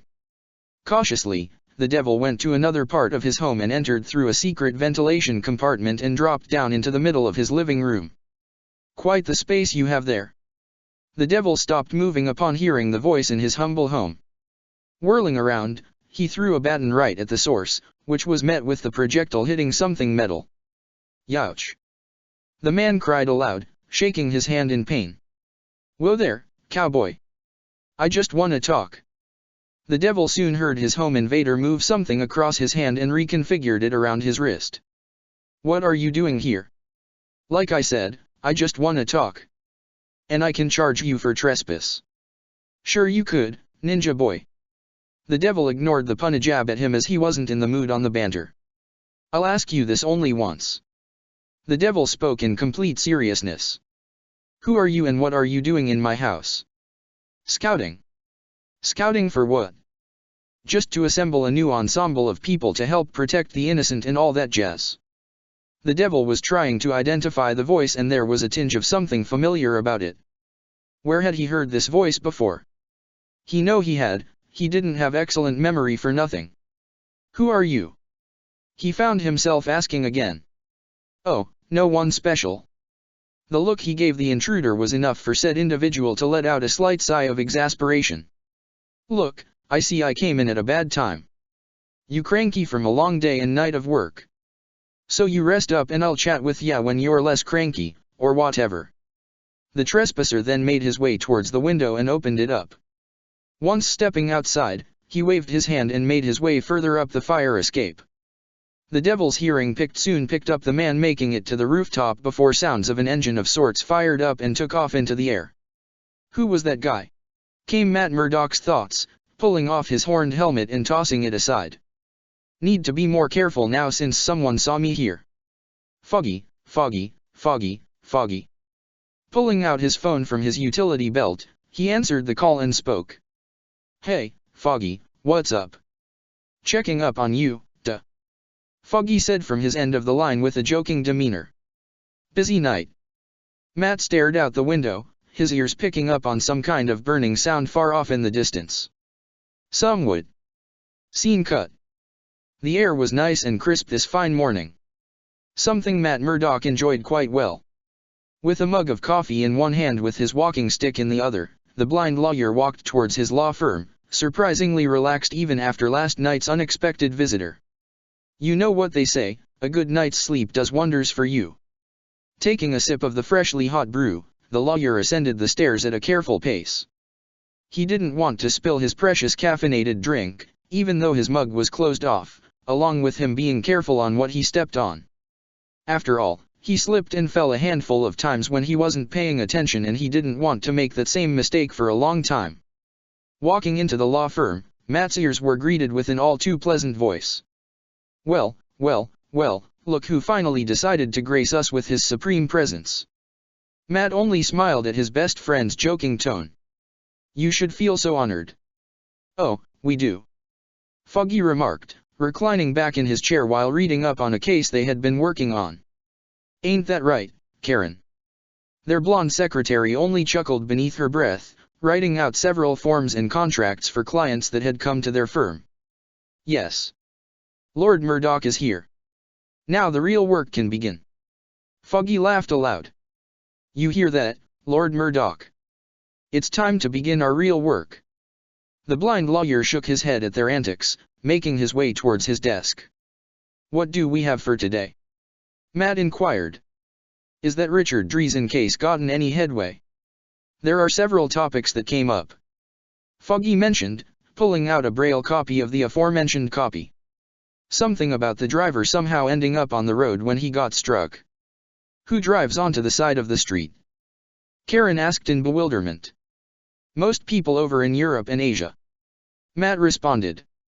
"Basically anyone outside of the US. You could say that again." "And who is this person filing charges against?" Karen inquired. "Some guy named Storm, Johnny Storm." "That can't be his real name," Matt said, giving his friend an extremely bewildered look. "Legal documents are right here. Sounds something a weatherman would have on a news station." "You're telling me?" "Speaking of news stations, I also got one from a Mr. Jameson," Karen pointed out. "Old J.J? From the Bugle. He does or might no longer. Says here he's trying to go through a legal battle against someone trying to buy out his newspaper for some particular set of reasons. Why isn't he using his pre-existing lawyers on that?" Matt would have heard more on this conversation until his head suddenly looked to the side, his ears picking up on footsteps coming up to the front door of their law firm.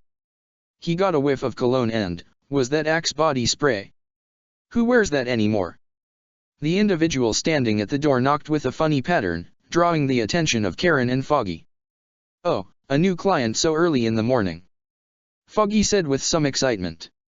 "Might be trying to get the more important stuff done early instead of later." "I know I would.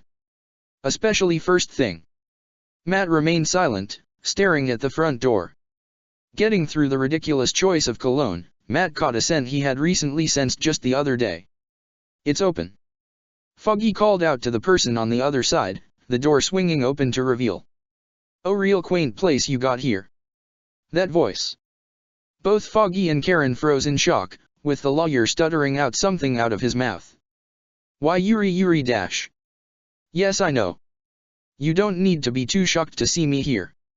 Why wouldn't we? You're Tony freaking Stark." Matt inhaled sharply, clenching his walking stick tightly. "Actually my middle name is Edward, not freaking," joked the Iron Avenger.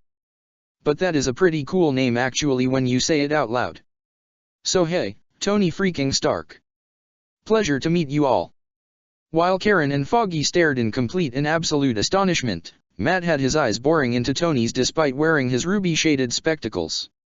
Tony noticed this and returned the gaze unflinchingly, though managing to keep up an easygoing facade to the others. Would you like something to drink?"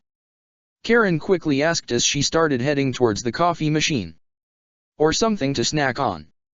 "Nah, I'm good. Thanks for the offers though." What exactly can we do for you?" Foggy questioned in a stammer. "Well, it's not exactly you, Mr. Nelson, but with your friend here." Feeling Mr. Stark's gaze resting upon him, he asked the obvious question. "Me?" Matt said lowly. "And why exactly are you here to speak to me, Mr. Stark?" There was a clear tension in the question, yet Tony shrugged it off. "Requesting your help." "With what, if you don't mind me asking?" "Putting together a team," Tony said knowingly. "Is it all right if we talk in private?"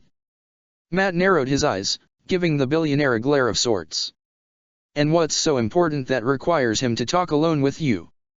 Hearing Karen's question was directed at the billionaire, no doubt in a defensive manner, prompted the Iron Avenger to respond back. "Nothing personal against you, Ms. Page," Tony said placatingly. "It's just something I've been meaning to speak with Mr. Murdoch here on a very important topic that I think he should probably consider." "Are you giving him an offer he can't refuse?" Foggy couldn't help but ask aloud. "Not really, Vito, just a life-changing opportunity. Something that'll greatly benefit you three completely." "And what makes you believe such a thing?" Matt asked somewhat challengingly. "What if I don't want to buy what you're selling?" Foggy shot up from his seat though Tony was already answering the question. "Then I think it would be a bit harder for you in keeping the white whale called Fisk locked away longer than he should." The mention of Fisk caused a visible reaction from the three law firm tenants. Karen flinched openly with Foggy's eyes widening. Matt tensed up and folded away his walking stick. "Don't want to be all stereotypical about it, but I do have influences and connections that can help keep him in confinement longer than his scheduled time. And after pulling some tomb raiding off the deep web, I was able to find dash." "Stop." Matt cut him off. "Just stop." Tony had his mouth open to ramble on, clamping shut a moment later. "Let's talk in my office," Matt said. "Foggy." This surprised Tony a bit. "Really? He and I make many decisions together," Matt said firmly. "Whatever you're going to offer, the two of us will hear it together." Tony nodded approvingly. "All right, fair enough." The three men were soon seated within Matt's own office with Foggy nervously thrumming his hand against his best friend's desk. By his side was Matt, seated upright with his hands crossed in front of him on the desk while facing the relaxed, reclined billionaire with a completely stoic face. "Let's not beat around the bush here, Stark," Matt said plainly. "Why do you want me to join the Avengers?" Foggy's face paled, snapping his head back and forth between Matt and Stark with his mouth suddenly dry. "What makes you assume that?" Tony asked dismissively. "Mr. Stark, I am not one to play around when it comes to serious matters such as the idea of being on a world stage," Matt said bluntly, making Tony blink at the lawyer's forwardness. "What you are asking of me is to basically declare to the world who I am, and in my particular line of work, the safety nets you have is not a luxury I have. But that can be given to you," Tony countered. "If you join up, the name alone is enough to ward off quite a lot of basic criminals. You know that's not gonna work so easily." Tony chewed the inside of his cheek. "Okay, yeah, criminals are idiots and don't know when to quit. But think about this. Daredevil, Avengers' newest recruit, sweeps through Manhattan crime wave. How many criminals will want to come out to play in the dark then? Is this some kind of joke to you, Mr. Stark?" "Do I sound like I'm joking?" Tony said to himself. "All right, no facades here. Matt Murdoch, I want you to join the Avengers." Hearing this offer practically got Foggy almost foaming at the mouth, in a comedic manner. Wiping his mouth clean of it all, he quickly bolted from his seat and almost yelled at the top of his lungs. "You want him to what?" "No." "What?" Foggy cried out. "Matt, are you serious?" "Wow, I kinda had the same response." Tony took the rejection in stride. He's not the first and will surely not be the last in hearing that. "Matt," Foggy said quietly. "You can't be serious about rejecting this. Think about it." "I have, Foggy, and that's just not me in the slightest," Matt said with conviction. "Mr. Stark here handles the world-ending threats, but my job is here, down on the ground, to pick up the slack that he obviously cannot." "All right, that was a serious shade throw right there if ever there was one," Tony murmured. "Okay, listen Matt, can I call you that? I'm gonna level with ya here cause this is something that I take a bit too seriously from what I've been told." Matt leaned in with intrigue, his sense picking up on the shift in Tony's aura so to speak. "The world has been under constant threat the past few years." Tony spoke in total seriousness, no room for humor. "And if you haven't noticed, it's only been escalating, especially after New York 3 years ago." Matt and Foggy were fully aware, of course. They were here, in the city, when chaos and death reigned from the sky in a literal void above Avengers Tower to the eternal expanse of space. An alien race came charging with 6 extraordinary individuals coming in to repel the attack. Since that day, nothing on Earth had been the same. They were not alone. And they were woefully underprepared for what was out there. It honestly seemed like fate or chance that the Avengers were there to save the day. Recently, however, something happened. Tony went on, his tone turning grave. The majority of my team, my friends, have disappeared. What ya mean by disappeared? I'll pretty much summarize the whole thing for ya. Everyone except for Hawkeye and I went to a Hydra base, they investigated and something went down over there. End result, they disappeared off the face of the planet. Matt and Foggy were simply stunned silent. The Avengers were gone. The entire team was missing? How is that possible? Tony went on unimpeded with interruption. Tried everything I could to find them since and I've had no such luck in finding their whereabouts. Silence hung in the air as the two lawyers attempted to process as to what they had just heard. Matt in particular stared long and hard at the Iron Avenger, gauging at his heart rate, breath pattern, anything that may seem off to him. He's not lying. You sure? I would tell if he did. Oh, a human lie detector. That's new. Tony said with interest. How does that work? Rather than answering the current question, Matt chose to address one of the prior ones. Mr. Stark. Matt spoke in calm and measured words. In light of these recent revelations, I'll take into consideration about this invitation. I admit that I was perhaps a bit too rash and unjustified in my rejection of such an offer. Tony only grinned in response. That's all I wanted to hear. Standing up from his seat, a gesture both lawyers mirrored, Stark held out his hand which Matt shook straight away. There was one thing Tony was curious of, however, before he leaves. So this whole blind thing. He gestured up to the ruby glasses. Is it real or an act? That's a bit complicated to explain. Matt plainly replied. That's the usual response I would expect really. Tony said flatly. Nothing is ever simple in this world anymore. I don't think it has been for quite some time, Mr. Stark. Matt remarked. Preaching to the choir, Mr. Murdoch. Tony said. Until next time then. Stark left a moment later, leaving the two friends to their devices. So then Foggy gave his best friend a certain look. You're an Avenger now. Let's not go jumping to that label just yet, Foggy. Matt said, his hand gesturing down, yet his friend's grin remained. What now then? Matt was silent, his advanced hearing picking up on Stark's receding footsteps down the hallways with his mind still on the proposition Rich Man had offered him. Joining the Avengers was not something Matt had ever even considered or even thought of in the slightest. It always seemed as though he was down here in the nitty-gritty while the Avengers were up above, battling against innumerable enemies and odds that only they were capable of facing. But now? Now these great beings had come down to him and offered him a spot among their ranks. That was not an easy thing to decide on, and he did indeed feel a bit too hasty in how quickly he shot down the initial invite. Going back to Foggy's unanswered question, Matt looked to his friend before turning to Karen and let out a disgruntled sigh. This changes a lot of things, Foggy. Matt said sardonically. If I'm really gonna be a part of this, then that means it has to be all in. Foggy quirked a brow, looking to who Matt was staring at before realizing the implication and turning back to his friend with his jaw dropping a bit. Are you sure about this, Matty? No. Matt admitted. But to take into consideration the prospect of being an Avenger? I'll have to change a few things for myself and for all of us. Karen deserves to know if she's staying with us for the long haul. Foggy let out a sigh. If you say so. Sensing his best friend's uncertainty, Matt grinned slightly and patted his friend on the back comfortingly. Hey, things are gonna be alright. Who knows, when we meet Captain America you could get an autograph from him. Foggy chortled when he took a moment to ponder over Matt's words. Do you think he would? Now Matt laughed aloud at Foggy's comment, gaining Karen's attention. You guys are in high spirits. Karen stated, making Matt tilt his head slightly. We've recently been offered something that would be extremely beneficial to our firm.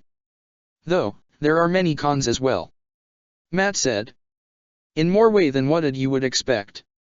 Like what? being his attorneys. Karen said jokingly, getting a small chuckle out of her two employers/friends. No. Matt scratched the side of his head. Not exactly. Karen tilted her head. So what's the offer? She inquired. Matt and Foggy both exchanged glances, even with the former's blindness, with the two entering a silent debate as to who should speak first. It's your show first, Matty.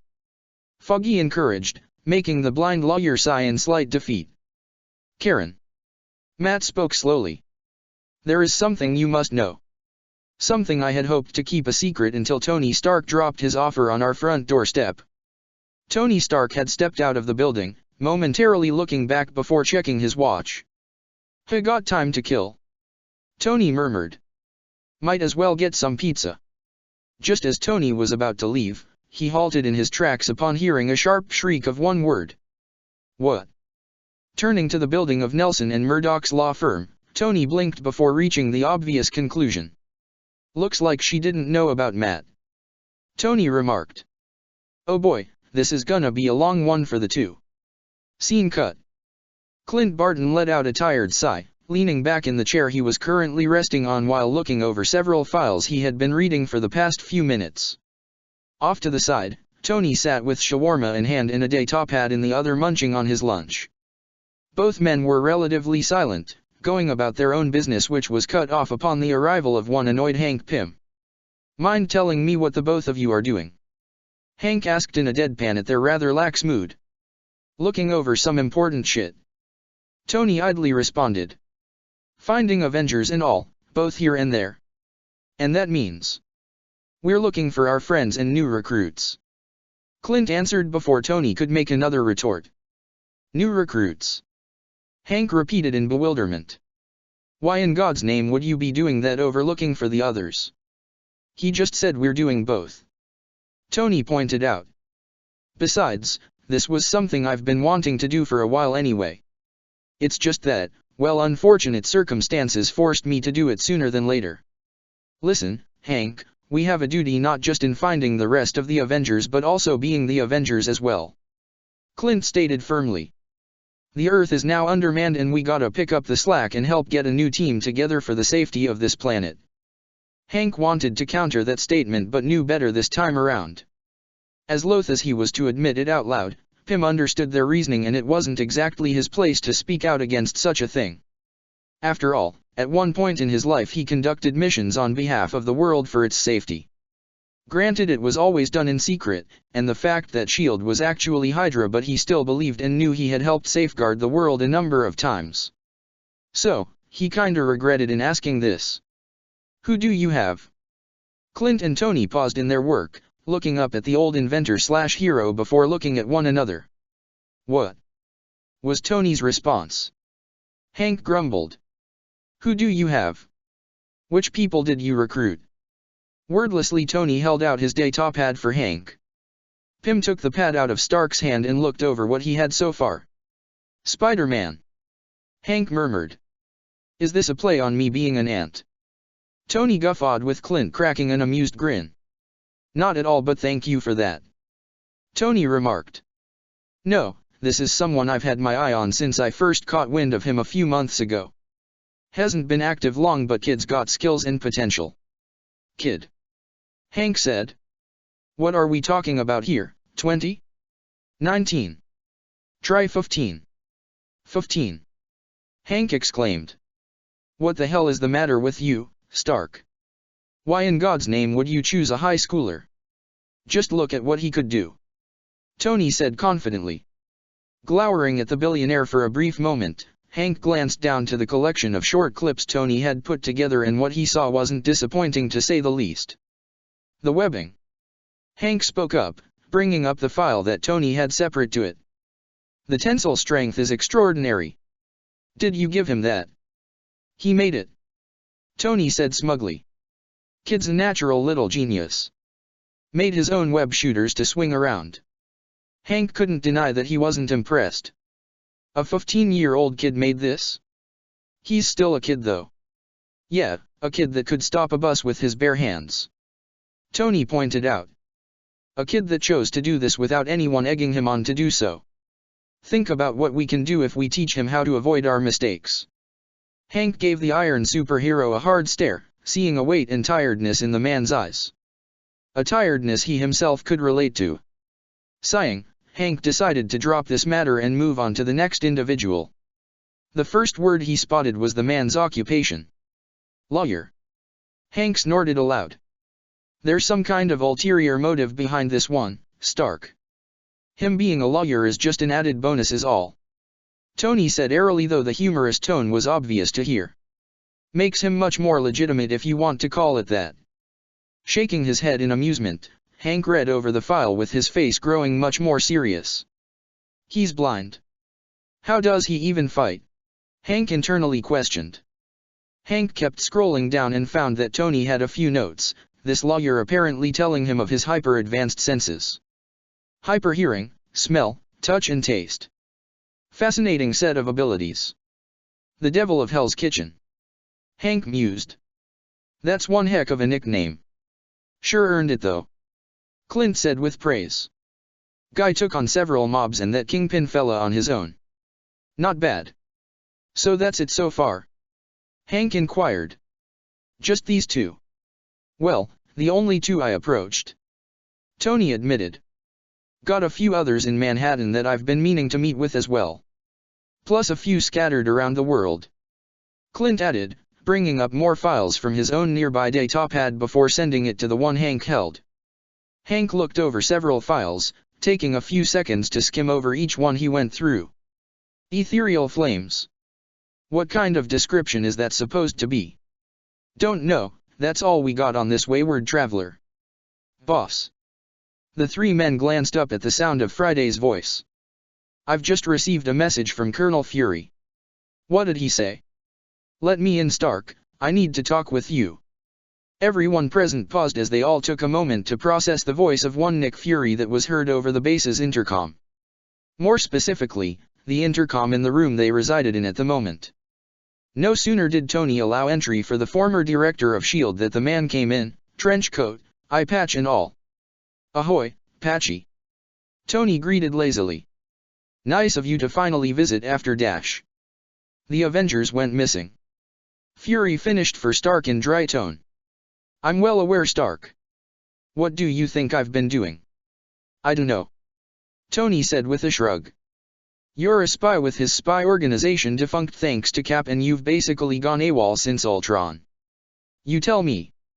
Fury rolled his singular eye at Stark's typical banter, looking over to Clint and giving him a nod in greeting, which the archer returned. He then turned to Hank with the two entering into a bit of a stare down. Dr. Pym. Fury said cordially. Fury. Pym said in turn. Tony, of course, couldn't help himself. So, not for nothing. Not that surprised that you do know Pym here, but the question is when and how? S.H.I.E.L.D. days. Something like that. Fury answered cryptically. Well, that explains just about everything. Tony said with an expectant look to add to his sarcasm. So, what's the word on your end, Fury? Any luck in finding a way to locate our wayward teammates? Fury only shook his head, mentally berating himself at his failure at locating the lost heroes. So much for being the spy who knows everything. Tony slumped a bit in disappointment, feeling a bit of his hopes being dashed. So then why are you here exactly? Clint asked for the group overall. Found something that you guys might find surprising. Fury announced. She's been a bit under the radar to say the least, but Bruce made me promise to keep it that way like I did with him before New York. The others stared in confusion at the former director. I'm sorry, what now? Tony spoke up. Bruce? She? What's going on here, Nick? Fury. The bald spy corrected pointedly. And what's going on is I have another possible recruit who wants to present her case personally. Oh, show and tell then. Clint stated. Something like that. You said that Bruce asked you to keep her under the radar. Tony brought up, thinking back to his close friend that had gone missing earlier this year. Who exactly is she? Fury eyed Tony, looking between him, Clint and Hank. Someone important. Family. Scene cut. Peter stared in complete awe, stammering profusely into his phone as he vlogged about his newest suit that was a major upgrade from his old onesie. It was completely sleek and form-fitting with multiple new tech upgrades that Peter had only scratched the surface of. Literally. He literally didn't know what most of these new functions were capable of. In all honesty, it was completely overwhelming. But awesome all the same. Did this mean he was part of the Avengers? Right now, Peter really didn't care all that much as he read over a few of the instructions that came in the case of his new suit and quickly slipped it on a few moments later before jumping out from his window and scaled up the side of his building. Good thing Aunt May was out working today. Peter eventually got to the rooftop and stood atop the edge, inhaling deeply while stretching himself out to get a feel of the new suit. It was tight and form-fitting but really snug at the same time. Looking down to the street below before back at the cityscape before him, Peter was jittery and excited to a high degree that he couldn't even describe it properly. He readied himself to jump out into the streets below when a stray thought occurred in his mind, making him pause in his movements. This brand new suit was really awesome and he couldn't wait to try it out. But doing from the roof of his apartment building felt kinda lackluster. Taking a moment to gaze out at his home borough, Peter's eyes landed on the Manhattan skyline off in the distance. Scene cut. Standing atop the Chrysler Building, Peter peeked out over the edge of the skyscraper with his enhanced eyes picking up the many cars and people moving about down below. Mask in hand, the young hero let out a series of calming and readying breaths as he internally hyped himself up. This wasn't the first time he would web swing, of course, however he got a brand new spanking, sleek, and spiffy suit made by Tony Stark himself. Placing his mask on, his lenses widened and narrowed several times to get adjusted to his own eyes while the many functions of the suit appeared before him. Rolling his shoulders and jumping a bit on the spot, Spider-Man crouched down low to the ground and jumped high into the air into a forward backflip. Free falling to the ground below, Spider-Man let out a whoop of glee as he accelerated downward until his was at the 10th floor level of the building he jumped from. Shooting out a web line, the momentum coupled with the velocity on top of his strength with his pull sent the webhead rocketing forward at full speed. "This is awesome!" Peter exclaimed with jubilation, swinging through the buildings of Manhattan with glee. Down below, and all around from the windows, citizens caught sight of a red and blue blur swing above them or at their story-high building, with many trying to get a glimpse as to what that was. Spider-Man sailed through the air, from web line to web line when the sound of trouble caught his attention. Not far below, he heard a scream of a woman and managed to look down in time to see a man wrench a lady's purse from her hands and made a break for it. Letting go of the line he was currently swinging on, Peter dive-bombed to the ground and with expert timing landed right in front of the mugger, who stumbled back in shock at such a brightly colored individual appearing in front of him. "I'll take that," Peter declared, firing a web at the bag and easily snatching it out of the man's hands. "And you could hang out here a minute."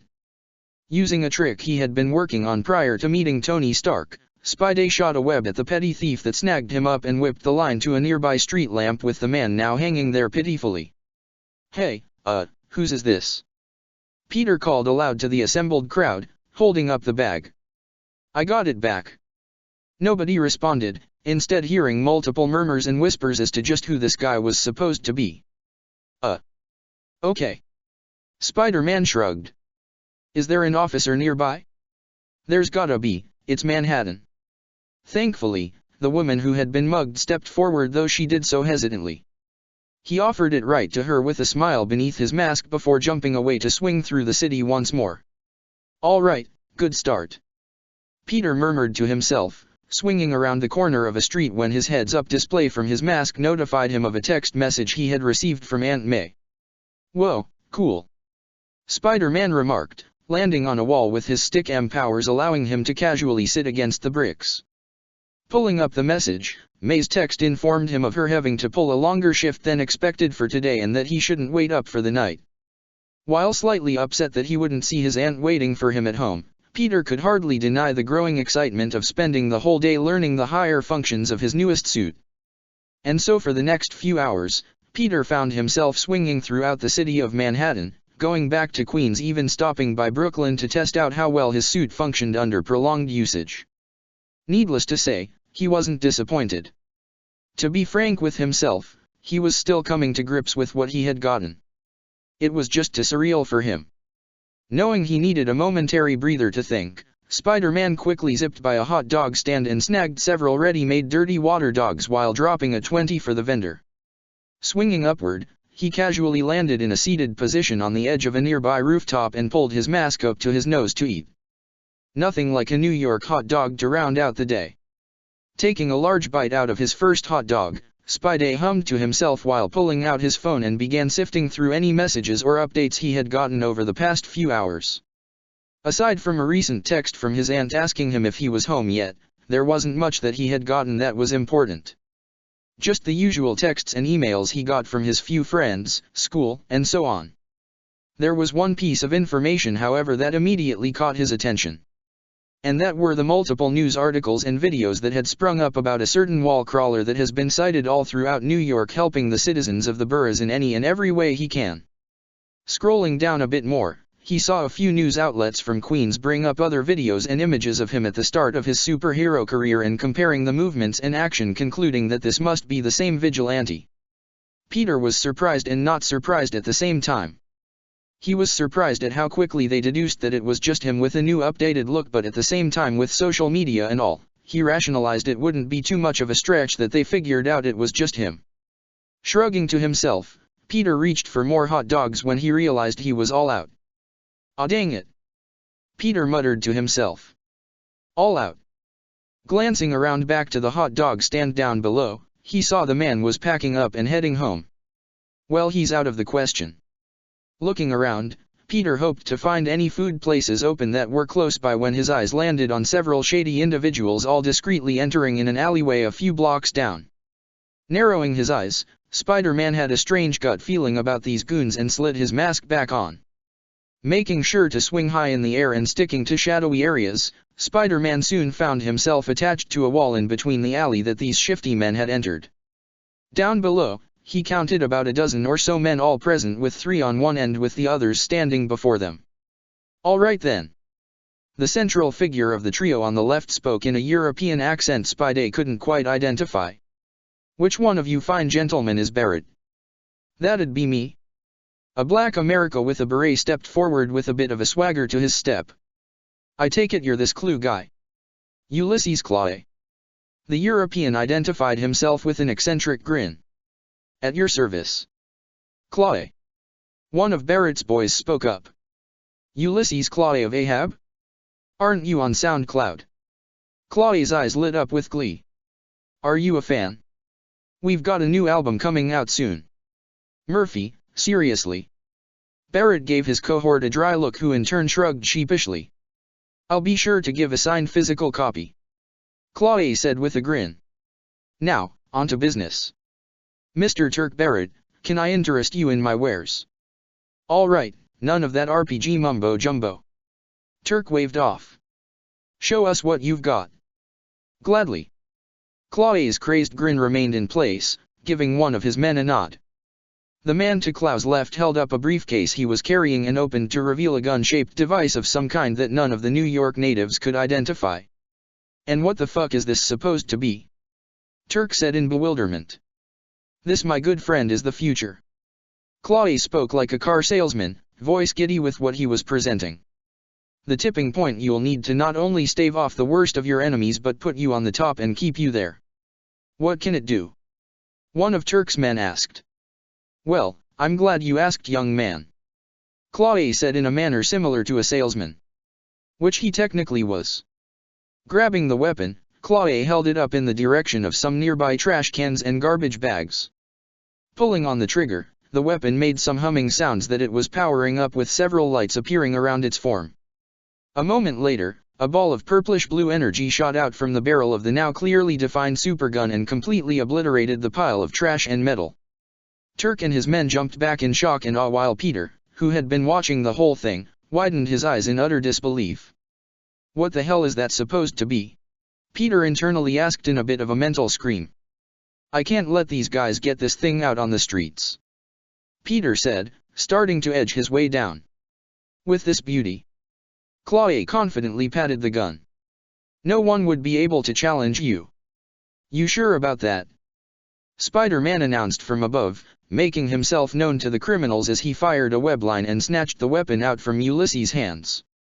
Instead of being angered or irate at losing his merchandise, Chloe instead looked at Spider-Man, who stood on the wall with childlike wonder. "Bless my beard, and who are you supposed to be?" Chloe inquired with clear intrigue. "Hey." Another of Turk's men spoke up. "I've been seeing this guy all over New York today. It's that Spider guy from Queens." "You're a long way from home, aren't you?" Barrett said, managing to hide his slightly nervous tone. "Right, the E-Express line is such a long way from home," Spider-Man said dryly. "Now, how about you come quietly and we could all put this behind us while you're behind bars for the illegal trade of weapons of mass destruction." "How old are you?" Turk couldn't help but ask, taking note of Peter's voice. "You sound like a kid. A kid who has your little toy." Peter shot back. Right. Wordlessly, Turk and the rest of his men pulled out pistols, all pointed at Spider-Man, who tensed up but remained where he stood. "How about you step down and hand that back over to us and we'll dash." "Gah!" From behind, one of Turk's men dropped suddenly to the ground. A second later, a strange whirring sound was heard by Peter, and his enhanced eyes picked up on a staff of some kind being thrown from above and hitting another of Turk's men right in the neck, knocking him out. "Shit!" Turk cried aloud. "It's him." "Him?" Peter asked aloud. No sooner had he said that, someone else dropped down from a nearby fire escape and performed a split kick to a pair of thugs. "The devil!" another man shouted, raising his gun to fire. Seizing up, Peter reacted in the blink of an eye, quickly firing a line and snagged the gun out of the man's hand. A moment later, the devil performed a cartwheel kick to the unarmed thug and knocked him down. Whoa! Peter didn't have time to admire what the man just did, as he had narrowly dodged an energy blast of some kind that came from Klau's group. He had inadvertently dropped the advanced gun while landing on the ground and turned to face Chloe. What he saw made his eyes nearly bulge out as his jaw dropped. Chloe's left arm split apart to reveal a cannon pointed upwards with its barrel smoking and its owner grinning maniacally. Peter couldn't help but say, "You have a cannon for an arm? That would be so awesome if you didn't just shoot it at me." "It is awesome, isn't it?" Chloe retorted gleefully. "Now then." Chloe whipped out his arm to fire again, making Peter jump out of the way. Landing on the ground, Spidey accidentally stood in front of a criminal that was attempting to run away. Spooked by Spider-Man appearing in front of him, the thug attempted to knock Spider-Man out with a pistol whip. Peter easily caught the criminal's arm and with his strength made the man knock himself out. Looking back up, Spider-Man was surprised to find all the criminals had already been dealt with. Only Turk remained conscious on his knees, bemoaning his situation. "Come on, man, I wasn't even doing anything this time." "Really?" The devil spoke in conversational and expectant tone. "'Cause from the looks of it, you're back in exactly the same scenario I last saw you in, Turk. Did you really want another concussion to go with your week like last time?" "Look, D, it was just an examination," Turk said, more annoyed than desperate. From the way these two were speaking with one another, this clearly was not the first time this had happened. "Just scouting out, I wasn't even gonna buy from this kook. I just wanted to see what the hubbub was about. And since there is honor among thieves, as the saying goes, that meant that even if you didn't take the deal there would be someone else that would. And because you didn't do the proper upstanding thing a citizen should do, you'd be guilty by association with your silence," the man said in a near-rehearsed manner. "Seriously, how often did these guys run into each other?" "Listen, we just heard about this guy in town," Turk rattled off. "Just some new blood trying to make a name for themselves here in this city, that's all." "New blood?" the man in red and black scoffed. "That man was more experienced than any one of you guys combined with all your lifetimes. He wasn't new blood, he's just looking for new blood in crops. You don't know what you're getting yourself into, Turk." "And you do," Turk shot back dryly. "More than you," the devil said with finality, raising his fist making Turk recoil. "Aw, come on, is that really necessary?" Turk whined. The man standing over Barrett paused for a moment with his head titled to the side in consideration. "Yes." With a quick strike to the face, Turk was knocked out. Spider-Man simply stared all the while, mouth agape and in complete awe of who was standing in front of him. It took him a bit, but after looking over the suit, the horns, and the demeanor this guy gave off, it was clear as day for Peter that this was none other than. "You're the devil of Hell's Kitchen, aren't you?" Peter asked excitedly. Daredevil finally turned to acknowledge the other vigilante in the alleyway, his lenses focusing on the web head. "And you sound like a kid," Daredevil remarked stoically. "Who are you?" "Oh, I'm Spider-Man," Peter said with a slight stutter. "Spider-Man," Daredevil repeated. "So you're that spider guy that's been on the news all day?" "You've heard of me?" Peter asked. "Kinda hard not to," Daredevil responded unamused. "When hearing all the chatter and, there were these sounds that have been echoing across the city all day. Like thwips of some kind, if that's how I could describe it." "Yeah, that was me," Spider-Man admitted. "I've been web swinging around the whole day from here to Queens, Brooklyn, and back." "That was you?" Daredevil stepped closer to the young hero.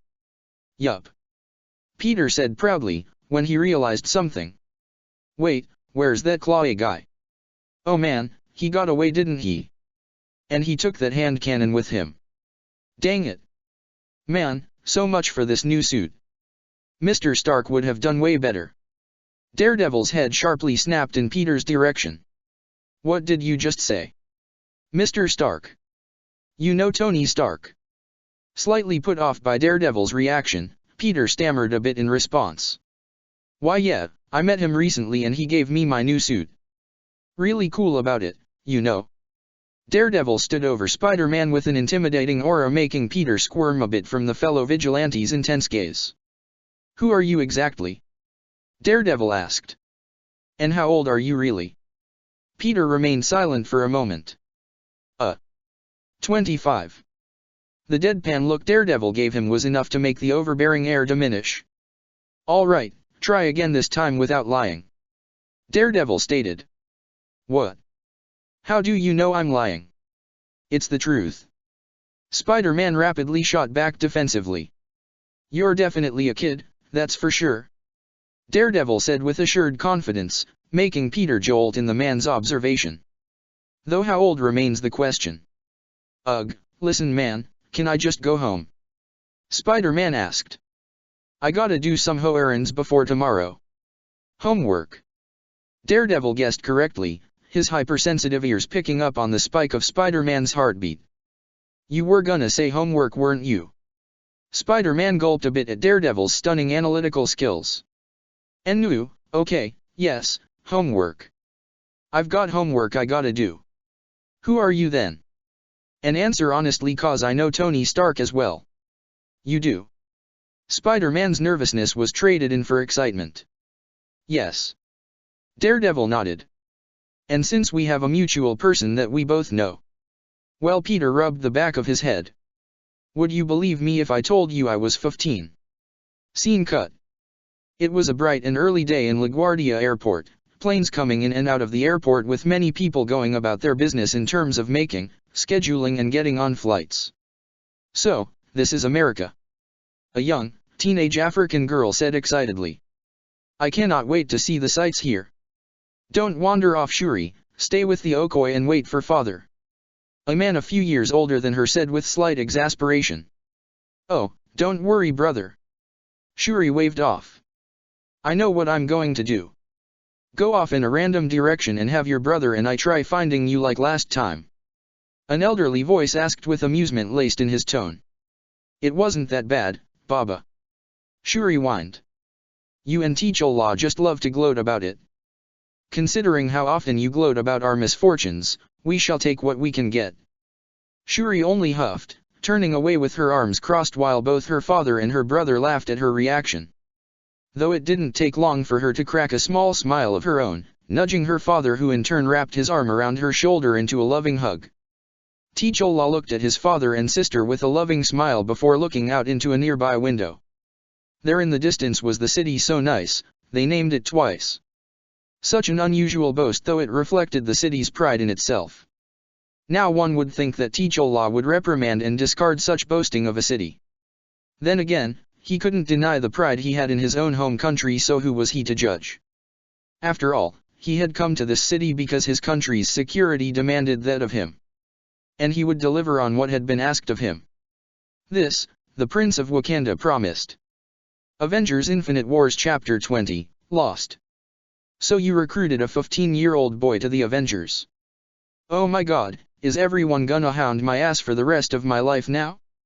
The kid's got potential and he chose to be a hero without any of us telling him to do so. Why is everyone treating me like I'm the bad guy? I even gave him a new suit so he won't make any of the mistakes that we've made in the past. How is that considered irresponsible and inconsiderate? Jesus, 1 step forward 2 steps back. Anyone else have any further criticisms for me? None of you guys are Cap, so you better bring your A game, and yes, that is a play on with the A for Avengers.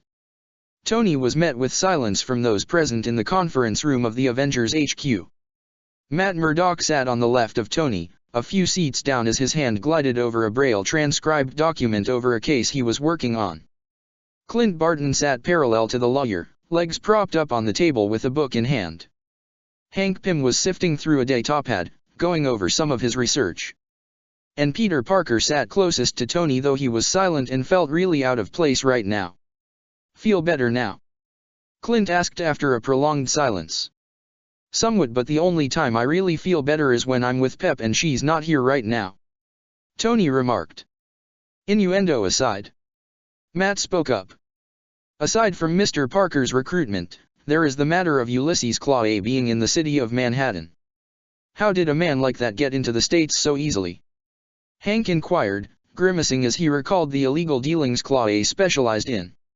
In today's day and age, with what he's packing, it shouldn't be surprising how easily a guy like him could get around. Clint stated. There's people all over the world who'd give up an arm and a leg for his specific type of product. And get that arm and leg back a day later. What's he selling? Matt asked. The very rarest metal on the planet. Clint said, recalling a conversation he and Tony had a few months ago. Vibranium. The same metal that made Cap's shield. Metal is damn near indestructible. And this Claw individual is now in Manhattan with this rare metal, hoping to sell it to the highest bidder. Matt said dryly. Geez, don't make it sound like it's the end of the world. You're right, Mr. Stark, I shouldn't make such haphazard statements in your presence, most of all. You and Mr. Barton do specialize in such matters. Hardy har har, Mr. Murdock. You use this wit with the ladies or in court? Tony deadpanned. Matt remained silent with a small upward twitch of the lip, making Tony momentarily glower, though he brushed it off a second later. This is what I get for recruiting a lawyer. Tony said to himself. We do specialize in pissing off just about everyone we meet, Mr. Stark. Matt plainly stated. Us as well as most politicians, inventors, and businessmen. Both Stark and Pym stared at the blind lawyer with half-lidded eyes as the man continued to trail his fingers over his reading. Sighing, Tony shook his head and looked over to Peter, who was fidgeting a bit in his seat. What's the matter, kid? Something eating you? Tony asked, making the young hero perk his head up. Oh, it's nothing, Mr. Stark. You sure? Yeah. Peter paused for a moment before gaining a sheepish look. I actually need to get home. I got homework. Clint guffawed a moment later, with Matt smirking openly at such a statement. Even Hank shook his head in amusement while Tony stared blankly at the high schooler before rolling his eyes. I'm gonna pretend you didn't say that. Now, Mr. Stark. Murdock spoke up. Far be it from us older gentlemen to impede upon Mr. Parker's education. The youth of America are the future of this country and the world, after all. Did you swallow Shakespeare, Poe, and every other dramatic book on the way here or something? I'm a lawyer. That explains everything. Tony said sarcastically. All right, since you two can't stay out of your pond for longer than an hour. Soon enough, Peter and Matt were in the backseat of a car with an automated car. It was a bit of an awkward silence between the two, with Peter's finger drumming against his knees as he kept his face turned to his window. Mr. Parker. Peter jolted at Matt suddenly speaking. Could you refrain from doing that with your hands and knees? Matt asked politely.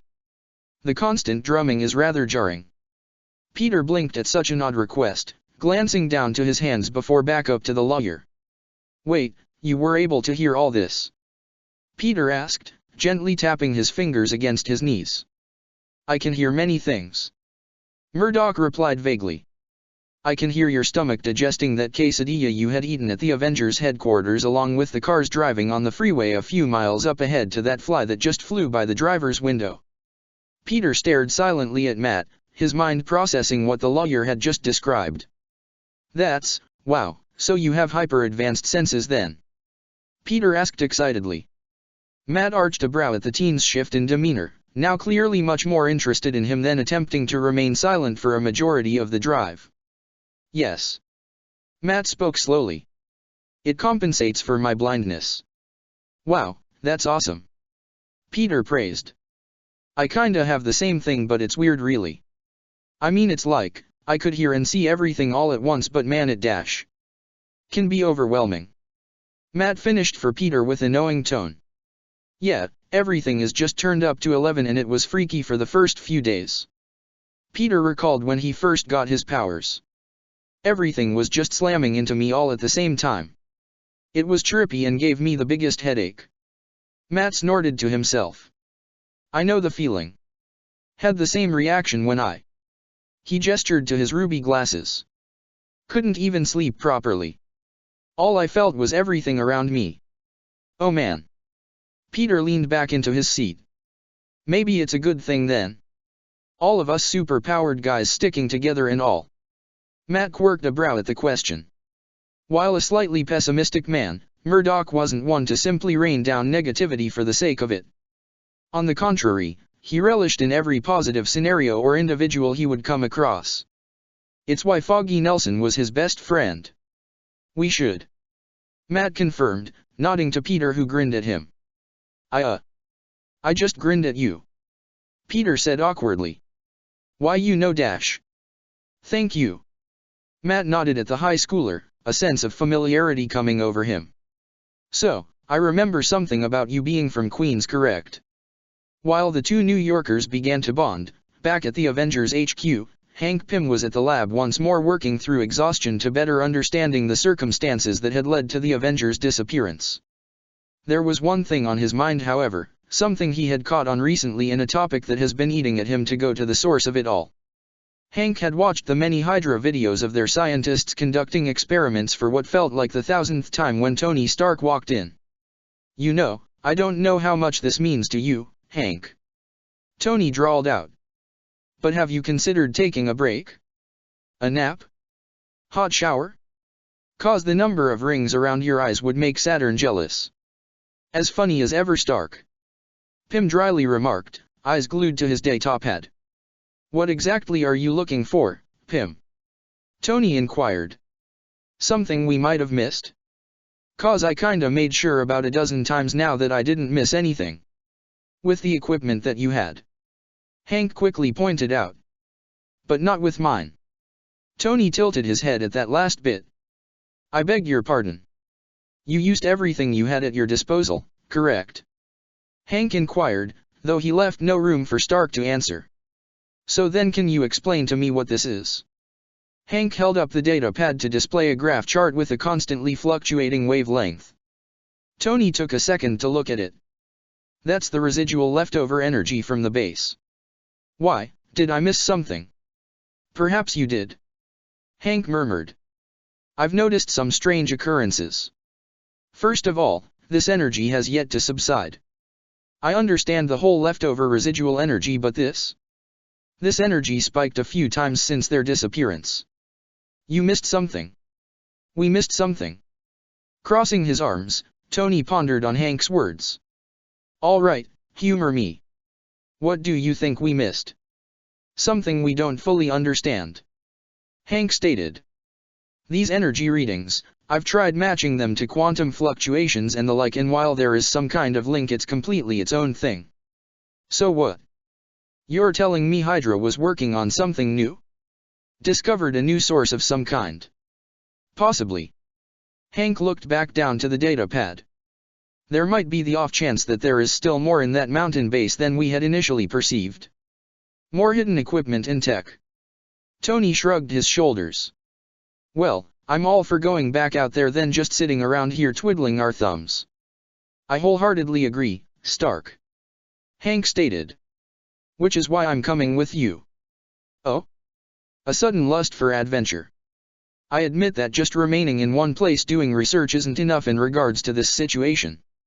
A more hands-on approach is needed here. Tony only grinned. That's my kind of style. Hank rolled his eyes. Of course it is. So then, when do you want to go? As soon as possible. Friday, make a list of tools and equipment we'll need for our trip. 1 week later. Spider-Man swung through the streets of Manhattan, ever vigilant in his patrol of the city.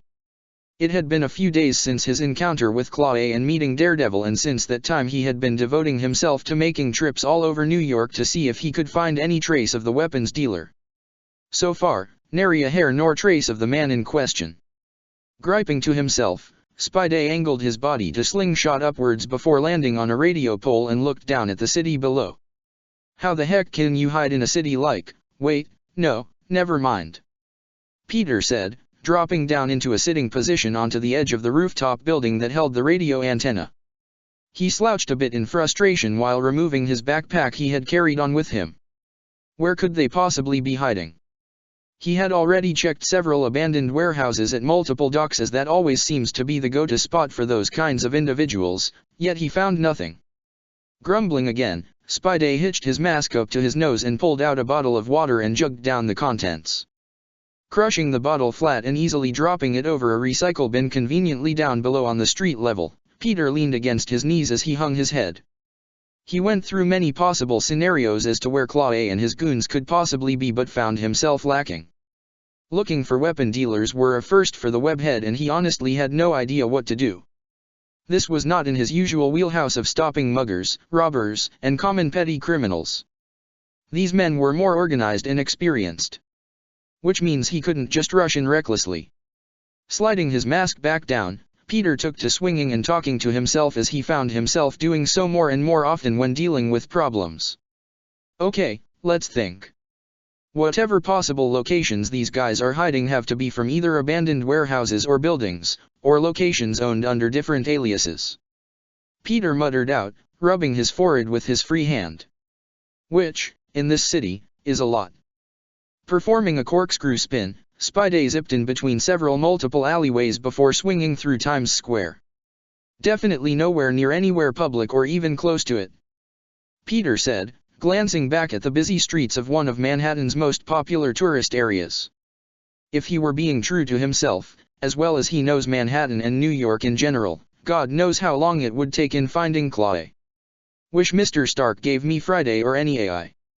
This might run a little smoother. Emphasis on little. Heading towards Midtown, Peter looked to the stores below and spotted a name that made him blink. Hell's Kitchen. Peter murmured to himself when his eyes lit up. That's it. I just gotta talk to Mr. Murdoch. He knows all about the underground shifty business. Swinging down to a nearby alleyway, Peter quickly changed into his civilian clothes and pulled out his phone to type in a specific address. Following its directions, Peter arrived in a short while at his destination, only to find a slightly portly man walking out of the building humming a jaunty tune. The man noticed Peter, who was staring at him. Hey there, kid. He greeted politely enough. Can I help you with something?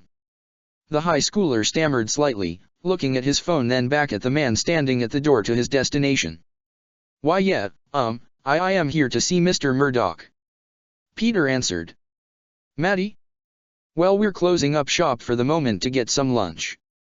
The man stated. Huh? Foggy? Did you get the dash? Matt stopped in his tracks, ruby shades facing Peter, who gave a slight shaky grin. Hey Mr. Murdoch. Peter greeted somewhat awkwardly. Mr. Parker. Matt said slowly. I'm surprised to see you again so soon. Then again, we are neighbors, so to speak. Matt, you know this kid? Foggy inquired. Yes, we had just met recently. Matt stated. Foggy, go on without me. It's clear that Mr. Parker sought me out for a reason. Wait, what? Just trust me on this, Foggy. Matt assured.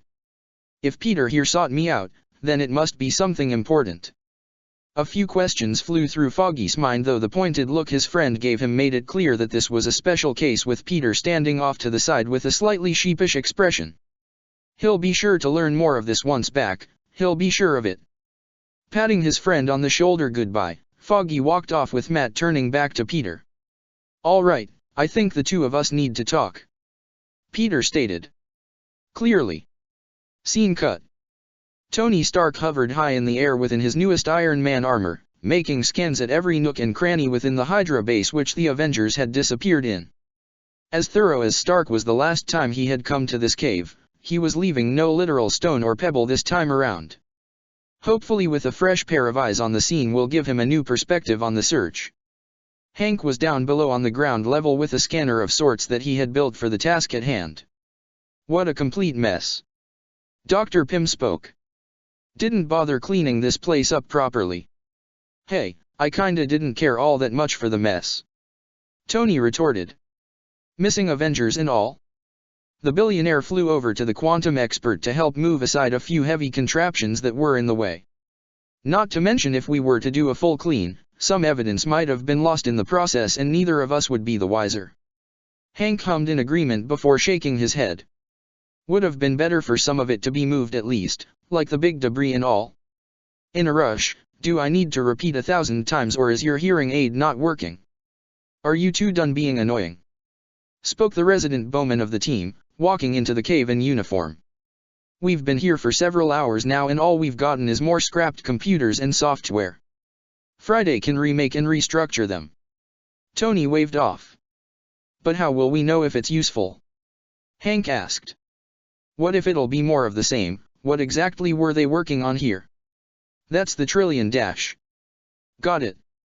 Hawkeye spoke up, holding up a discarded datapad underneath a pile of rubble. Screens cracked to all hells, but I think tech underneath might be salvageable. Friday. Yes, boss. Access this datapad and pull everything in it. There's a moment or two before the AI's voice was heard. Give me a few minutes. There appears to be more files than I would have expected in the connecting servers. And some seem to be corrupt. And why couldn't this have been retrieved sooner? Hank questioned. Said servers were closed off and the only means of access were through these datapads, apparently. Tony hummed as he thought it was a smart move in Hydra's part. Key devices to go through the locked servers and hardware. Something he'll need to look more into for later projects. Clint in the meantime tapped on the screen a few times, the tech lighting up though flickering a few times. Damn it, come on. Clint murmured to himself, lightly slapping the side of the datapad in hopes that that would do the trick in making it function for a moment. It appeared to be some kind of video. Grunting to himself, Clint inspected the datapad to see if he could do something to fix it himself. Tony and Hank all the while continued their own inspection of the base. You sure left a lot behind here, Stark. Hank said. Would have figured you to take everything. I wanted to, but I took what was functioning properly. Tony said. And even then, Friday was having a hard time bypassing their work. Hydra made sure to encrypt their files with a hybrid algorithm from their initial Ultron specs. They've been busy since Sokovia. I got it. Clint said aloud, grinning at his success. It's only this video, but I got something. Both geniuses were now standing on either side of the archer with all three men gazing at the cracked screen. The video showed how the lab once was, with a strange contraption in the center of it all, a swirling mass of some kind that the Hydra scientists surrounding it kept throwing objects that vanished into the energy generated by the machine. It ended with a Hydra scientist entering the swirling blob of energy only to not come out. Upon gazing at the footage, the two scientist inventors and bowmen were silent when processing everything. Yet one thing was obviously voiced. Getting a big Stargate feeling here when watching this. What's your first clue, Stark? Hank dryly remarked. Clint only gazed up at their surroundings, eyes landing on a pile of destroyed devices. That was the machine that they made. Clint nodded his head over to the scrap heap.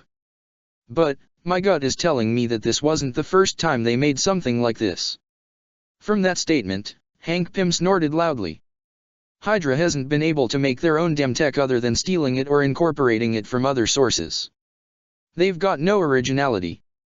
He knows this from his own personal experience with the then-controlled SHIELD, hoping to take his work and applying it in mass production. Hopefully Friday found other Hydra bases where this tech is being stored at. This place can't be the only location they're doing, whatever they're doing exactly. Clint all the while approached the center of the room where the apparent teleportation device once stood, now only in ruin, and kneeled down to inspect it. It was irreparable, nearly destroyed. He could only imagine what exactly happened. Yet the more he dwelled on what they were working on, the more familiar the environment became. This place was a lot like the room where he was assigned to watch over the Tesseract. There might be a possibility Hydra was continuing the work from 3 years back. Seems he'll need to get back in touch with whoever is left in SHIELD and get whatever schematics there were for that. Might prove useful in their investigation. I'm picking up some readings. Hank called out, walking around the destroyed machine while holding his scanner over parts of it. Don't know if it's residual or something else. Something else. Clint looked over to Pym. Not sure how to describe it. Hank replied. This is unlike anything I've ever seen. Not anything related to gamma, Vita, solar or any of that sort. There's some kind of correlation with quantum energy, but it's minuscule at best. So you have something then? Tony walked up to the center of the room. Maybe, but I'll need to look more into this data back on friendly soil. Spoke the former Ant-Man. Can't argue with that there. Clint muttered out. Looking elsewhere, Stark spoke to his AI. Did you get everything, Friday? Just about and done. Ready to leave when you are, boss. Guys. Clint's sharp tone cut through. I found something. Both Hank and Tony were next to Clint in an instant, the Archer moving aside debris and metal with Stark quickly assisting him. On the ground was an indent of some kind, but not one naturally made. It was a straight line that led underneath the rest of the ruined contraption. All right, stand back. Tony began to work as fast as he could, either physically moving aside rubble and scrap or simply blasting it away until the center was cleared to reveal a 2-panel ground door. Friday. One moment, boss. Several seconds go by until a hiss came out from between the 2 panels, the ground opening up with the 3 men tense and ready for whatever may come up. Slowly, a circular stone structure of some kind rose up from the ground with what seemed to be tech pieces indented into the circular gate. And along the sides, there were oddly carved symbols that were truly alien, yet familiar. On a nostalgic level, that is. Oh yeah, definitely Stargate. On that note, the two of us can agree, Stark. So, any idea what this is? Clint asked the two. Other than it being a Stargate ripoff. No clue. Tony shook his head. But now at least, we're getting somewhere. Scene cut. It was quiet, slightly awkward. Peter tried to be as calm as possible without squirming too much in Matt's presence, as the man appeared rather aloof at the time being, somewhat feeling judgmental. Matt all the while ate silently, barely making much noise as he cut into his pancakes. So. Peter began, breaking the silence that hung in the air. How has your day been? Matt paused in his pouring of syrup to quirk a brow at Peter, who deflated a bit. All right, bad question. Nothing wrong in being polite. Matt's first words since they sat down at this diner. A welcomed reprieve. Right. How's the search coming along? The search for Chloe. Matt clarified. I've been hearing web swinging out of the corner of my ear all day today, echoing around Manhattan. You came to me, but you weren't looking for me. My best guess, you're looking for Chloe. Peter blinked a bit before laughing lightly. Yeah, you're basically right about that. So. Not great, actually. Kept hitting walls. Not swinging into them. Metaphorical ones, Mr. Murdoch. I know, and I was merely joking. Hard to tell with you of all people. I get that a lot at times. Matt said with a wry grin. Ah, so you do have emotions. Peter said jokingly. Yes, I do. They're not dead to me. Could have fooled me with that. Peter's hand went over his face. Stone-cold visage. I'm a lawyer, Mr. Parker. Matt plainly stated. I have appearances to keep up. You know, nah, I shouldn't say it, that would be rude. Go on, I'm not going to judge. Peter shifted about in his seat. Well, I was gonna say that for a blind guy, you do know how to look sharp in your suit. Matt snorted, chuckling to himself. I'll take that as a compliment. Though Foggy and Karen have been a big help.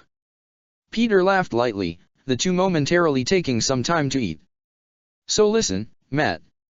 Peter was unsure of himself. I don't know exactly how to say this, but maybe the two of us could team up. Work together and all to find Claude and get our hands on those weapons he deals out.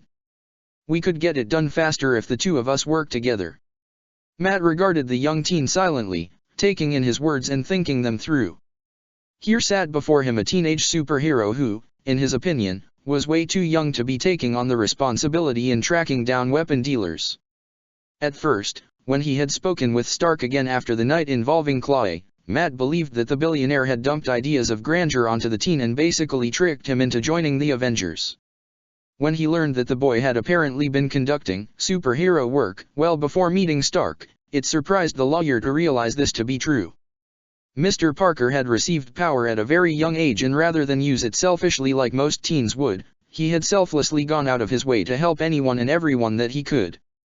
That certainly garnered respect from the devil of Hell's Kitchen. Respect not so easily earned. And here he was coming to him for help in regards to something he wasn't experienced with. Before I answer your request, I have to ask, why come to me?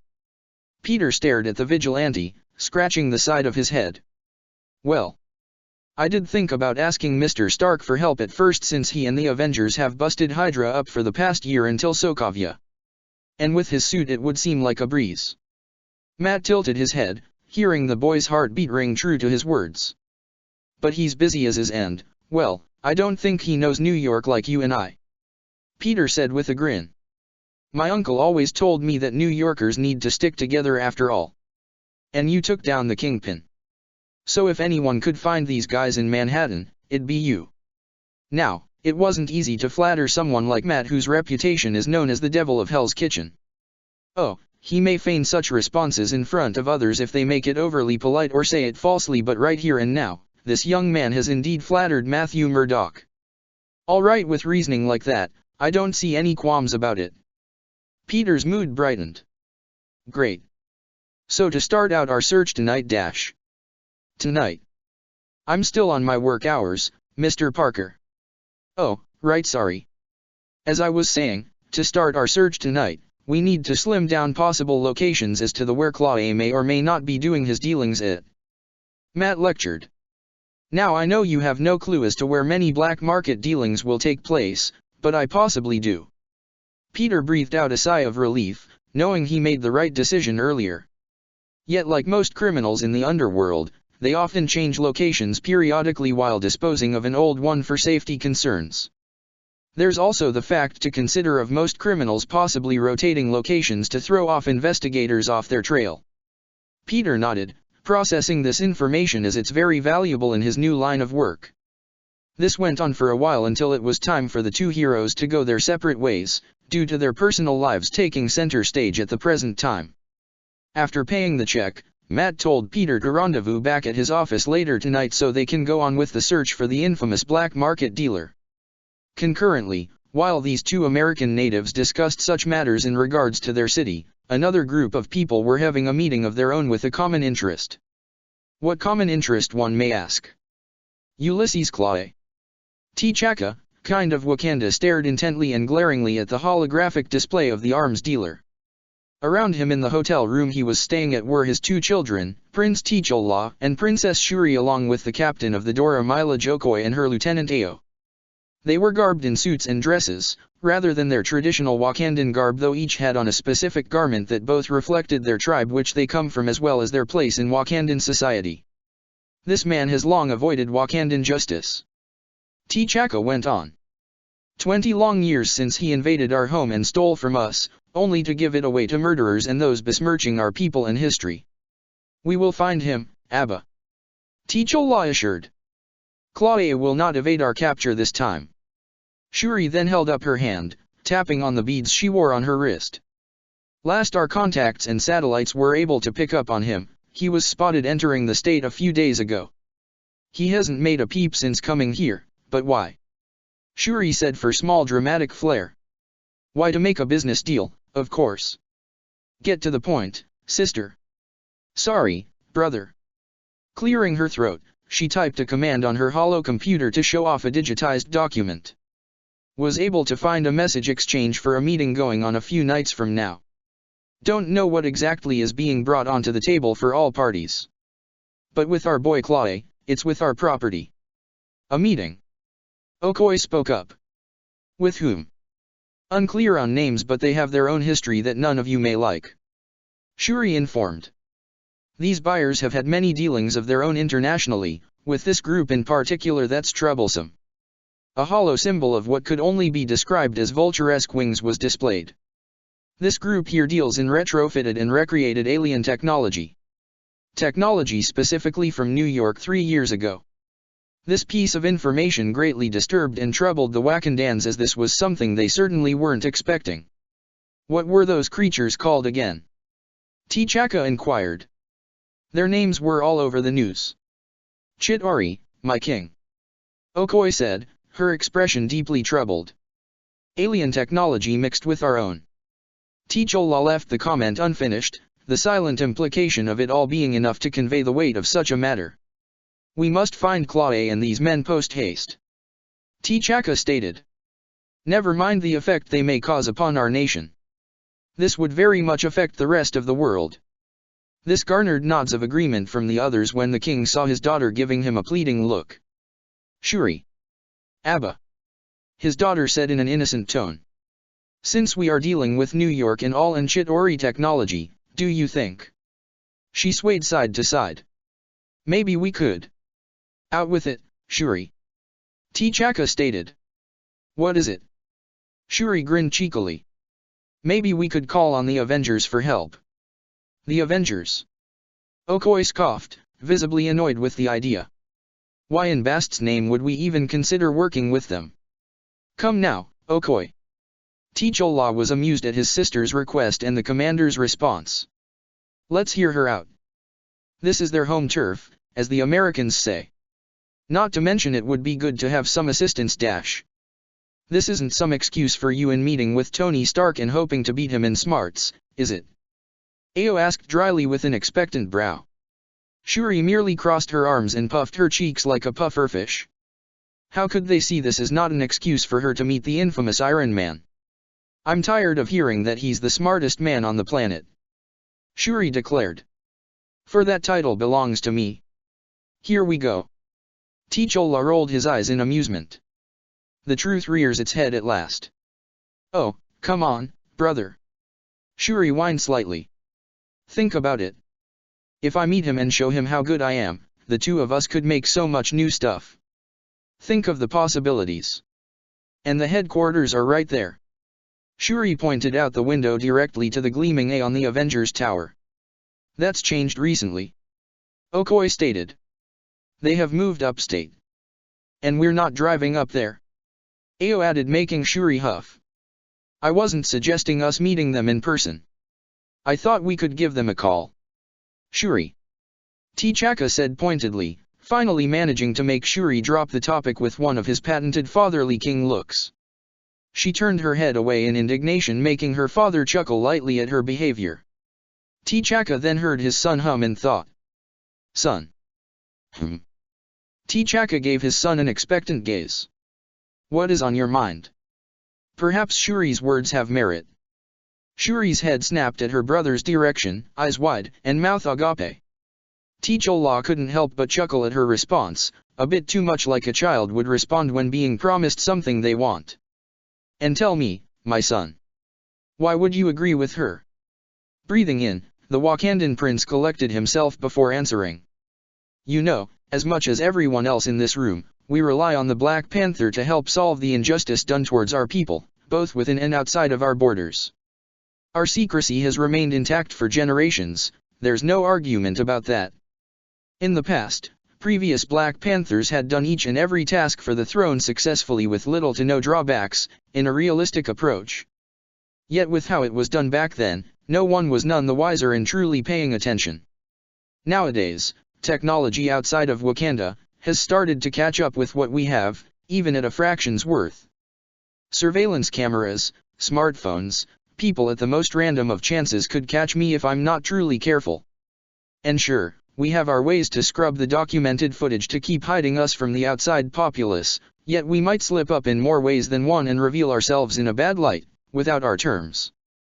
Now what I'm trying to say is that if I were to go on this task alone, there might be some thug or dealer that would escape without me knowing and would spread the word of the Black Panther. And word travels faster than it's been years ago. Breathing in once again, T'Challa continued. So I would like to suggest we get in touch with the Avengers for some assistance. Come clean as to why we are here in their territory. We don't know if one or more of them could, perchance, stumble upon the deal tonight. And if either one would have caught me there will be a fight and confusion added into the mix. Something neither of us want to deal with. With us coming to them first, this confusion would be taken care of right off the bat, as the Americans say. And if you are worried about the truth of our people, we can make them swear in keeping a tight lip. T'Chaka gave his son a hard stare, looking to Okoye and Ayo then back at T'Challa all the while ignoring Shuri who bounced upon her bed excitedly at her brother siding with her. I shall consider it then. T'Chaka acquiesced.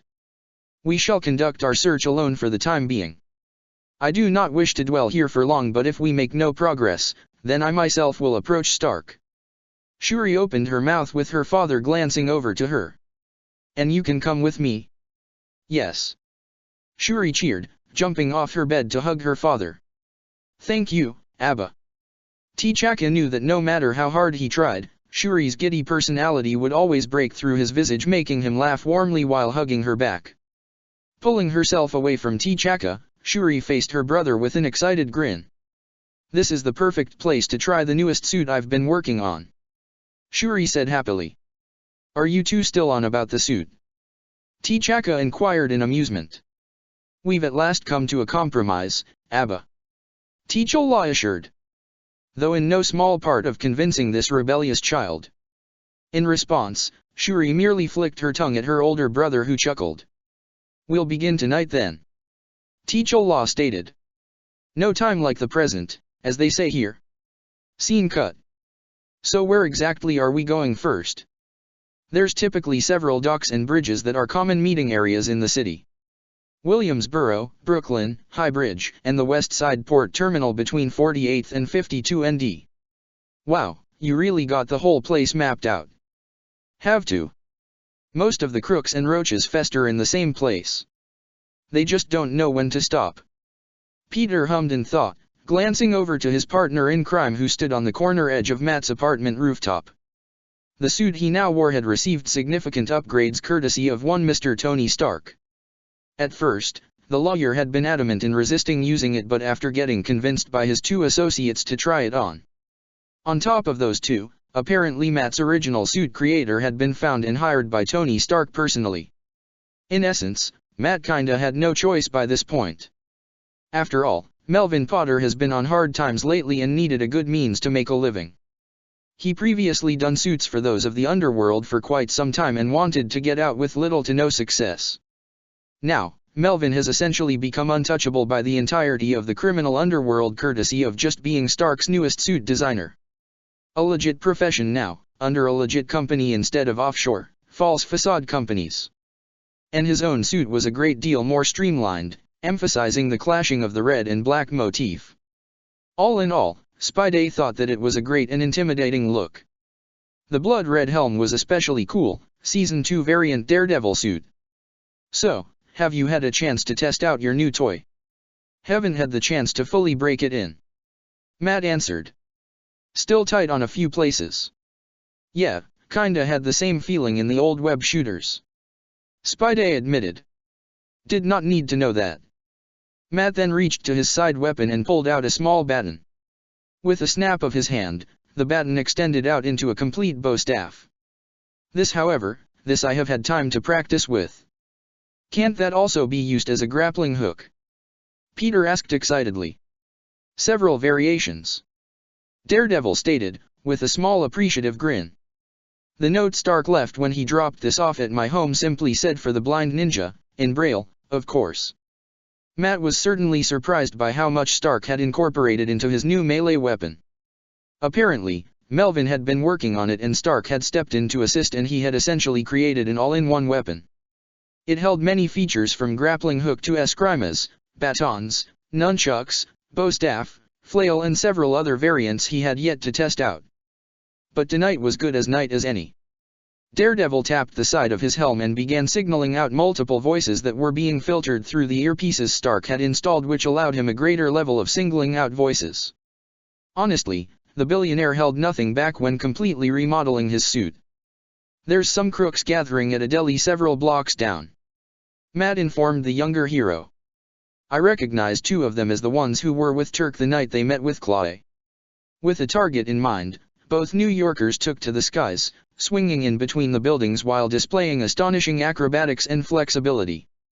It wasn't long until they arrived at the deli Matt had directed them to, with the duo sticking to the shadows as they watched a group of goons walking out of the deli with smug looks on their faces. They're enforcers, Matt informed the webhead. They just came by to collect their protection fee. Spider-Man's lenses narrowed in anger at the men they were spying on. So what's the plan? How do we do this? Hit them fast, hard, but leave some conscious, while trying to put little to no property damage in the process. Exactly. Giving Spidey a grin, both men prepared themselves as the group of criminals began to leave the vicinity. They didn't get far as Spider-Man jumped from his hiding spot, quickly firing several webs at the first three goons at the front of the group. Daredevil struck from behind, holding up his new tool. A small hatch opened at the top, firing several pellets that blew up and expanded to reveal nets that ensnared several more thugs. The remaining two men had attempted to flee, yet it was all for naught as both Spidey and Daredevil fired their lines respectively, grabbing one each and pulling them back. It was over in a matter of seconds. Sweet, Peter declared, feeling a great deal of accomplishment. This was his first hunt for a big-time criminal, and the first step had been a success. Hearing the faint sounds of sirens growing in the distance, the two heroes needed to make themselves scarce from the scene, right after Spidey webbed up the crooks together. The younger hero had also taken to taking back what the crooks had stolen and left it hanging at the front door of the deli with a note that simply said, "This belongs to you." One thug, however, had the unfortunate luck of being conscious, which meant he wasn't being turned into the cops just yet. Murphy, Daredevil said with a casual tone, looking down at the squirming criminal who was webbed up to a chimney roof. Looks like you never learned the last 2 times I sent you packing. Look man, can we seriously not do OOOF? Murphy was effectively silenced by a powerful jab to his stomach, knocking the wind out of the man and making him cough loudly. Peter couldn't help but wince at the action, not fully used to such methods. Now your third time will be difficult, as you possibly know something my friend and I don't. Like what? Murphy wheezed out before eyeing the wall crawler. Who even is this guy? You don't remember? This is the same individual who you ran into a few nights ago. This is Spider-Man, Daredevil said plainly. Murphy squinted slightly. Oh yeah, that weird spandex bug guy. The hell is he doing here with you? Just being a fine upstanding citizen, Spidey said proudly. And FYI, it's arachnid, not bug. Tomato, tomato. Same difference. No, very much no. Peter shook his head. Not now, Spider-Man, Daredevil said before focusing back at the crook. Now, Murphy, I'm gonna ask you this one time. And one time only. The devil of Hell's Kitchen leaned in right up to the criminal's face, making the man greatly uncomfortable and nervous. Where is Ulysses Clay? The man played dumb. Huh? Clay? Who are you, Ak? Oh, Daredevil had socked him in the ear, deafening his hearing for a moment and muffling his mouth. I can tell when someone is lying, Murphy, Daredevil said in complete calmness. Now, try again this time, because I'm not repeating myself. If you don't, I can probably do something quite embarrassing to ya, Spidey offered. And by what I'm barely reading off, my friend, my option is the lesser evil. Murphy tried to speak through Matt's hand, the vigilante lawyer removing his hand as to allow him to speak. All right, Jesus fuck. Murphy said in a pained tone. Give me a moment. Clock's ticking. Daredevil simply said. By the sound of it, you've got less than a minute before the police show up. And my patience is rather thin when rushed. Murphy glared at the devil before reluctantly sighing. Okay, look, alls I know is there's been a lot of movement recently with some heavy players in the underground. Turns out Fisk wasn't the only big shark in New York's pond. There's been word of these guys from Queens coming in to meet with Claw and whoever is left here in the city. Claw is putting on quite the auction. Do you know where they'll meet? Murphy shook his head. No idea. It's only a need-to-know kind of thing on the locale. Then do you know when? Nope. Murphy said, leaning back. Only that they'd eventually come find me themselves. Basically, drop everything I'm doing and move. Unfortunately for you, you won't be attending. Really? Murphy wryly said. No shit, not when yo MMPH. Alright, that voice was getting annoying. Peter said, rotating his wrist casually. So, what do we do now? Now we keep searching for a bit longer before calling it a night. Or we find a possible, further lead and follow from there. Right. Peter nodded. What about him? Daredevil looked down at the bound Murphy. Still wanna embarrass him. Down below, the cops were rounding up the group of thugs Daredevil and Spidey had first taken down. However, there was one that appeared to be missing. That was until said missing criminal was deposited before them in nothing but his underwear and bound by some strange white rope of some kind. Bewildered by the sudden appearance of their missing perp, all heads looked up when they heard a series of thwipping sounds. The cops were left with the surprising sight of Daredevil and Spider-Man swinging away from the scene of the crime together. We don't get paid enough for this shit. For the remainder of the night, both heroes achieved little else and decided on continuing their search the next night. They found nothing the next night as well, unfortunately, but their resolve held strong as they had encountered nearly a dozen or so men and women connected to the underground and rounded them up for the police to take in. All the while, the ever-present threat of whatever it was Claw was planning dwelled on their minds. Arms dealer he may be, he could still cause untold levels of chaos and destruction with the tech at his disposal. And with him looking to sell these weapons, they needed to find Claw as fast as possible. Their search continued well into a third night. Only this time, Hell's Kitchen would host 3 enhanced individuals. A figure in complete black jumped from rooftop to rooftop of Hell's Kitchen with feline grace and poise, unaffected by the inhuman leaps and landings.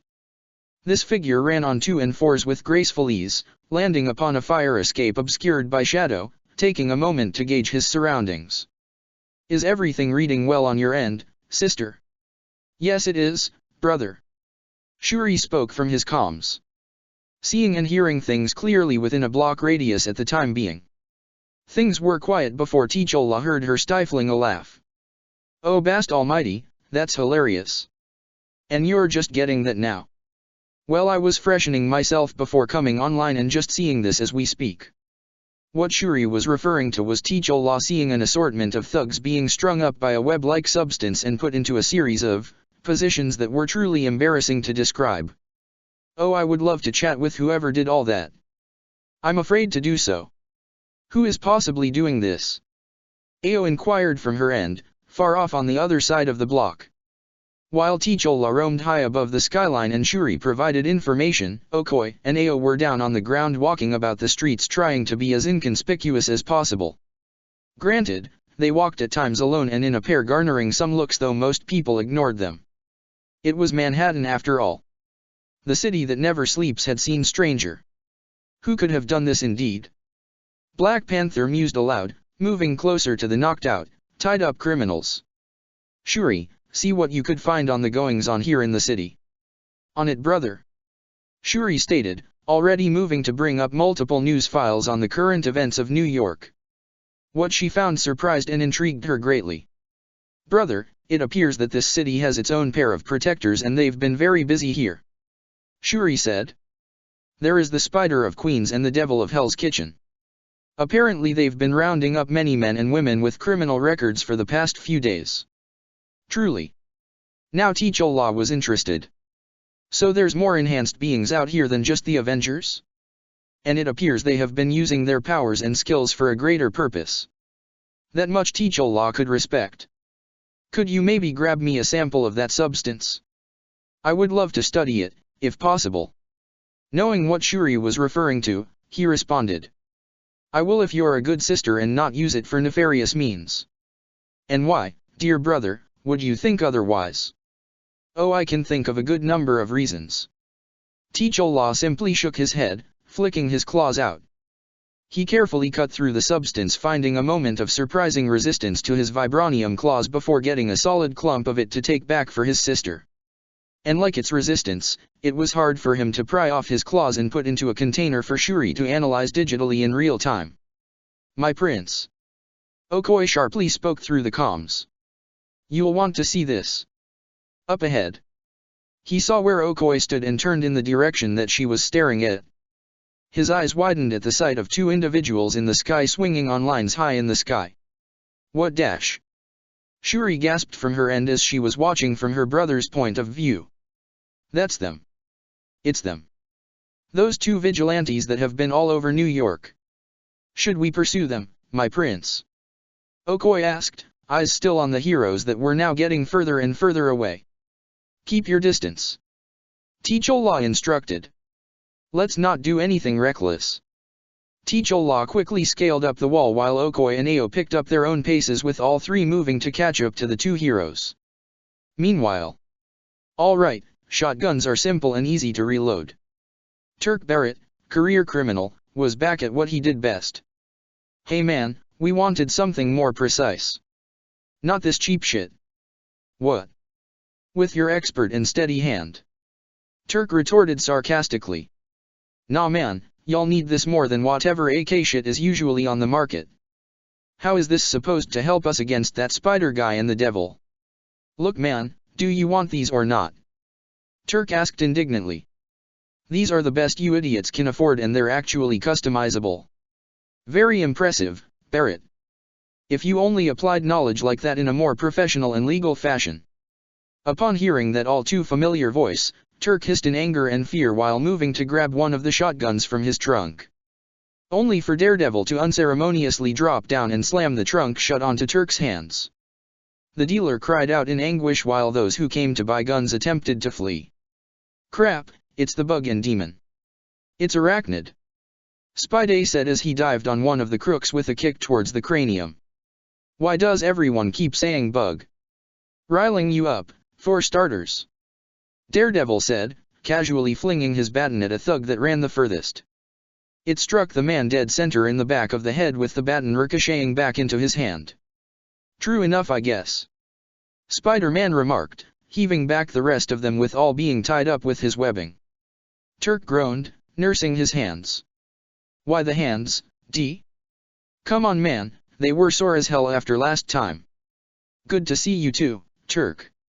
Daredevil said conversationally. We need to talk. For God's sake man, why you gotta hurt me every time?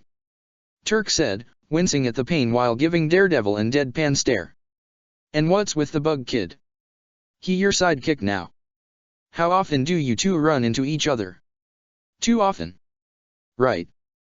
Watch you want this time, D? Turk asked in aggravation.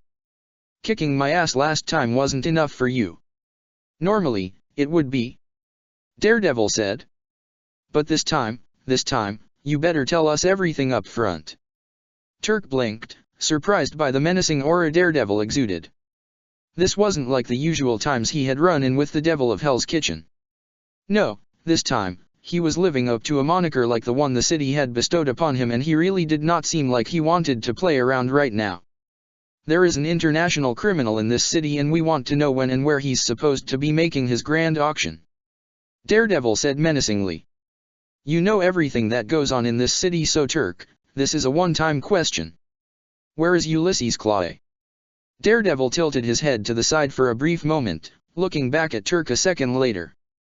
You better tell him, Turk. Spidey piped up. We really don't want to go through beating up another person. Turk regarded the two silently for several seconds. Listen man, I've only heard rumors but dash. Daredevil's fist slammed through Barrett's car window, completely shattering the window. I am not in the mood for games or wordplay, Turk. Daredevil said sharply. You better tell us where Claw A is having his little get-together or we're gonna start breaking more than just your hands. Or we could just feed him to my spiders. Spider-Man said with a casual shrug. Matt and Turk paused, both heads slowly turning to the webhead who stood there unbothered by their looks. What? I'm not called Spider-Man for no reason you know. Peter said in faux indignation. I can talk to the spiders you know. Gotta live up to my name in its entirety. Daredevil stared at the teen hero when he realized just what he was trying to do and could barely hold back the grin on his face. Matt began playing along. I thought you said you were still getting the hang of that power. Well yeah, at first. Spidey admitted. But practice makes perfect, you know. All I really gotta do is concentrate on one target specifically and then they come crawling. As if on cue, Peter spotted a spider crawling on Turk's car and held out his finger for the little arachnid to crawl onto his finger. Hey there little guy. Peter greeted cheerfully, his voice sickeningly sweet. I need you to do me a favor. Start rounding up the rest of the boys nearby. I think I found your next meal ticket for the next few days. All the while, Spidey had been slowly facing Turk with every word which in turn made the criminal begin to sweat profusely. Now, as a man who has had a long distinguished career in dealing with people, Turk had acquired the rare ability of reading most people with ease and being able to call out a bullshit deal when he saw one. He needed that skill of course when dealing with some of the crazier mooks. Hell, Harlem showed that when dealing with that psycho Cottonmouth. But right now, a masked vigilante had just said that he could communicate with spiders and order them to eat him. And after what these guys had already been shown to be capable of doing, Turk was honestly not sure of whether or not this was some bluff. Hey man. Turk said with a nervous laugh. And no need to go all itsy bitsy on me. Let's just calm down and put that little friend of yours away. Peter hummed aloud, holding up the spider that was dangling from his hand at the moment. I don't know Bartholomew, what do you think? Should we let your next meal ticket go? You won't go hungry for a long while. Okay, fuck this. Fine, I'll talk man, I'll talk. Turk pleaded. Good. Daredevil said pleasantly. Now, give us a location and date. Turk hated himself right now, but then again, it was either this or being a slowly eaten carcass. No thank you, that's not how Turk Barrett was going out in this world. Okay. Turk slumped a bit. Look, it's at the old docks where the Yakuza used to operate it. It's big, spacious, and apparently from what Claw A said, has the best view of a psychotic city. Tomorrow night. That's it man. Leave to crazy criminals to not do things in half measures. Spider-Man remarked. Sorry little guy, looks like you'll have to look elsewhere to eat tonight. Turk released a pent-up, anxious breath he did not realize he had been holding, rubbing his chest with the hand that was the least banged up. All right, can I please go home now? Turk pleaded. My hands are messed up and I got a new crippling fear of spiders now. First thing he was doing when he got home was killing every last damn spider he could find. Daredevil mused to himself. Normally, this would be the part that he'd knock Barrett out clean and leave it at that with the cops coming to pick him up soon after. But right now he was really amused at Peter's trick working so flawlessly and actually had a small pang of pity due to Turk being genuinely scared right now at the concept of being eaten by thousands of tiny little critters. All right. Daredevil stepped back. You weren't as annoying as usual this time around. Turk looked up at Daredevil in astonishment. Seriously? You have 5 seconds before I change my mind. The gun dealer damn near scrambled into his car, the engine revving up with his tires screeching as he drove away.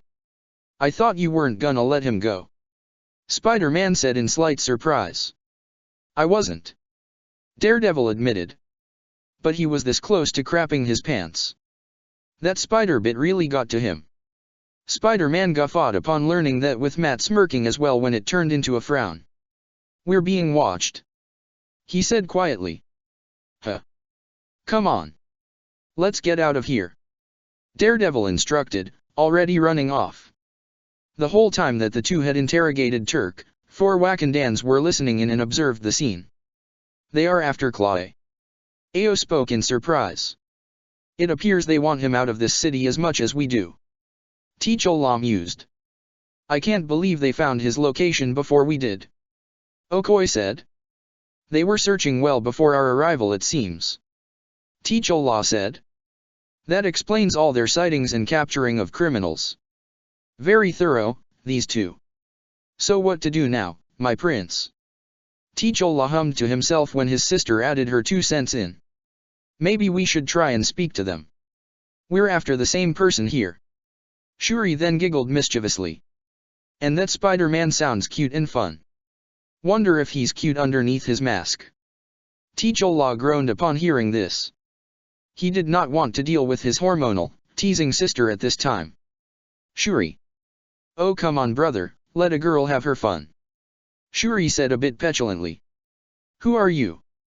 T'Challa immediately tensed from the voice that came from above. Whipping his head up, there stood the 2 vigilantes he and Dora Milaje had been spying on. How on earth did those 2 sneak up on him so quickly? Looks like they were more skilled than they appeared. My prince. Okoye cried out. Hold general. T'Challa ordered straight away, arms raised placatingly towards the 2 that stood above him. Whoa, what are you supposed to be? Spider-Man crouched down. Some kind of cat-type person? You here to audition for cats? I don't think they're back in town. T'Challa. Hold Ao, stay back. The Wakandan prince ordered more firmly this time and out loud in order for both New Yorkers to hear. So those 2 were with you? Daredevil said, more in confirmation for himself rather than from T'Challa. I mean you no harm. T'Challa said in his regal tone, surprising the 2 a bit. They were even more surprised when the helmet that he wore receded to reveal his face. My name is T'Challa. I am the Prince of Wakanda. He introduced himself as non-threateningly and cordially as possible. I have not come to this city to cause problems for the 2 of you. Why are you here then? Murdoch asked suspiciously. It has to do with whom you are pursuing. Ulysses Clay. Panther said determinedly. Both Peter and Matt exchanged glances. You know him? Peter asked, getting a nod from the prince. Why are you after him then? Because he has evaded Wakandan justice for far too long and his time of international crimes need to come to an end. T'Challa said in a fierce tone. I have come to this city to capture him and remove him before he can cause more harm than he had already caused. Well, if you figure a pile of trash to be harmful. Matt elbowed Peter, making the webhead chuckle sheepishly, a gesture shared by Shuri, who had heard the comment from her end. The 3 of us share a common goal. T'Challa once again speaking of Clay. Perhaps to achieve this matter, we can work together to better deal with this enemy rather than individually. My prince, you cannot be serious. Okoye argued through the comms. Okoye, this is their city. He refuted. And though this is our fight, it is theirs as well. They had already engaged with Clay and have just as much reason to rid him from New York as much as we do. You had just witnessed what they were willing to do to find him. It is better to have them as allies than enemies. The native New Yorkers considered the Prince of Wakanda's Daredevil, listening to the man's heartbeat and breathing the whole while. He had found nor detected any deceit or lies from this newcomer and appeared genuine in offering aid. He spoke of Clay and it was clear to them that these Wakandans had a more personal vendetta against this man. Still, there was something highly unusual about this T'Challa, and it wasn't just what he was wearing. I say we do this. Peter declared. What? You can't be serious. Hey, come on, was he lying at all? He just revealed his identity to us, this must be serious for him too, You gotta see that. Daredevil wished to argue but saw Spidey's argument and held back his comments. He then sighed a bit tiredly. Alright then, what can you tell us about Clay that we don't know? Scene cut. It was cold. Freezing cold. Brutally cold, one might say. But then again, that's Russia for you. Walking through the blistering cold was something James Buchanan Bucky Barnes thought he'd be used to by now. given the many decades of him being put under ice in between the many missions he was forced to undergo by Hydra. Yet the Siberian tundra truly lived up to its name and held up its reputation well. Fully decked in the thickest winter clothing he acquired, he traversed through the snowy climate in hopes of reaching his destination. It had taken a while for him to get here, but he hoped this was worth it with what he planned on doing. Ever since Hydra's public reveal and eventual downfall from the failed Project Insight, Bucky has been slowly regaining his memories. But more importantly, his humanity. Yet with each and every moment he recovered from his old life, he gained more and more nightmares of the atrocities he performed by being Hydra's illustrious go-to assassin. It all ate him up, and there were things he can't face anymore without him wanting to end his life at a moment's notice. He was never a religious person, but he hoped that any higher power out there would grant him mercy if he were to pass on. Yet before doing so, Bucky wanted to clean up certain messes which he took part in. And one of the biggest ones were located at where he was heading off to at this time. "I hope my memory is serving me right where I'm going now," thought the Winter Soldier as he trekked through the snowy landscape. After what felt like forever, Bucky was able to come across a rocky ledge where a metal door was placed underneath its covering. Stepping into the space, he eyed the steel wheel placed on the door's front. Now normally people would try to open the door by simply turning it. Yet this door was no ordinary door. Moving off to the side, he brought up his false arm and traced the rocky surface before his fingertips tapped onto something out of the norm. Pulling off the stone covering, Bucky found a 9-digit keypad. Unzipping his coat, Bucky pulled out a red leather-bound book with a white star on the cover. For the umpteenth time, Bucky had to resist the urge in tearing this thing a new one and burning it to ashes. Yet he needed its inner contents to get what he wanted and right his wrongs. What was in his grasp was the red book, well, one of 2 red books, procured from the late director Pierce's home safe. The other one, however, was lost to the wind somewhere. Upon his creation, Hydra used these 2 books to keep all sorts of secrets from prying eyes and from their direct servers. There were details and locations of the vast hidden bunkers around the world and how to access them. Sure, a good chunk was decommissioned over the years with them moved and updated elsewhere, but they were still Hydra property and had to be known. But this wasn't all that was kept in these 2 books. In fact, within their pages lied the vast studies and notes about their favorite pet project, him.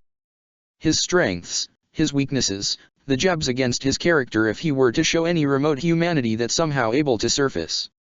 So many details painted quite the picture, and he was disgusted by it. Especially the activation phrase to reign complete control over him. Breathing in the cold air to cool his nerves, Bucky opened the book to the bookmarked page. Scrolling down, he found the access code for the panel before him. Once typing it down, a loud clunk was heard coming from the steel door to reveal that it was finally opened after nearly 2 decades. Strolling inside, Bucky tucked the red book back inside his coat before closing the door behind him. Many fond memories flooded through his head as he looked at every other direction of the Siberian Hydra bunker. Oh, how he wanted to blow it to Kingdom Come to bury its dark history for good. Yet Bucky wanted to be sure what lay deeper inside this base was destroyed by his own hand, in front of his own eyes. Echoing steps resounded throughout the halls and corridors, due to him being the only conscious occupant roaming about. Even though the Winter Soldier practically had full reign of the place now, his nerves were at a knife's edge that anything out of the ordinary would set him off. So his involuntary training kicked into high gear to pay attention to anything amiss. Upon reaching the destination in mind, Bucky opened the door and pried it open to reveal a cooling room with several devices strung about and attaching to 5 pillars. Instead of being made of concrete and earth, these pillars were made out of metal and glass. They were nothing as to remotely close as to being support pillars at all. No, these were cryopods.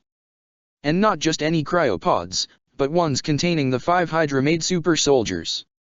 Out of all Hydra operatives, this elite death squad made the most kills in the organization's history, and this was before they were administered the super soldier serum, which was reversed engineered by the late Howard Stark. Each of them were designed to be the new generation of Winter Soldiers, i.e. Winter Soldier Mk2. Better marksmanship, better hand-to-hand combat, better maneuverability, better everything. And he was their personal punching bag, more so once administered the stolen serum that made his best friend into the man he is today.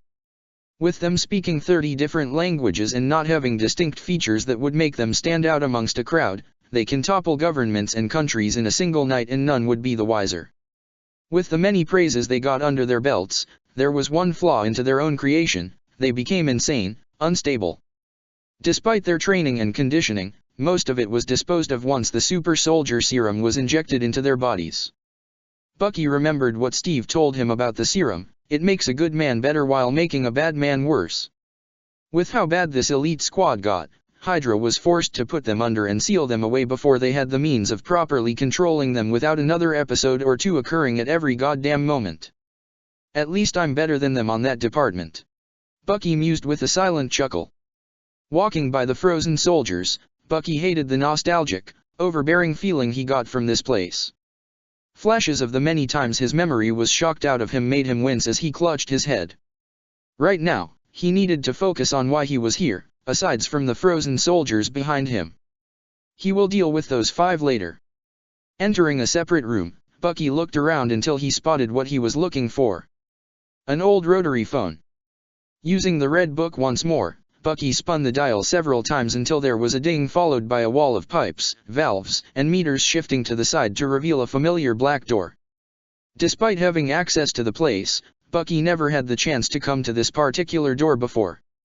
Part of him back then felt drawn to this location whenever he was brought to this bunker, yet his superiors kept pulling him away before getting the chance to investigate. And it was on this act alone that got him more electric shock therapies for his curious innocence. What were you Nazi bastards keeping behind this door? With all the secrets and information kept within the red books, there was no mention of anything written down of this particular location in this bunker. Just the code to get in on the rotary phone. Whatever was behind this door was not only off the record, there was literally nothing about it that proves its existence other than it being right here in front of him. As he stood before the black door, several moments went by when the hissing sound of air escaping through the door came out, slightly jolting the Winter Soldier. Slowly, with metal groaning, the black door opened to reveal a peculiar and slightly unsettling sight. Well, that's not ominous at all. Before him laid a large machine with a black glass-like material taking up 80% of the device. By the looks of it, it appeared to be a more sophisticated cryopod given what he saw from the containers holding the second generation of Winter Soldiers. If it weren't for the designs he saw earlier, Bucky would have figured the object before him was some sort of sophisticated, high-tech container. This one was incredibly bizarre in the eyes of Bucky as this looked like a blend of a cryopod and something else entirely. He couldn't quite put a word on it, but whatever it was, this was no ordinary cryopod. Coming up close, Bucky brushed his organic hand across the obsidian black surface. He felt the heat radiating off its surface as he traced it over before moving over to the side for a better inspection. When he did, the mind-controlled assassin thought something was playing tricks with his head. Eyes narrowing, Bucky's vision concentrated on what was no doubt a silhouette within the pod. A silhouette that resembled a woman. But how? There was no way he could have seen past the pitch-black glass at all, yet he can see the vague woman's silhouette right now. Crouching down a bit, the light within the room helped in better confirming for Bucky that there was indeed a woman within this pod. The shapely mounds were a bit of a dead giveaway. Now, James Buchanan Barnes was no pervert, but he was a man who recognized the form of a woman. Those bits and pieces of the life he once had showed him that much. Yet now he had more questions than answers, which was honestly common by this point in his travels for the past year and a half. Every attempt he had to rediscover himself only left him more questions, which only tacked onto his journey of rediscovery. But right now, he only had one question in particular. Who was it inside this pod? Looking off to the side, Bucky saw a computer console and made his way towards it. Turning on the device, he waited for it to be fully booted up before he attempted to start his newfound investigation. And after several grueling minutes of painstakingly long annoyance, the Winter Soldier scrolled through the files before coming across what he needed now. Browsing through the digitized journal entries, this high-tech cryopod was discovered in Roswell, New Mexico when the infamously rumored crash landing occurred back in the 1950s. Sure, the government had covered it up, but the story got out there, to which how the whole thing became infamous. Things were confusing at best on the whole situation. Anyways, it was S.H.I.E.L.D. who discovered the crash in the first place, as they found the occupants all dead with their bodies burned to a crisp upon entering Earth's atmosphere. And with the crash, it entirely wrecked the space-worthy vessel. To the point that not even S.H.I.E.L.D. and Hydra could reverse engineer anything. Only thing that was done was the salvaged cryopod that had miraculously gotten out unscathed from the crash. And this pod was unlike anything S.H.I.E.L.D./Hydra had ever encountered save for the Tesseract. For years since discovering unusual pod, Hydra worked tirelessly in their attempts to uncover the secrets this strange tomb held. Yet, in all their work, in the many decades continuously pouring time and research into this pod, the answers that they received came in two forms. A big blank pile of nothing. And unadulterated, pure madness, with some who dared to study the pod eventually succumbing to insanity, having been put down for the safety of others. Thus, the pod was placed in a secret chamber that a literal handful knew of. Not even Secretary Pierce was aware of this cryopod's existence. Only those extreme select few knew of the pod being real and where it was located. Kind of like him. There wasn't much left to read about within the files, everything essentially being spelled out for him. The only other topic worthy of note in regards to this cryopod was the constant low-key energy that seemed to exude from it, though what it is has yet to identified. Pulling back from the computer, Bucky scratched his chin looking back to the pod when his eyes caught something behind the pod. Something he missed apparently. Sarcophagus. Talisman. Dark Lord. There were red marks in between some of the scratched words. Bucky recognized the red stuff right away. Dried blood. Whoever had put those on the wall had done it in a hurry and apparently uncaring to their own physical well-being. Now Bucky was at greater unease than he was before entering this chamber. Thinking on it now, this entire chamber upon entering made him feel uneasy. There was something in the air that he couldn't quite describe, but if he were to describe it, it was as if it were some kind of pressure. Though not in the overbearing sense but in a more subtle way. Was this that energy those files mentioned?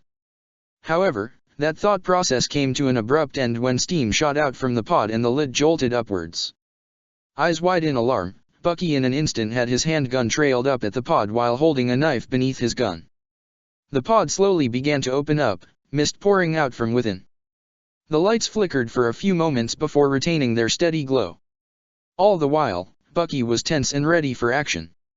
God knows who he would find slumbering inside this sarcophagus, but the only safe assumption would be that this person must be extremely dangerous, having been kept in an entirely secret off-the-books chamber. So he may be in for a fight. Gripping his gun more tightly, Bucky waited, and waited. He saw no movement and heard nothing other than the mist wafting out from the interior of the pod. There was nothing but tense silence. Zane. The woman from within sat up from the pod in a frantic mood, desperately looking around in a panic. She was around Bucky's age, that was for certain, though her official age could be 100 for all he knew.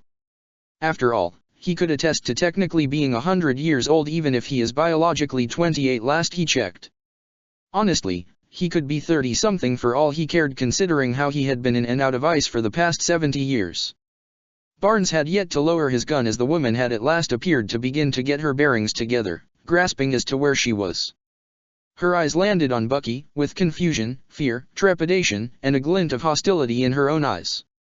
She didn't make any sudden moves, as did Bucky, with both locked in a quiet stare down. This went on for an unknown amount of time until the modified super soldier cautiously raised both hands. "I'm not here to hurt you," Bucky said calmly. "If you're not going to hurt me." The woman gazed at him, eyes darting between his face and his two weapons in hand. Noticing that she obviously was aware of his knife and gun, he took a gamble, holstering his firearm before sheathing his blade. "There, see," Bucky said assuredly. "Nothing to be afraid of here. I'm not going to hurt you, nor do I plan to." No longer armed, the woman opened her mouth to speak only to find her mouth and throat incredibly dry. Letting out a few strained coughs, she hunched over to clutch her chest while trying to get control of her breathing. Seeing such a reaction, Bucky cleared his throat to get her attention. Looking up at him with watery eyes, the lady saw him hold out a bottle of open water. "Drink up, you must have been in there for a while," Bucky said, knowing all too well the feeling of frozen dehydration as some of the Hydra scientists had coined it. Tentatively she took the bottle from Bucky and took a momentary whiff of the bottle. Not detecting anything poisonous that her nose could sense, she proceeded to take a large gulp of the water bottle.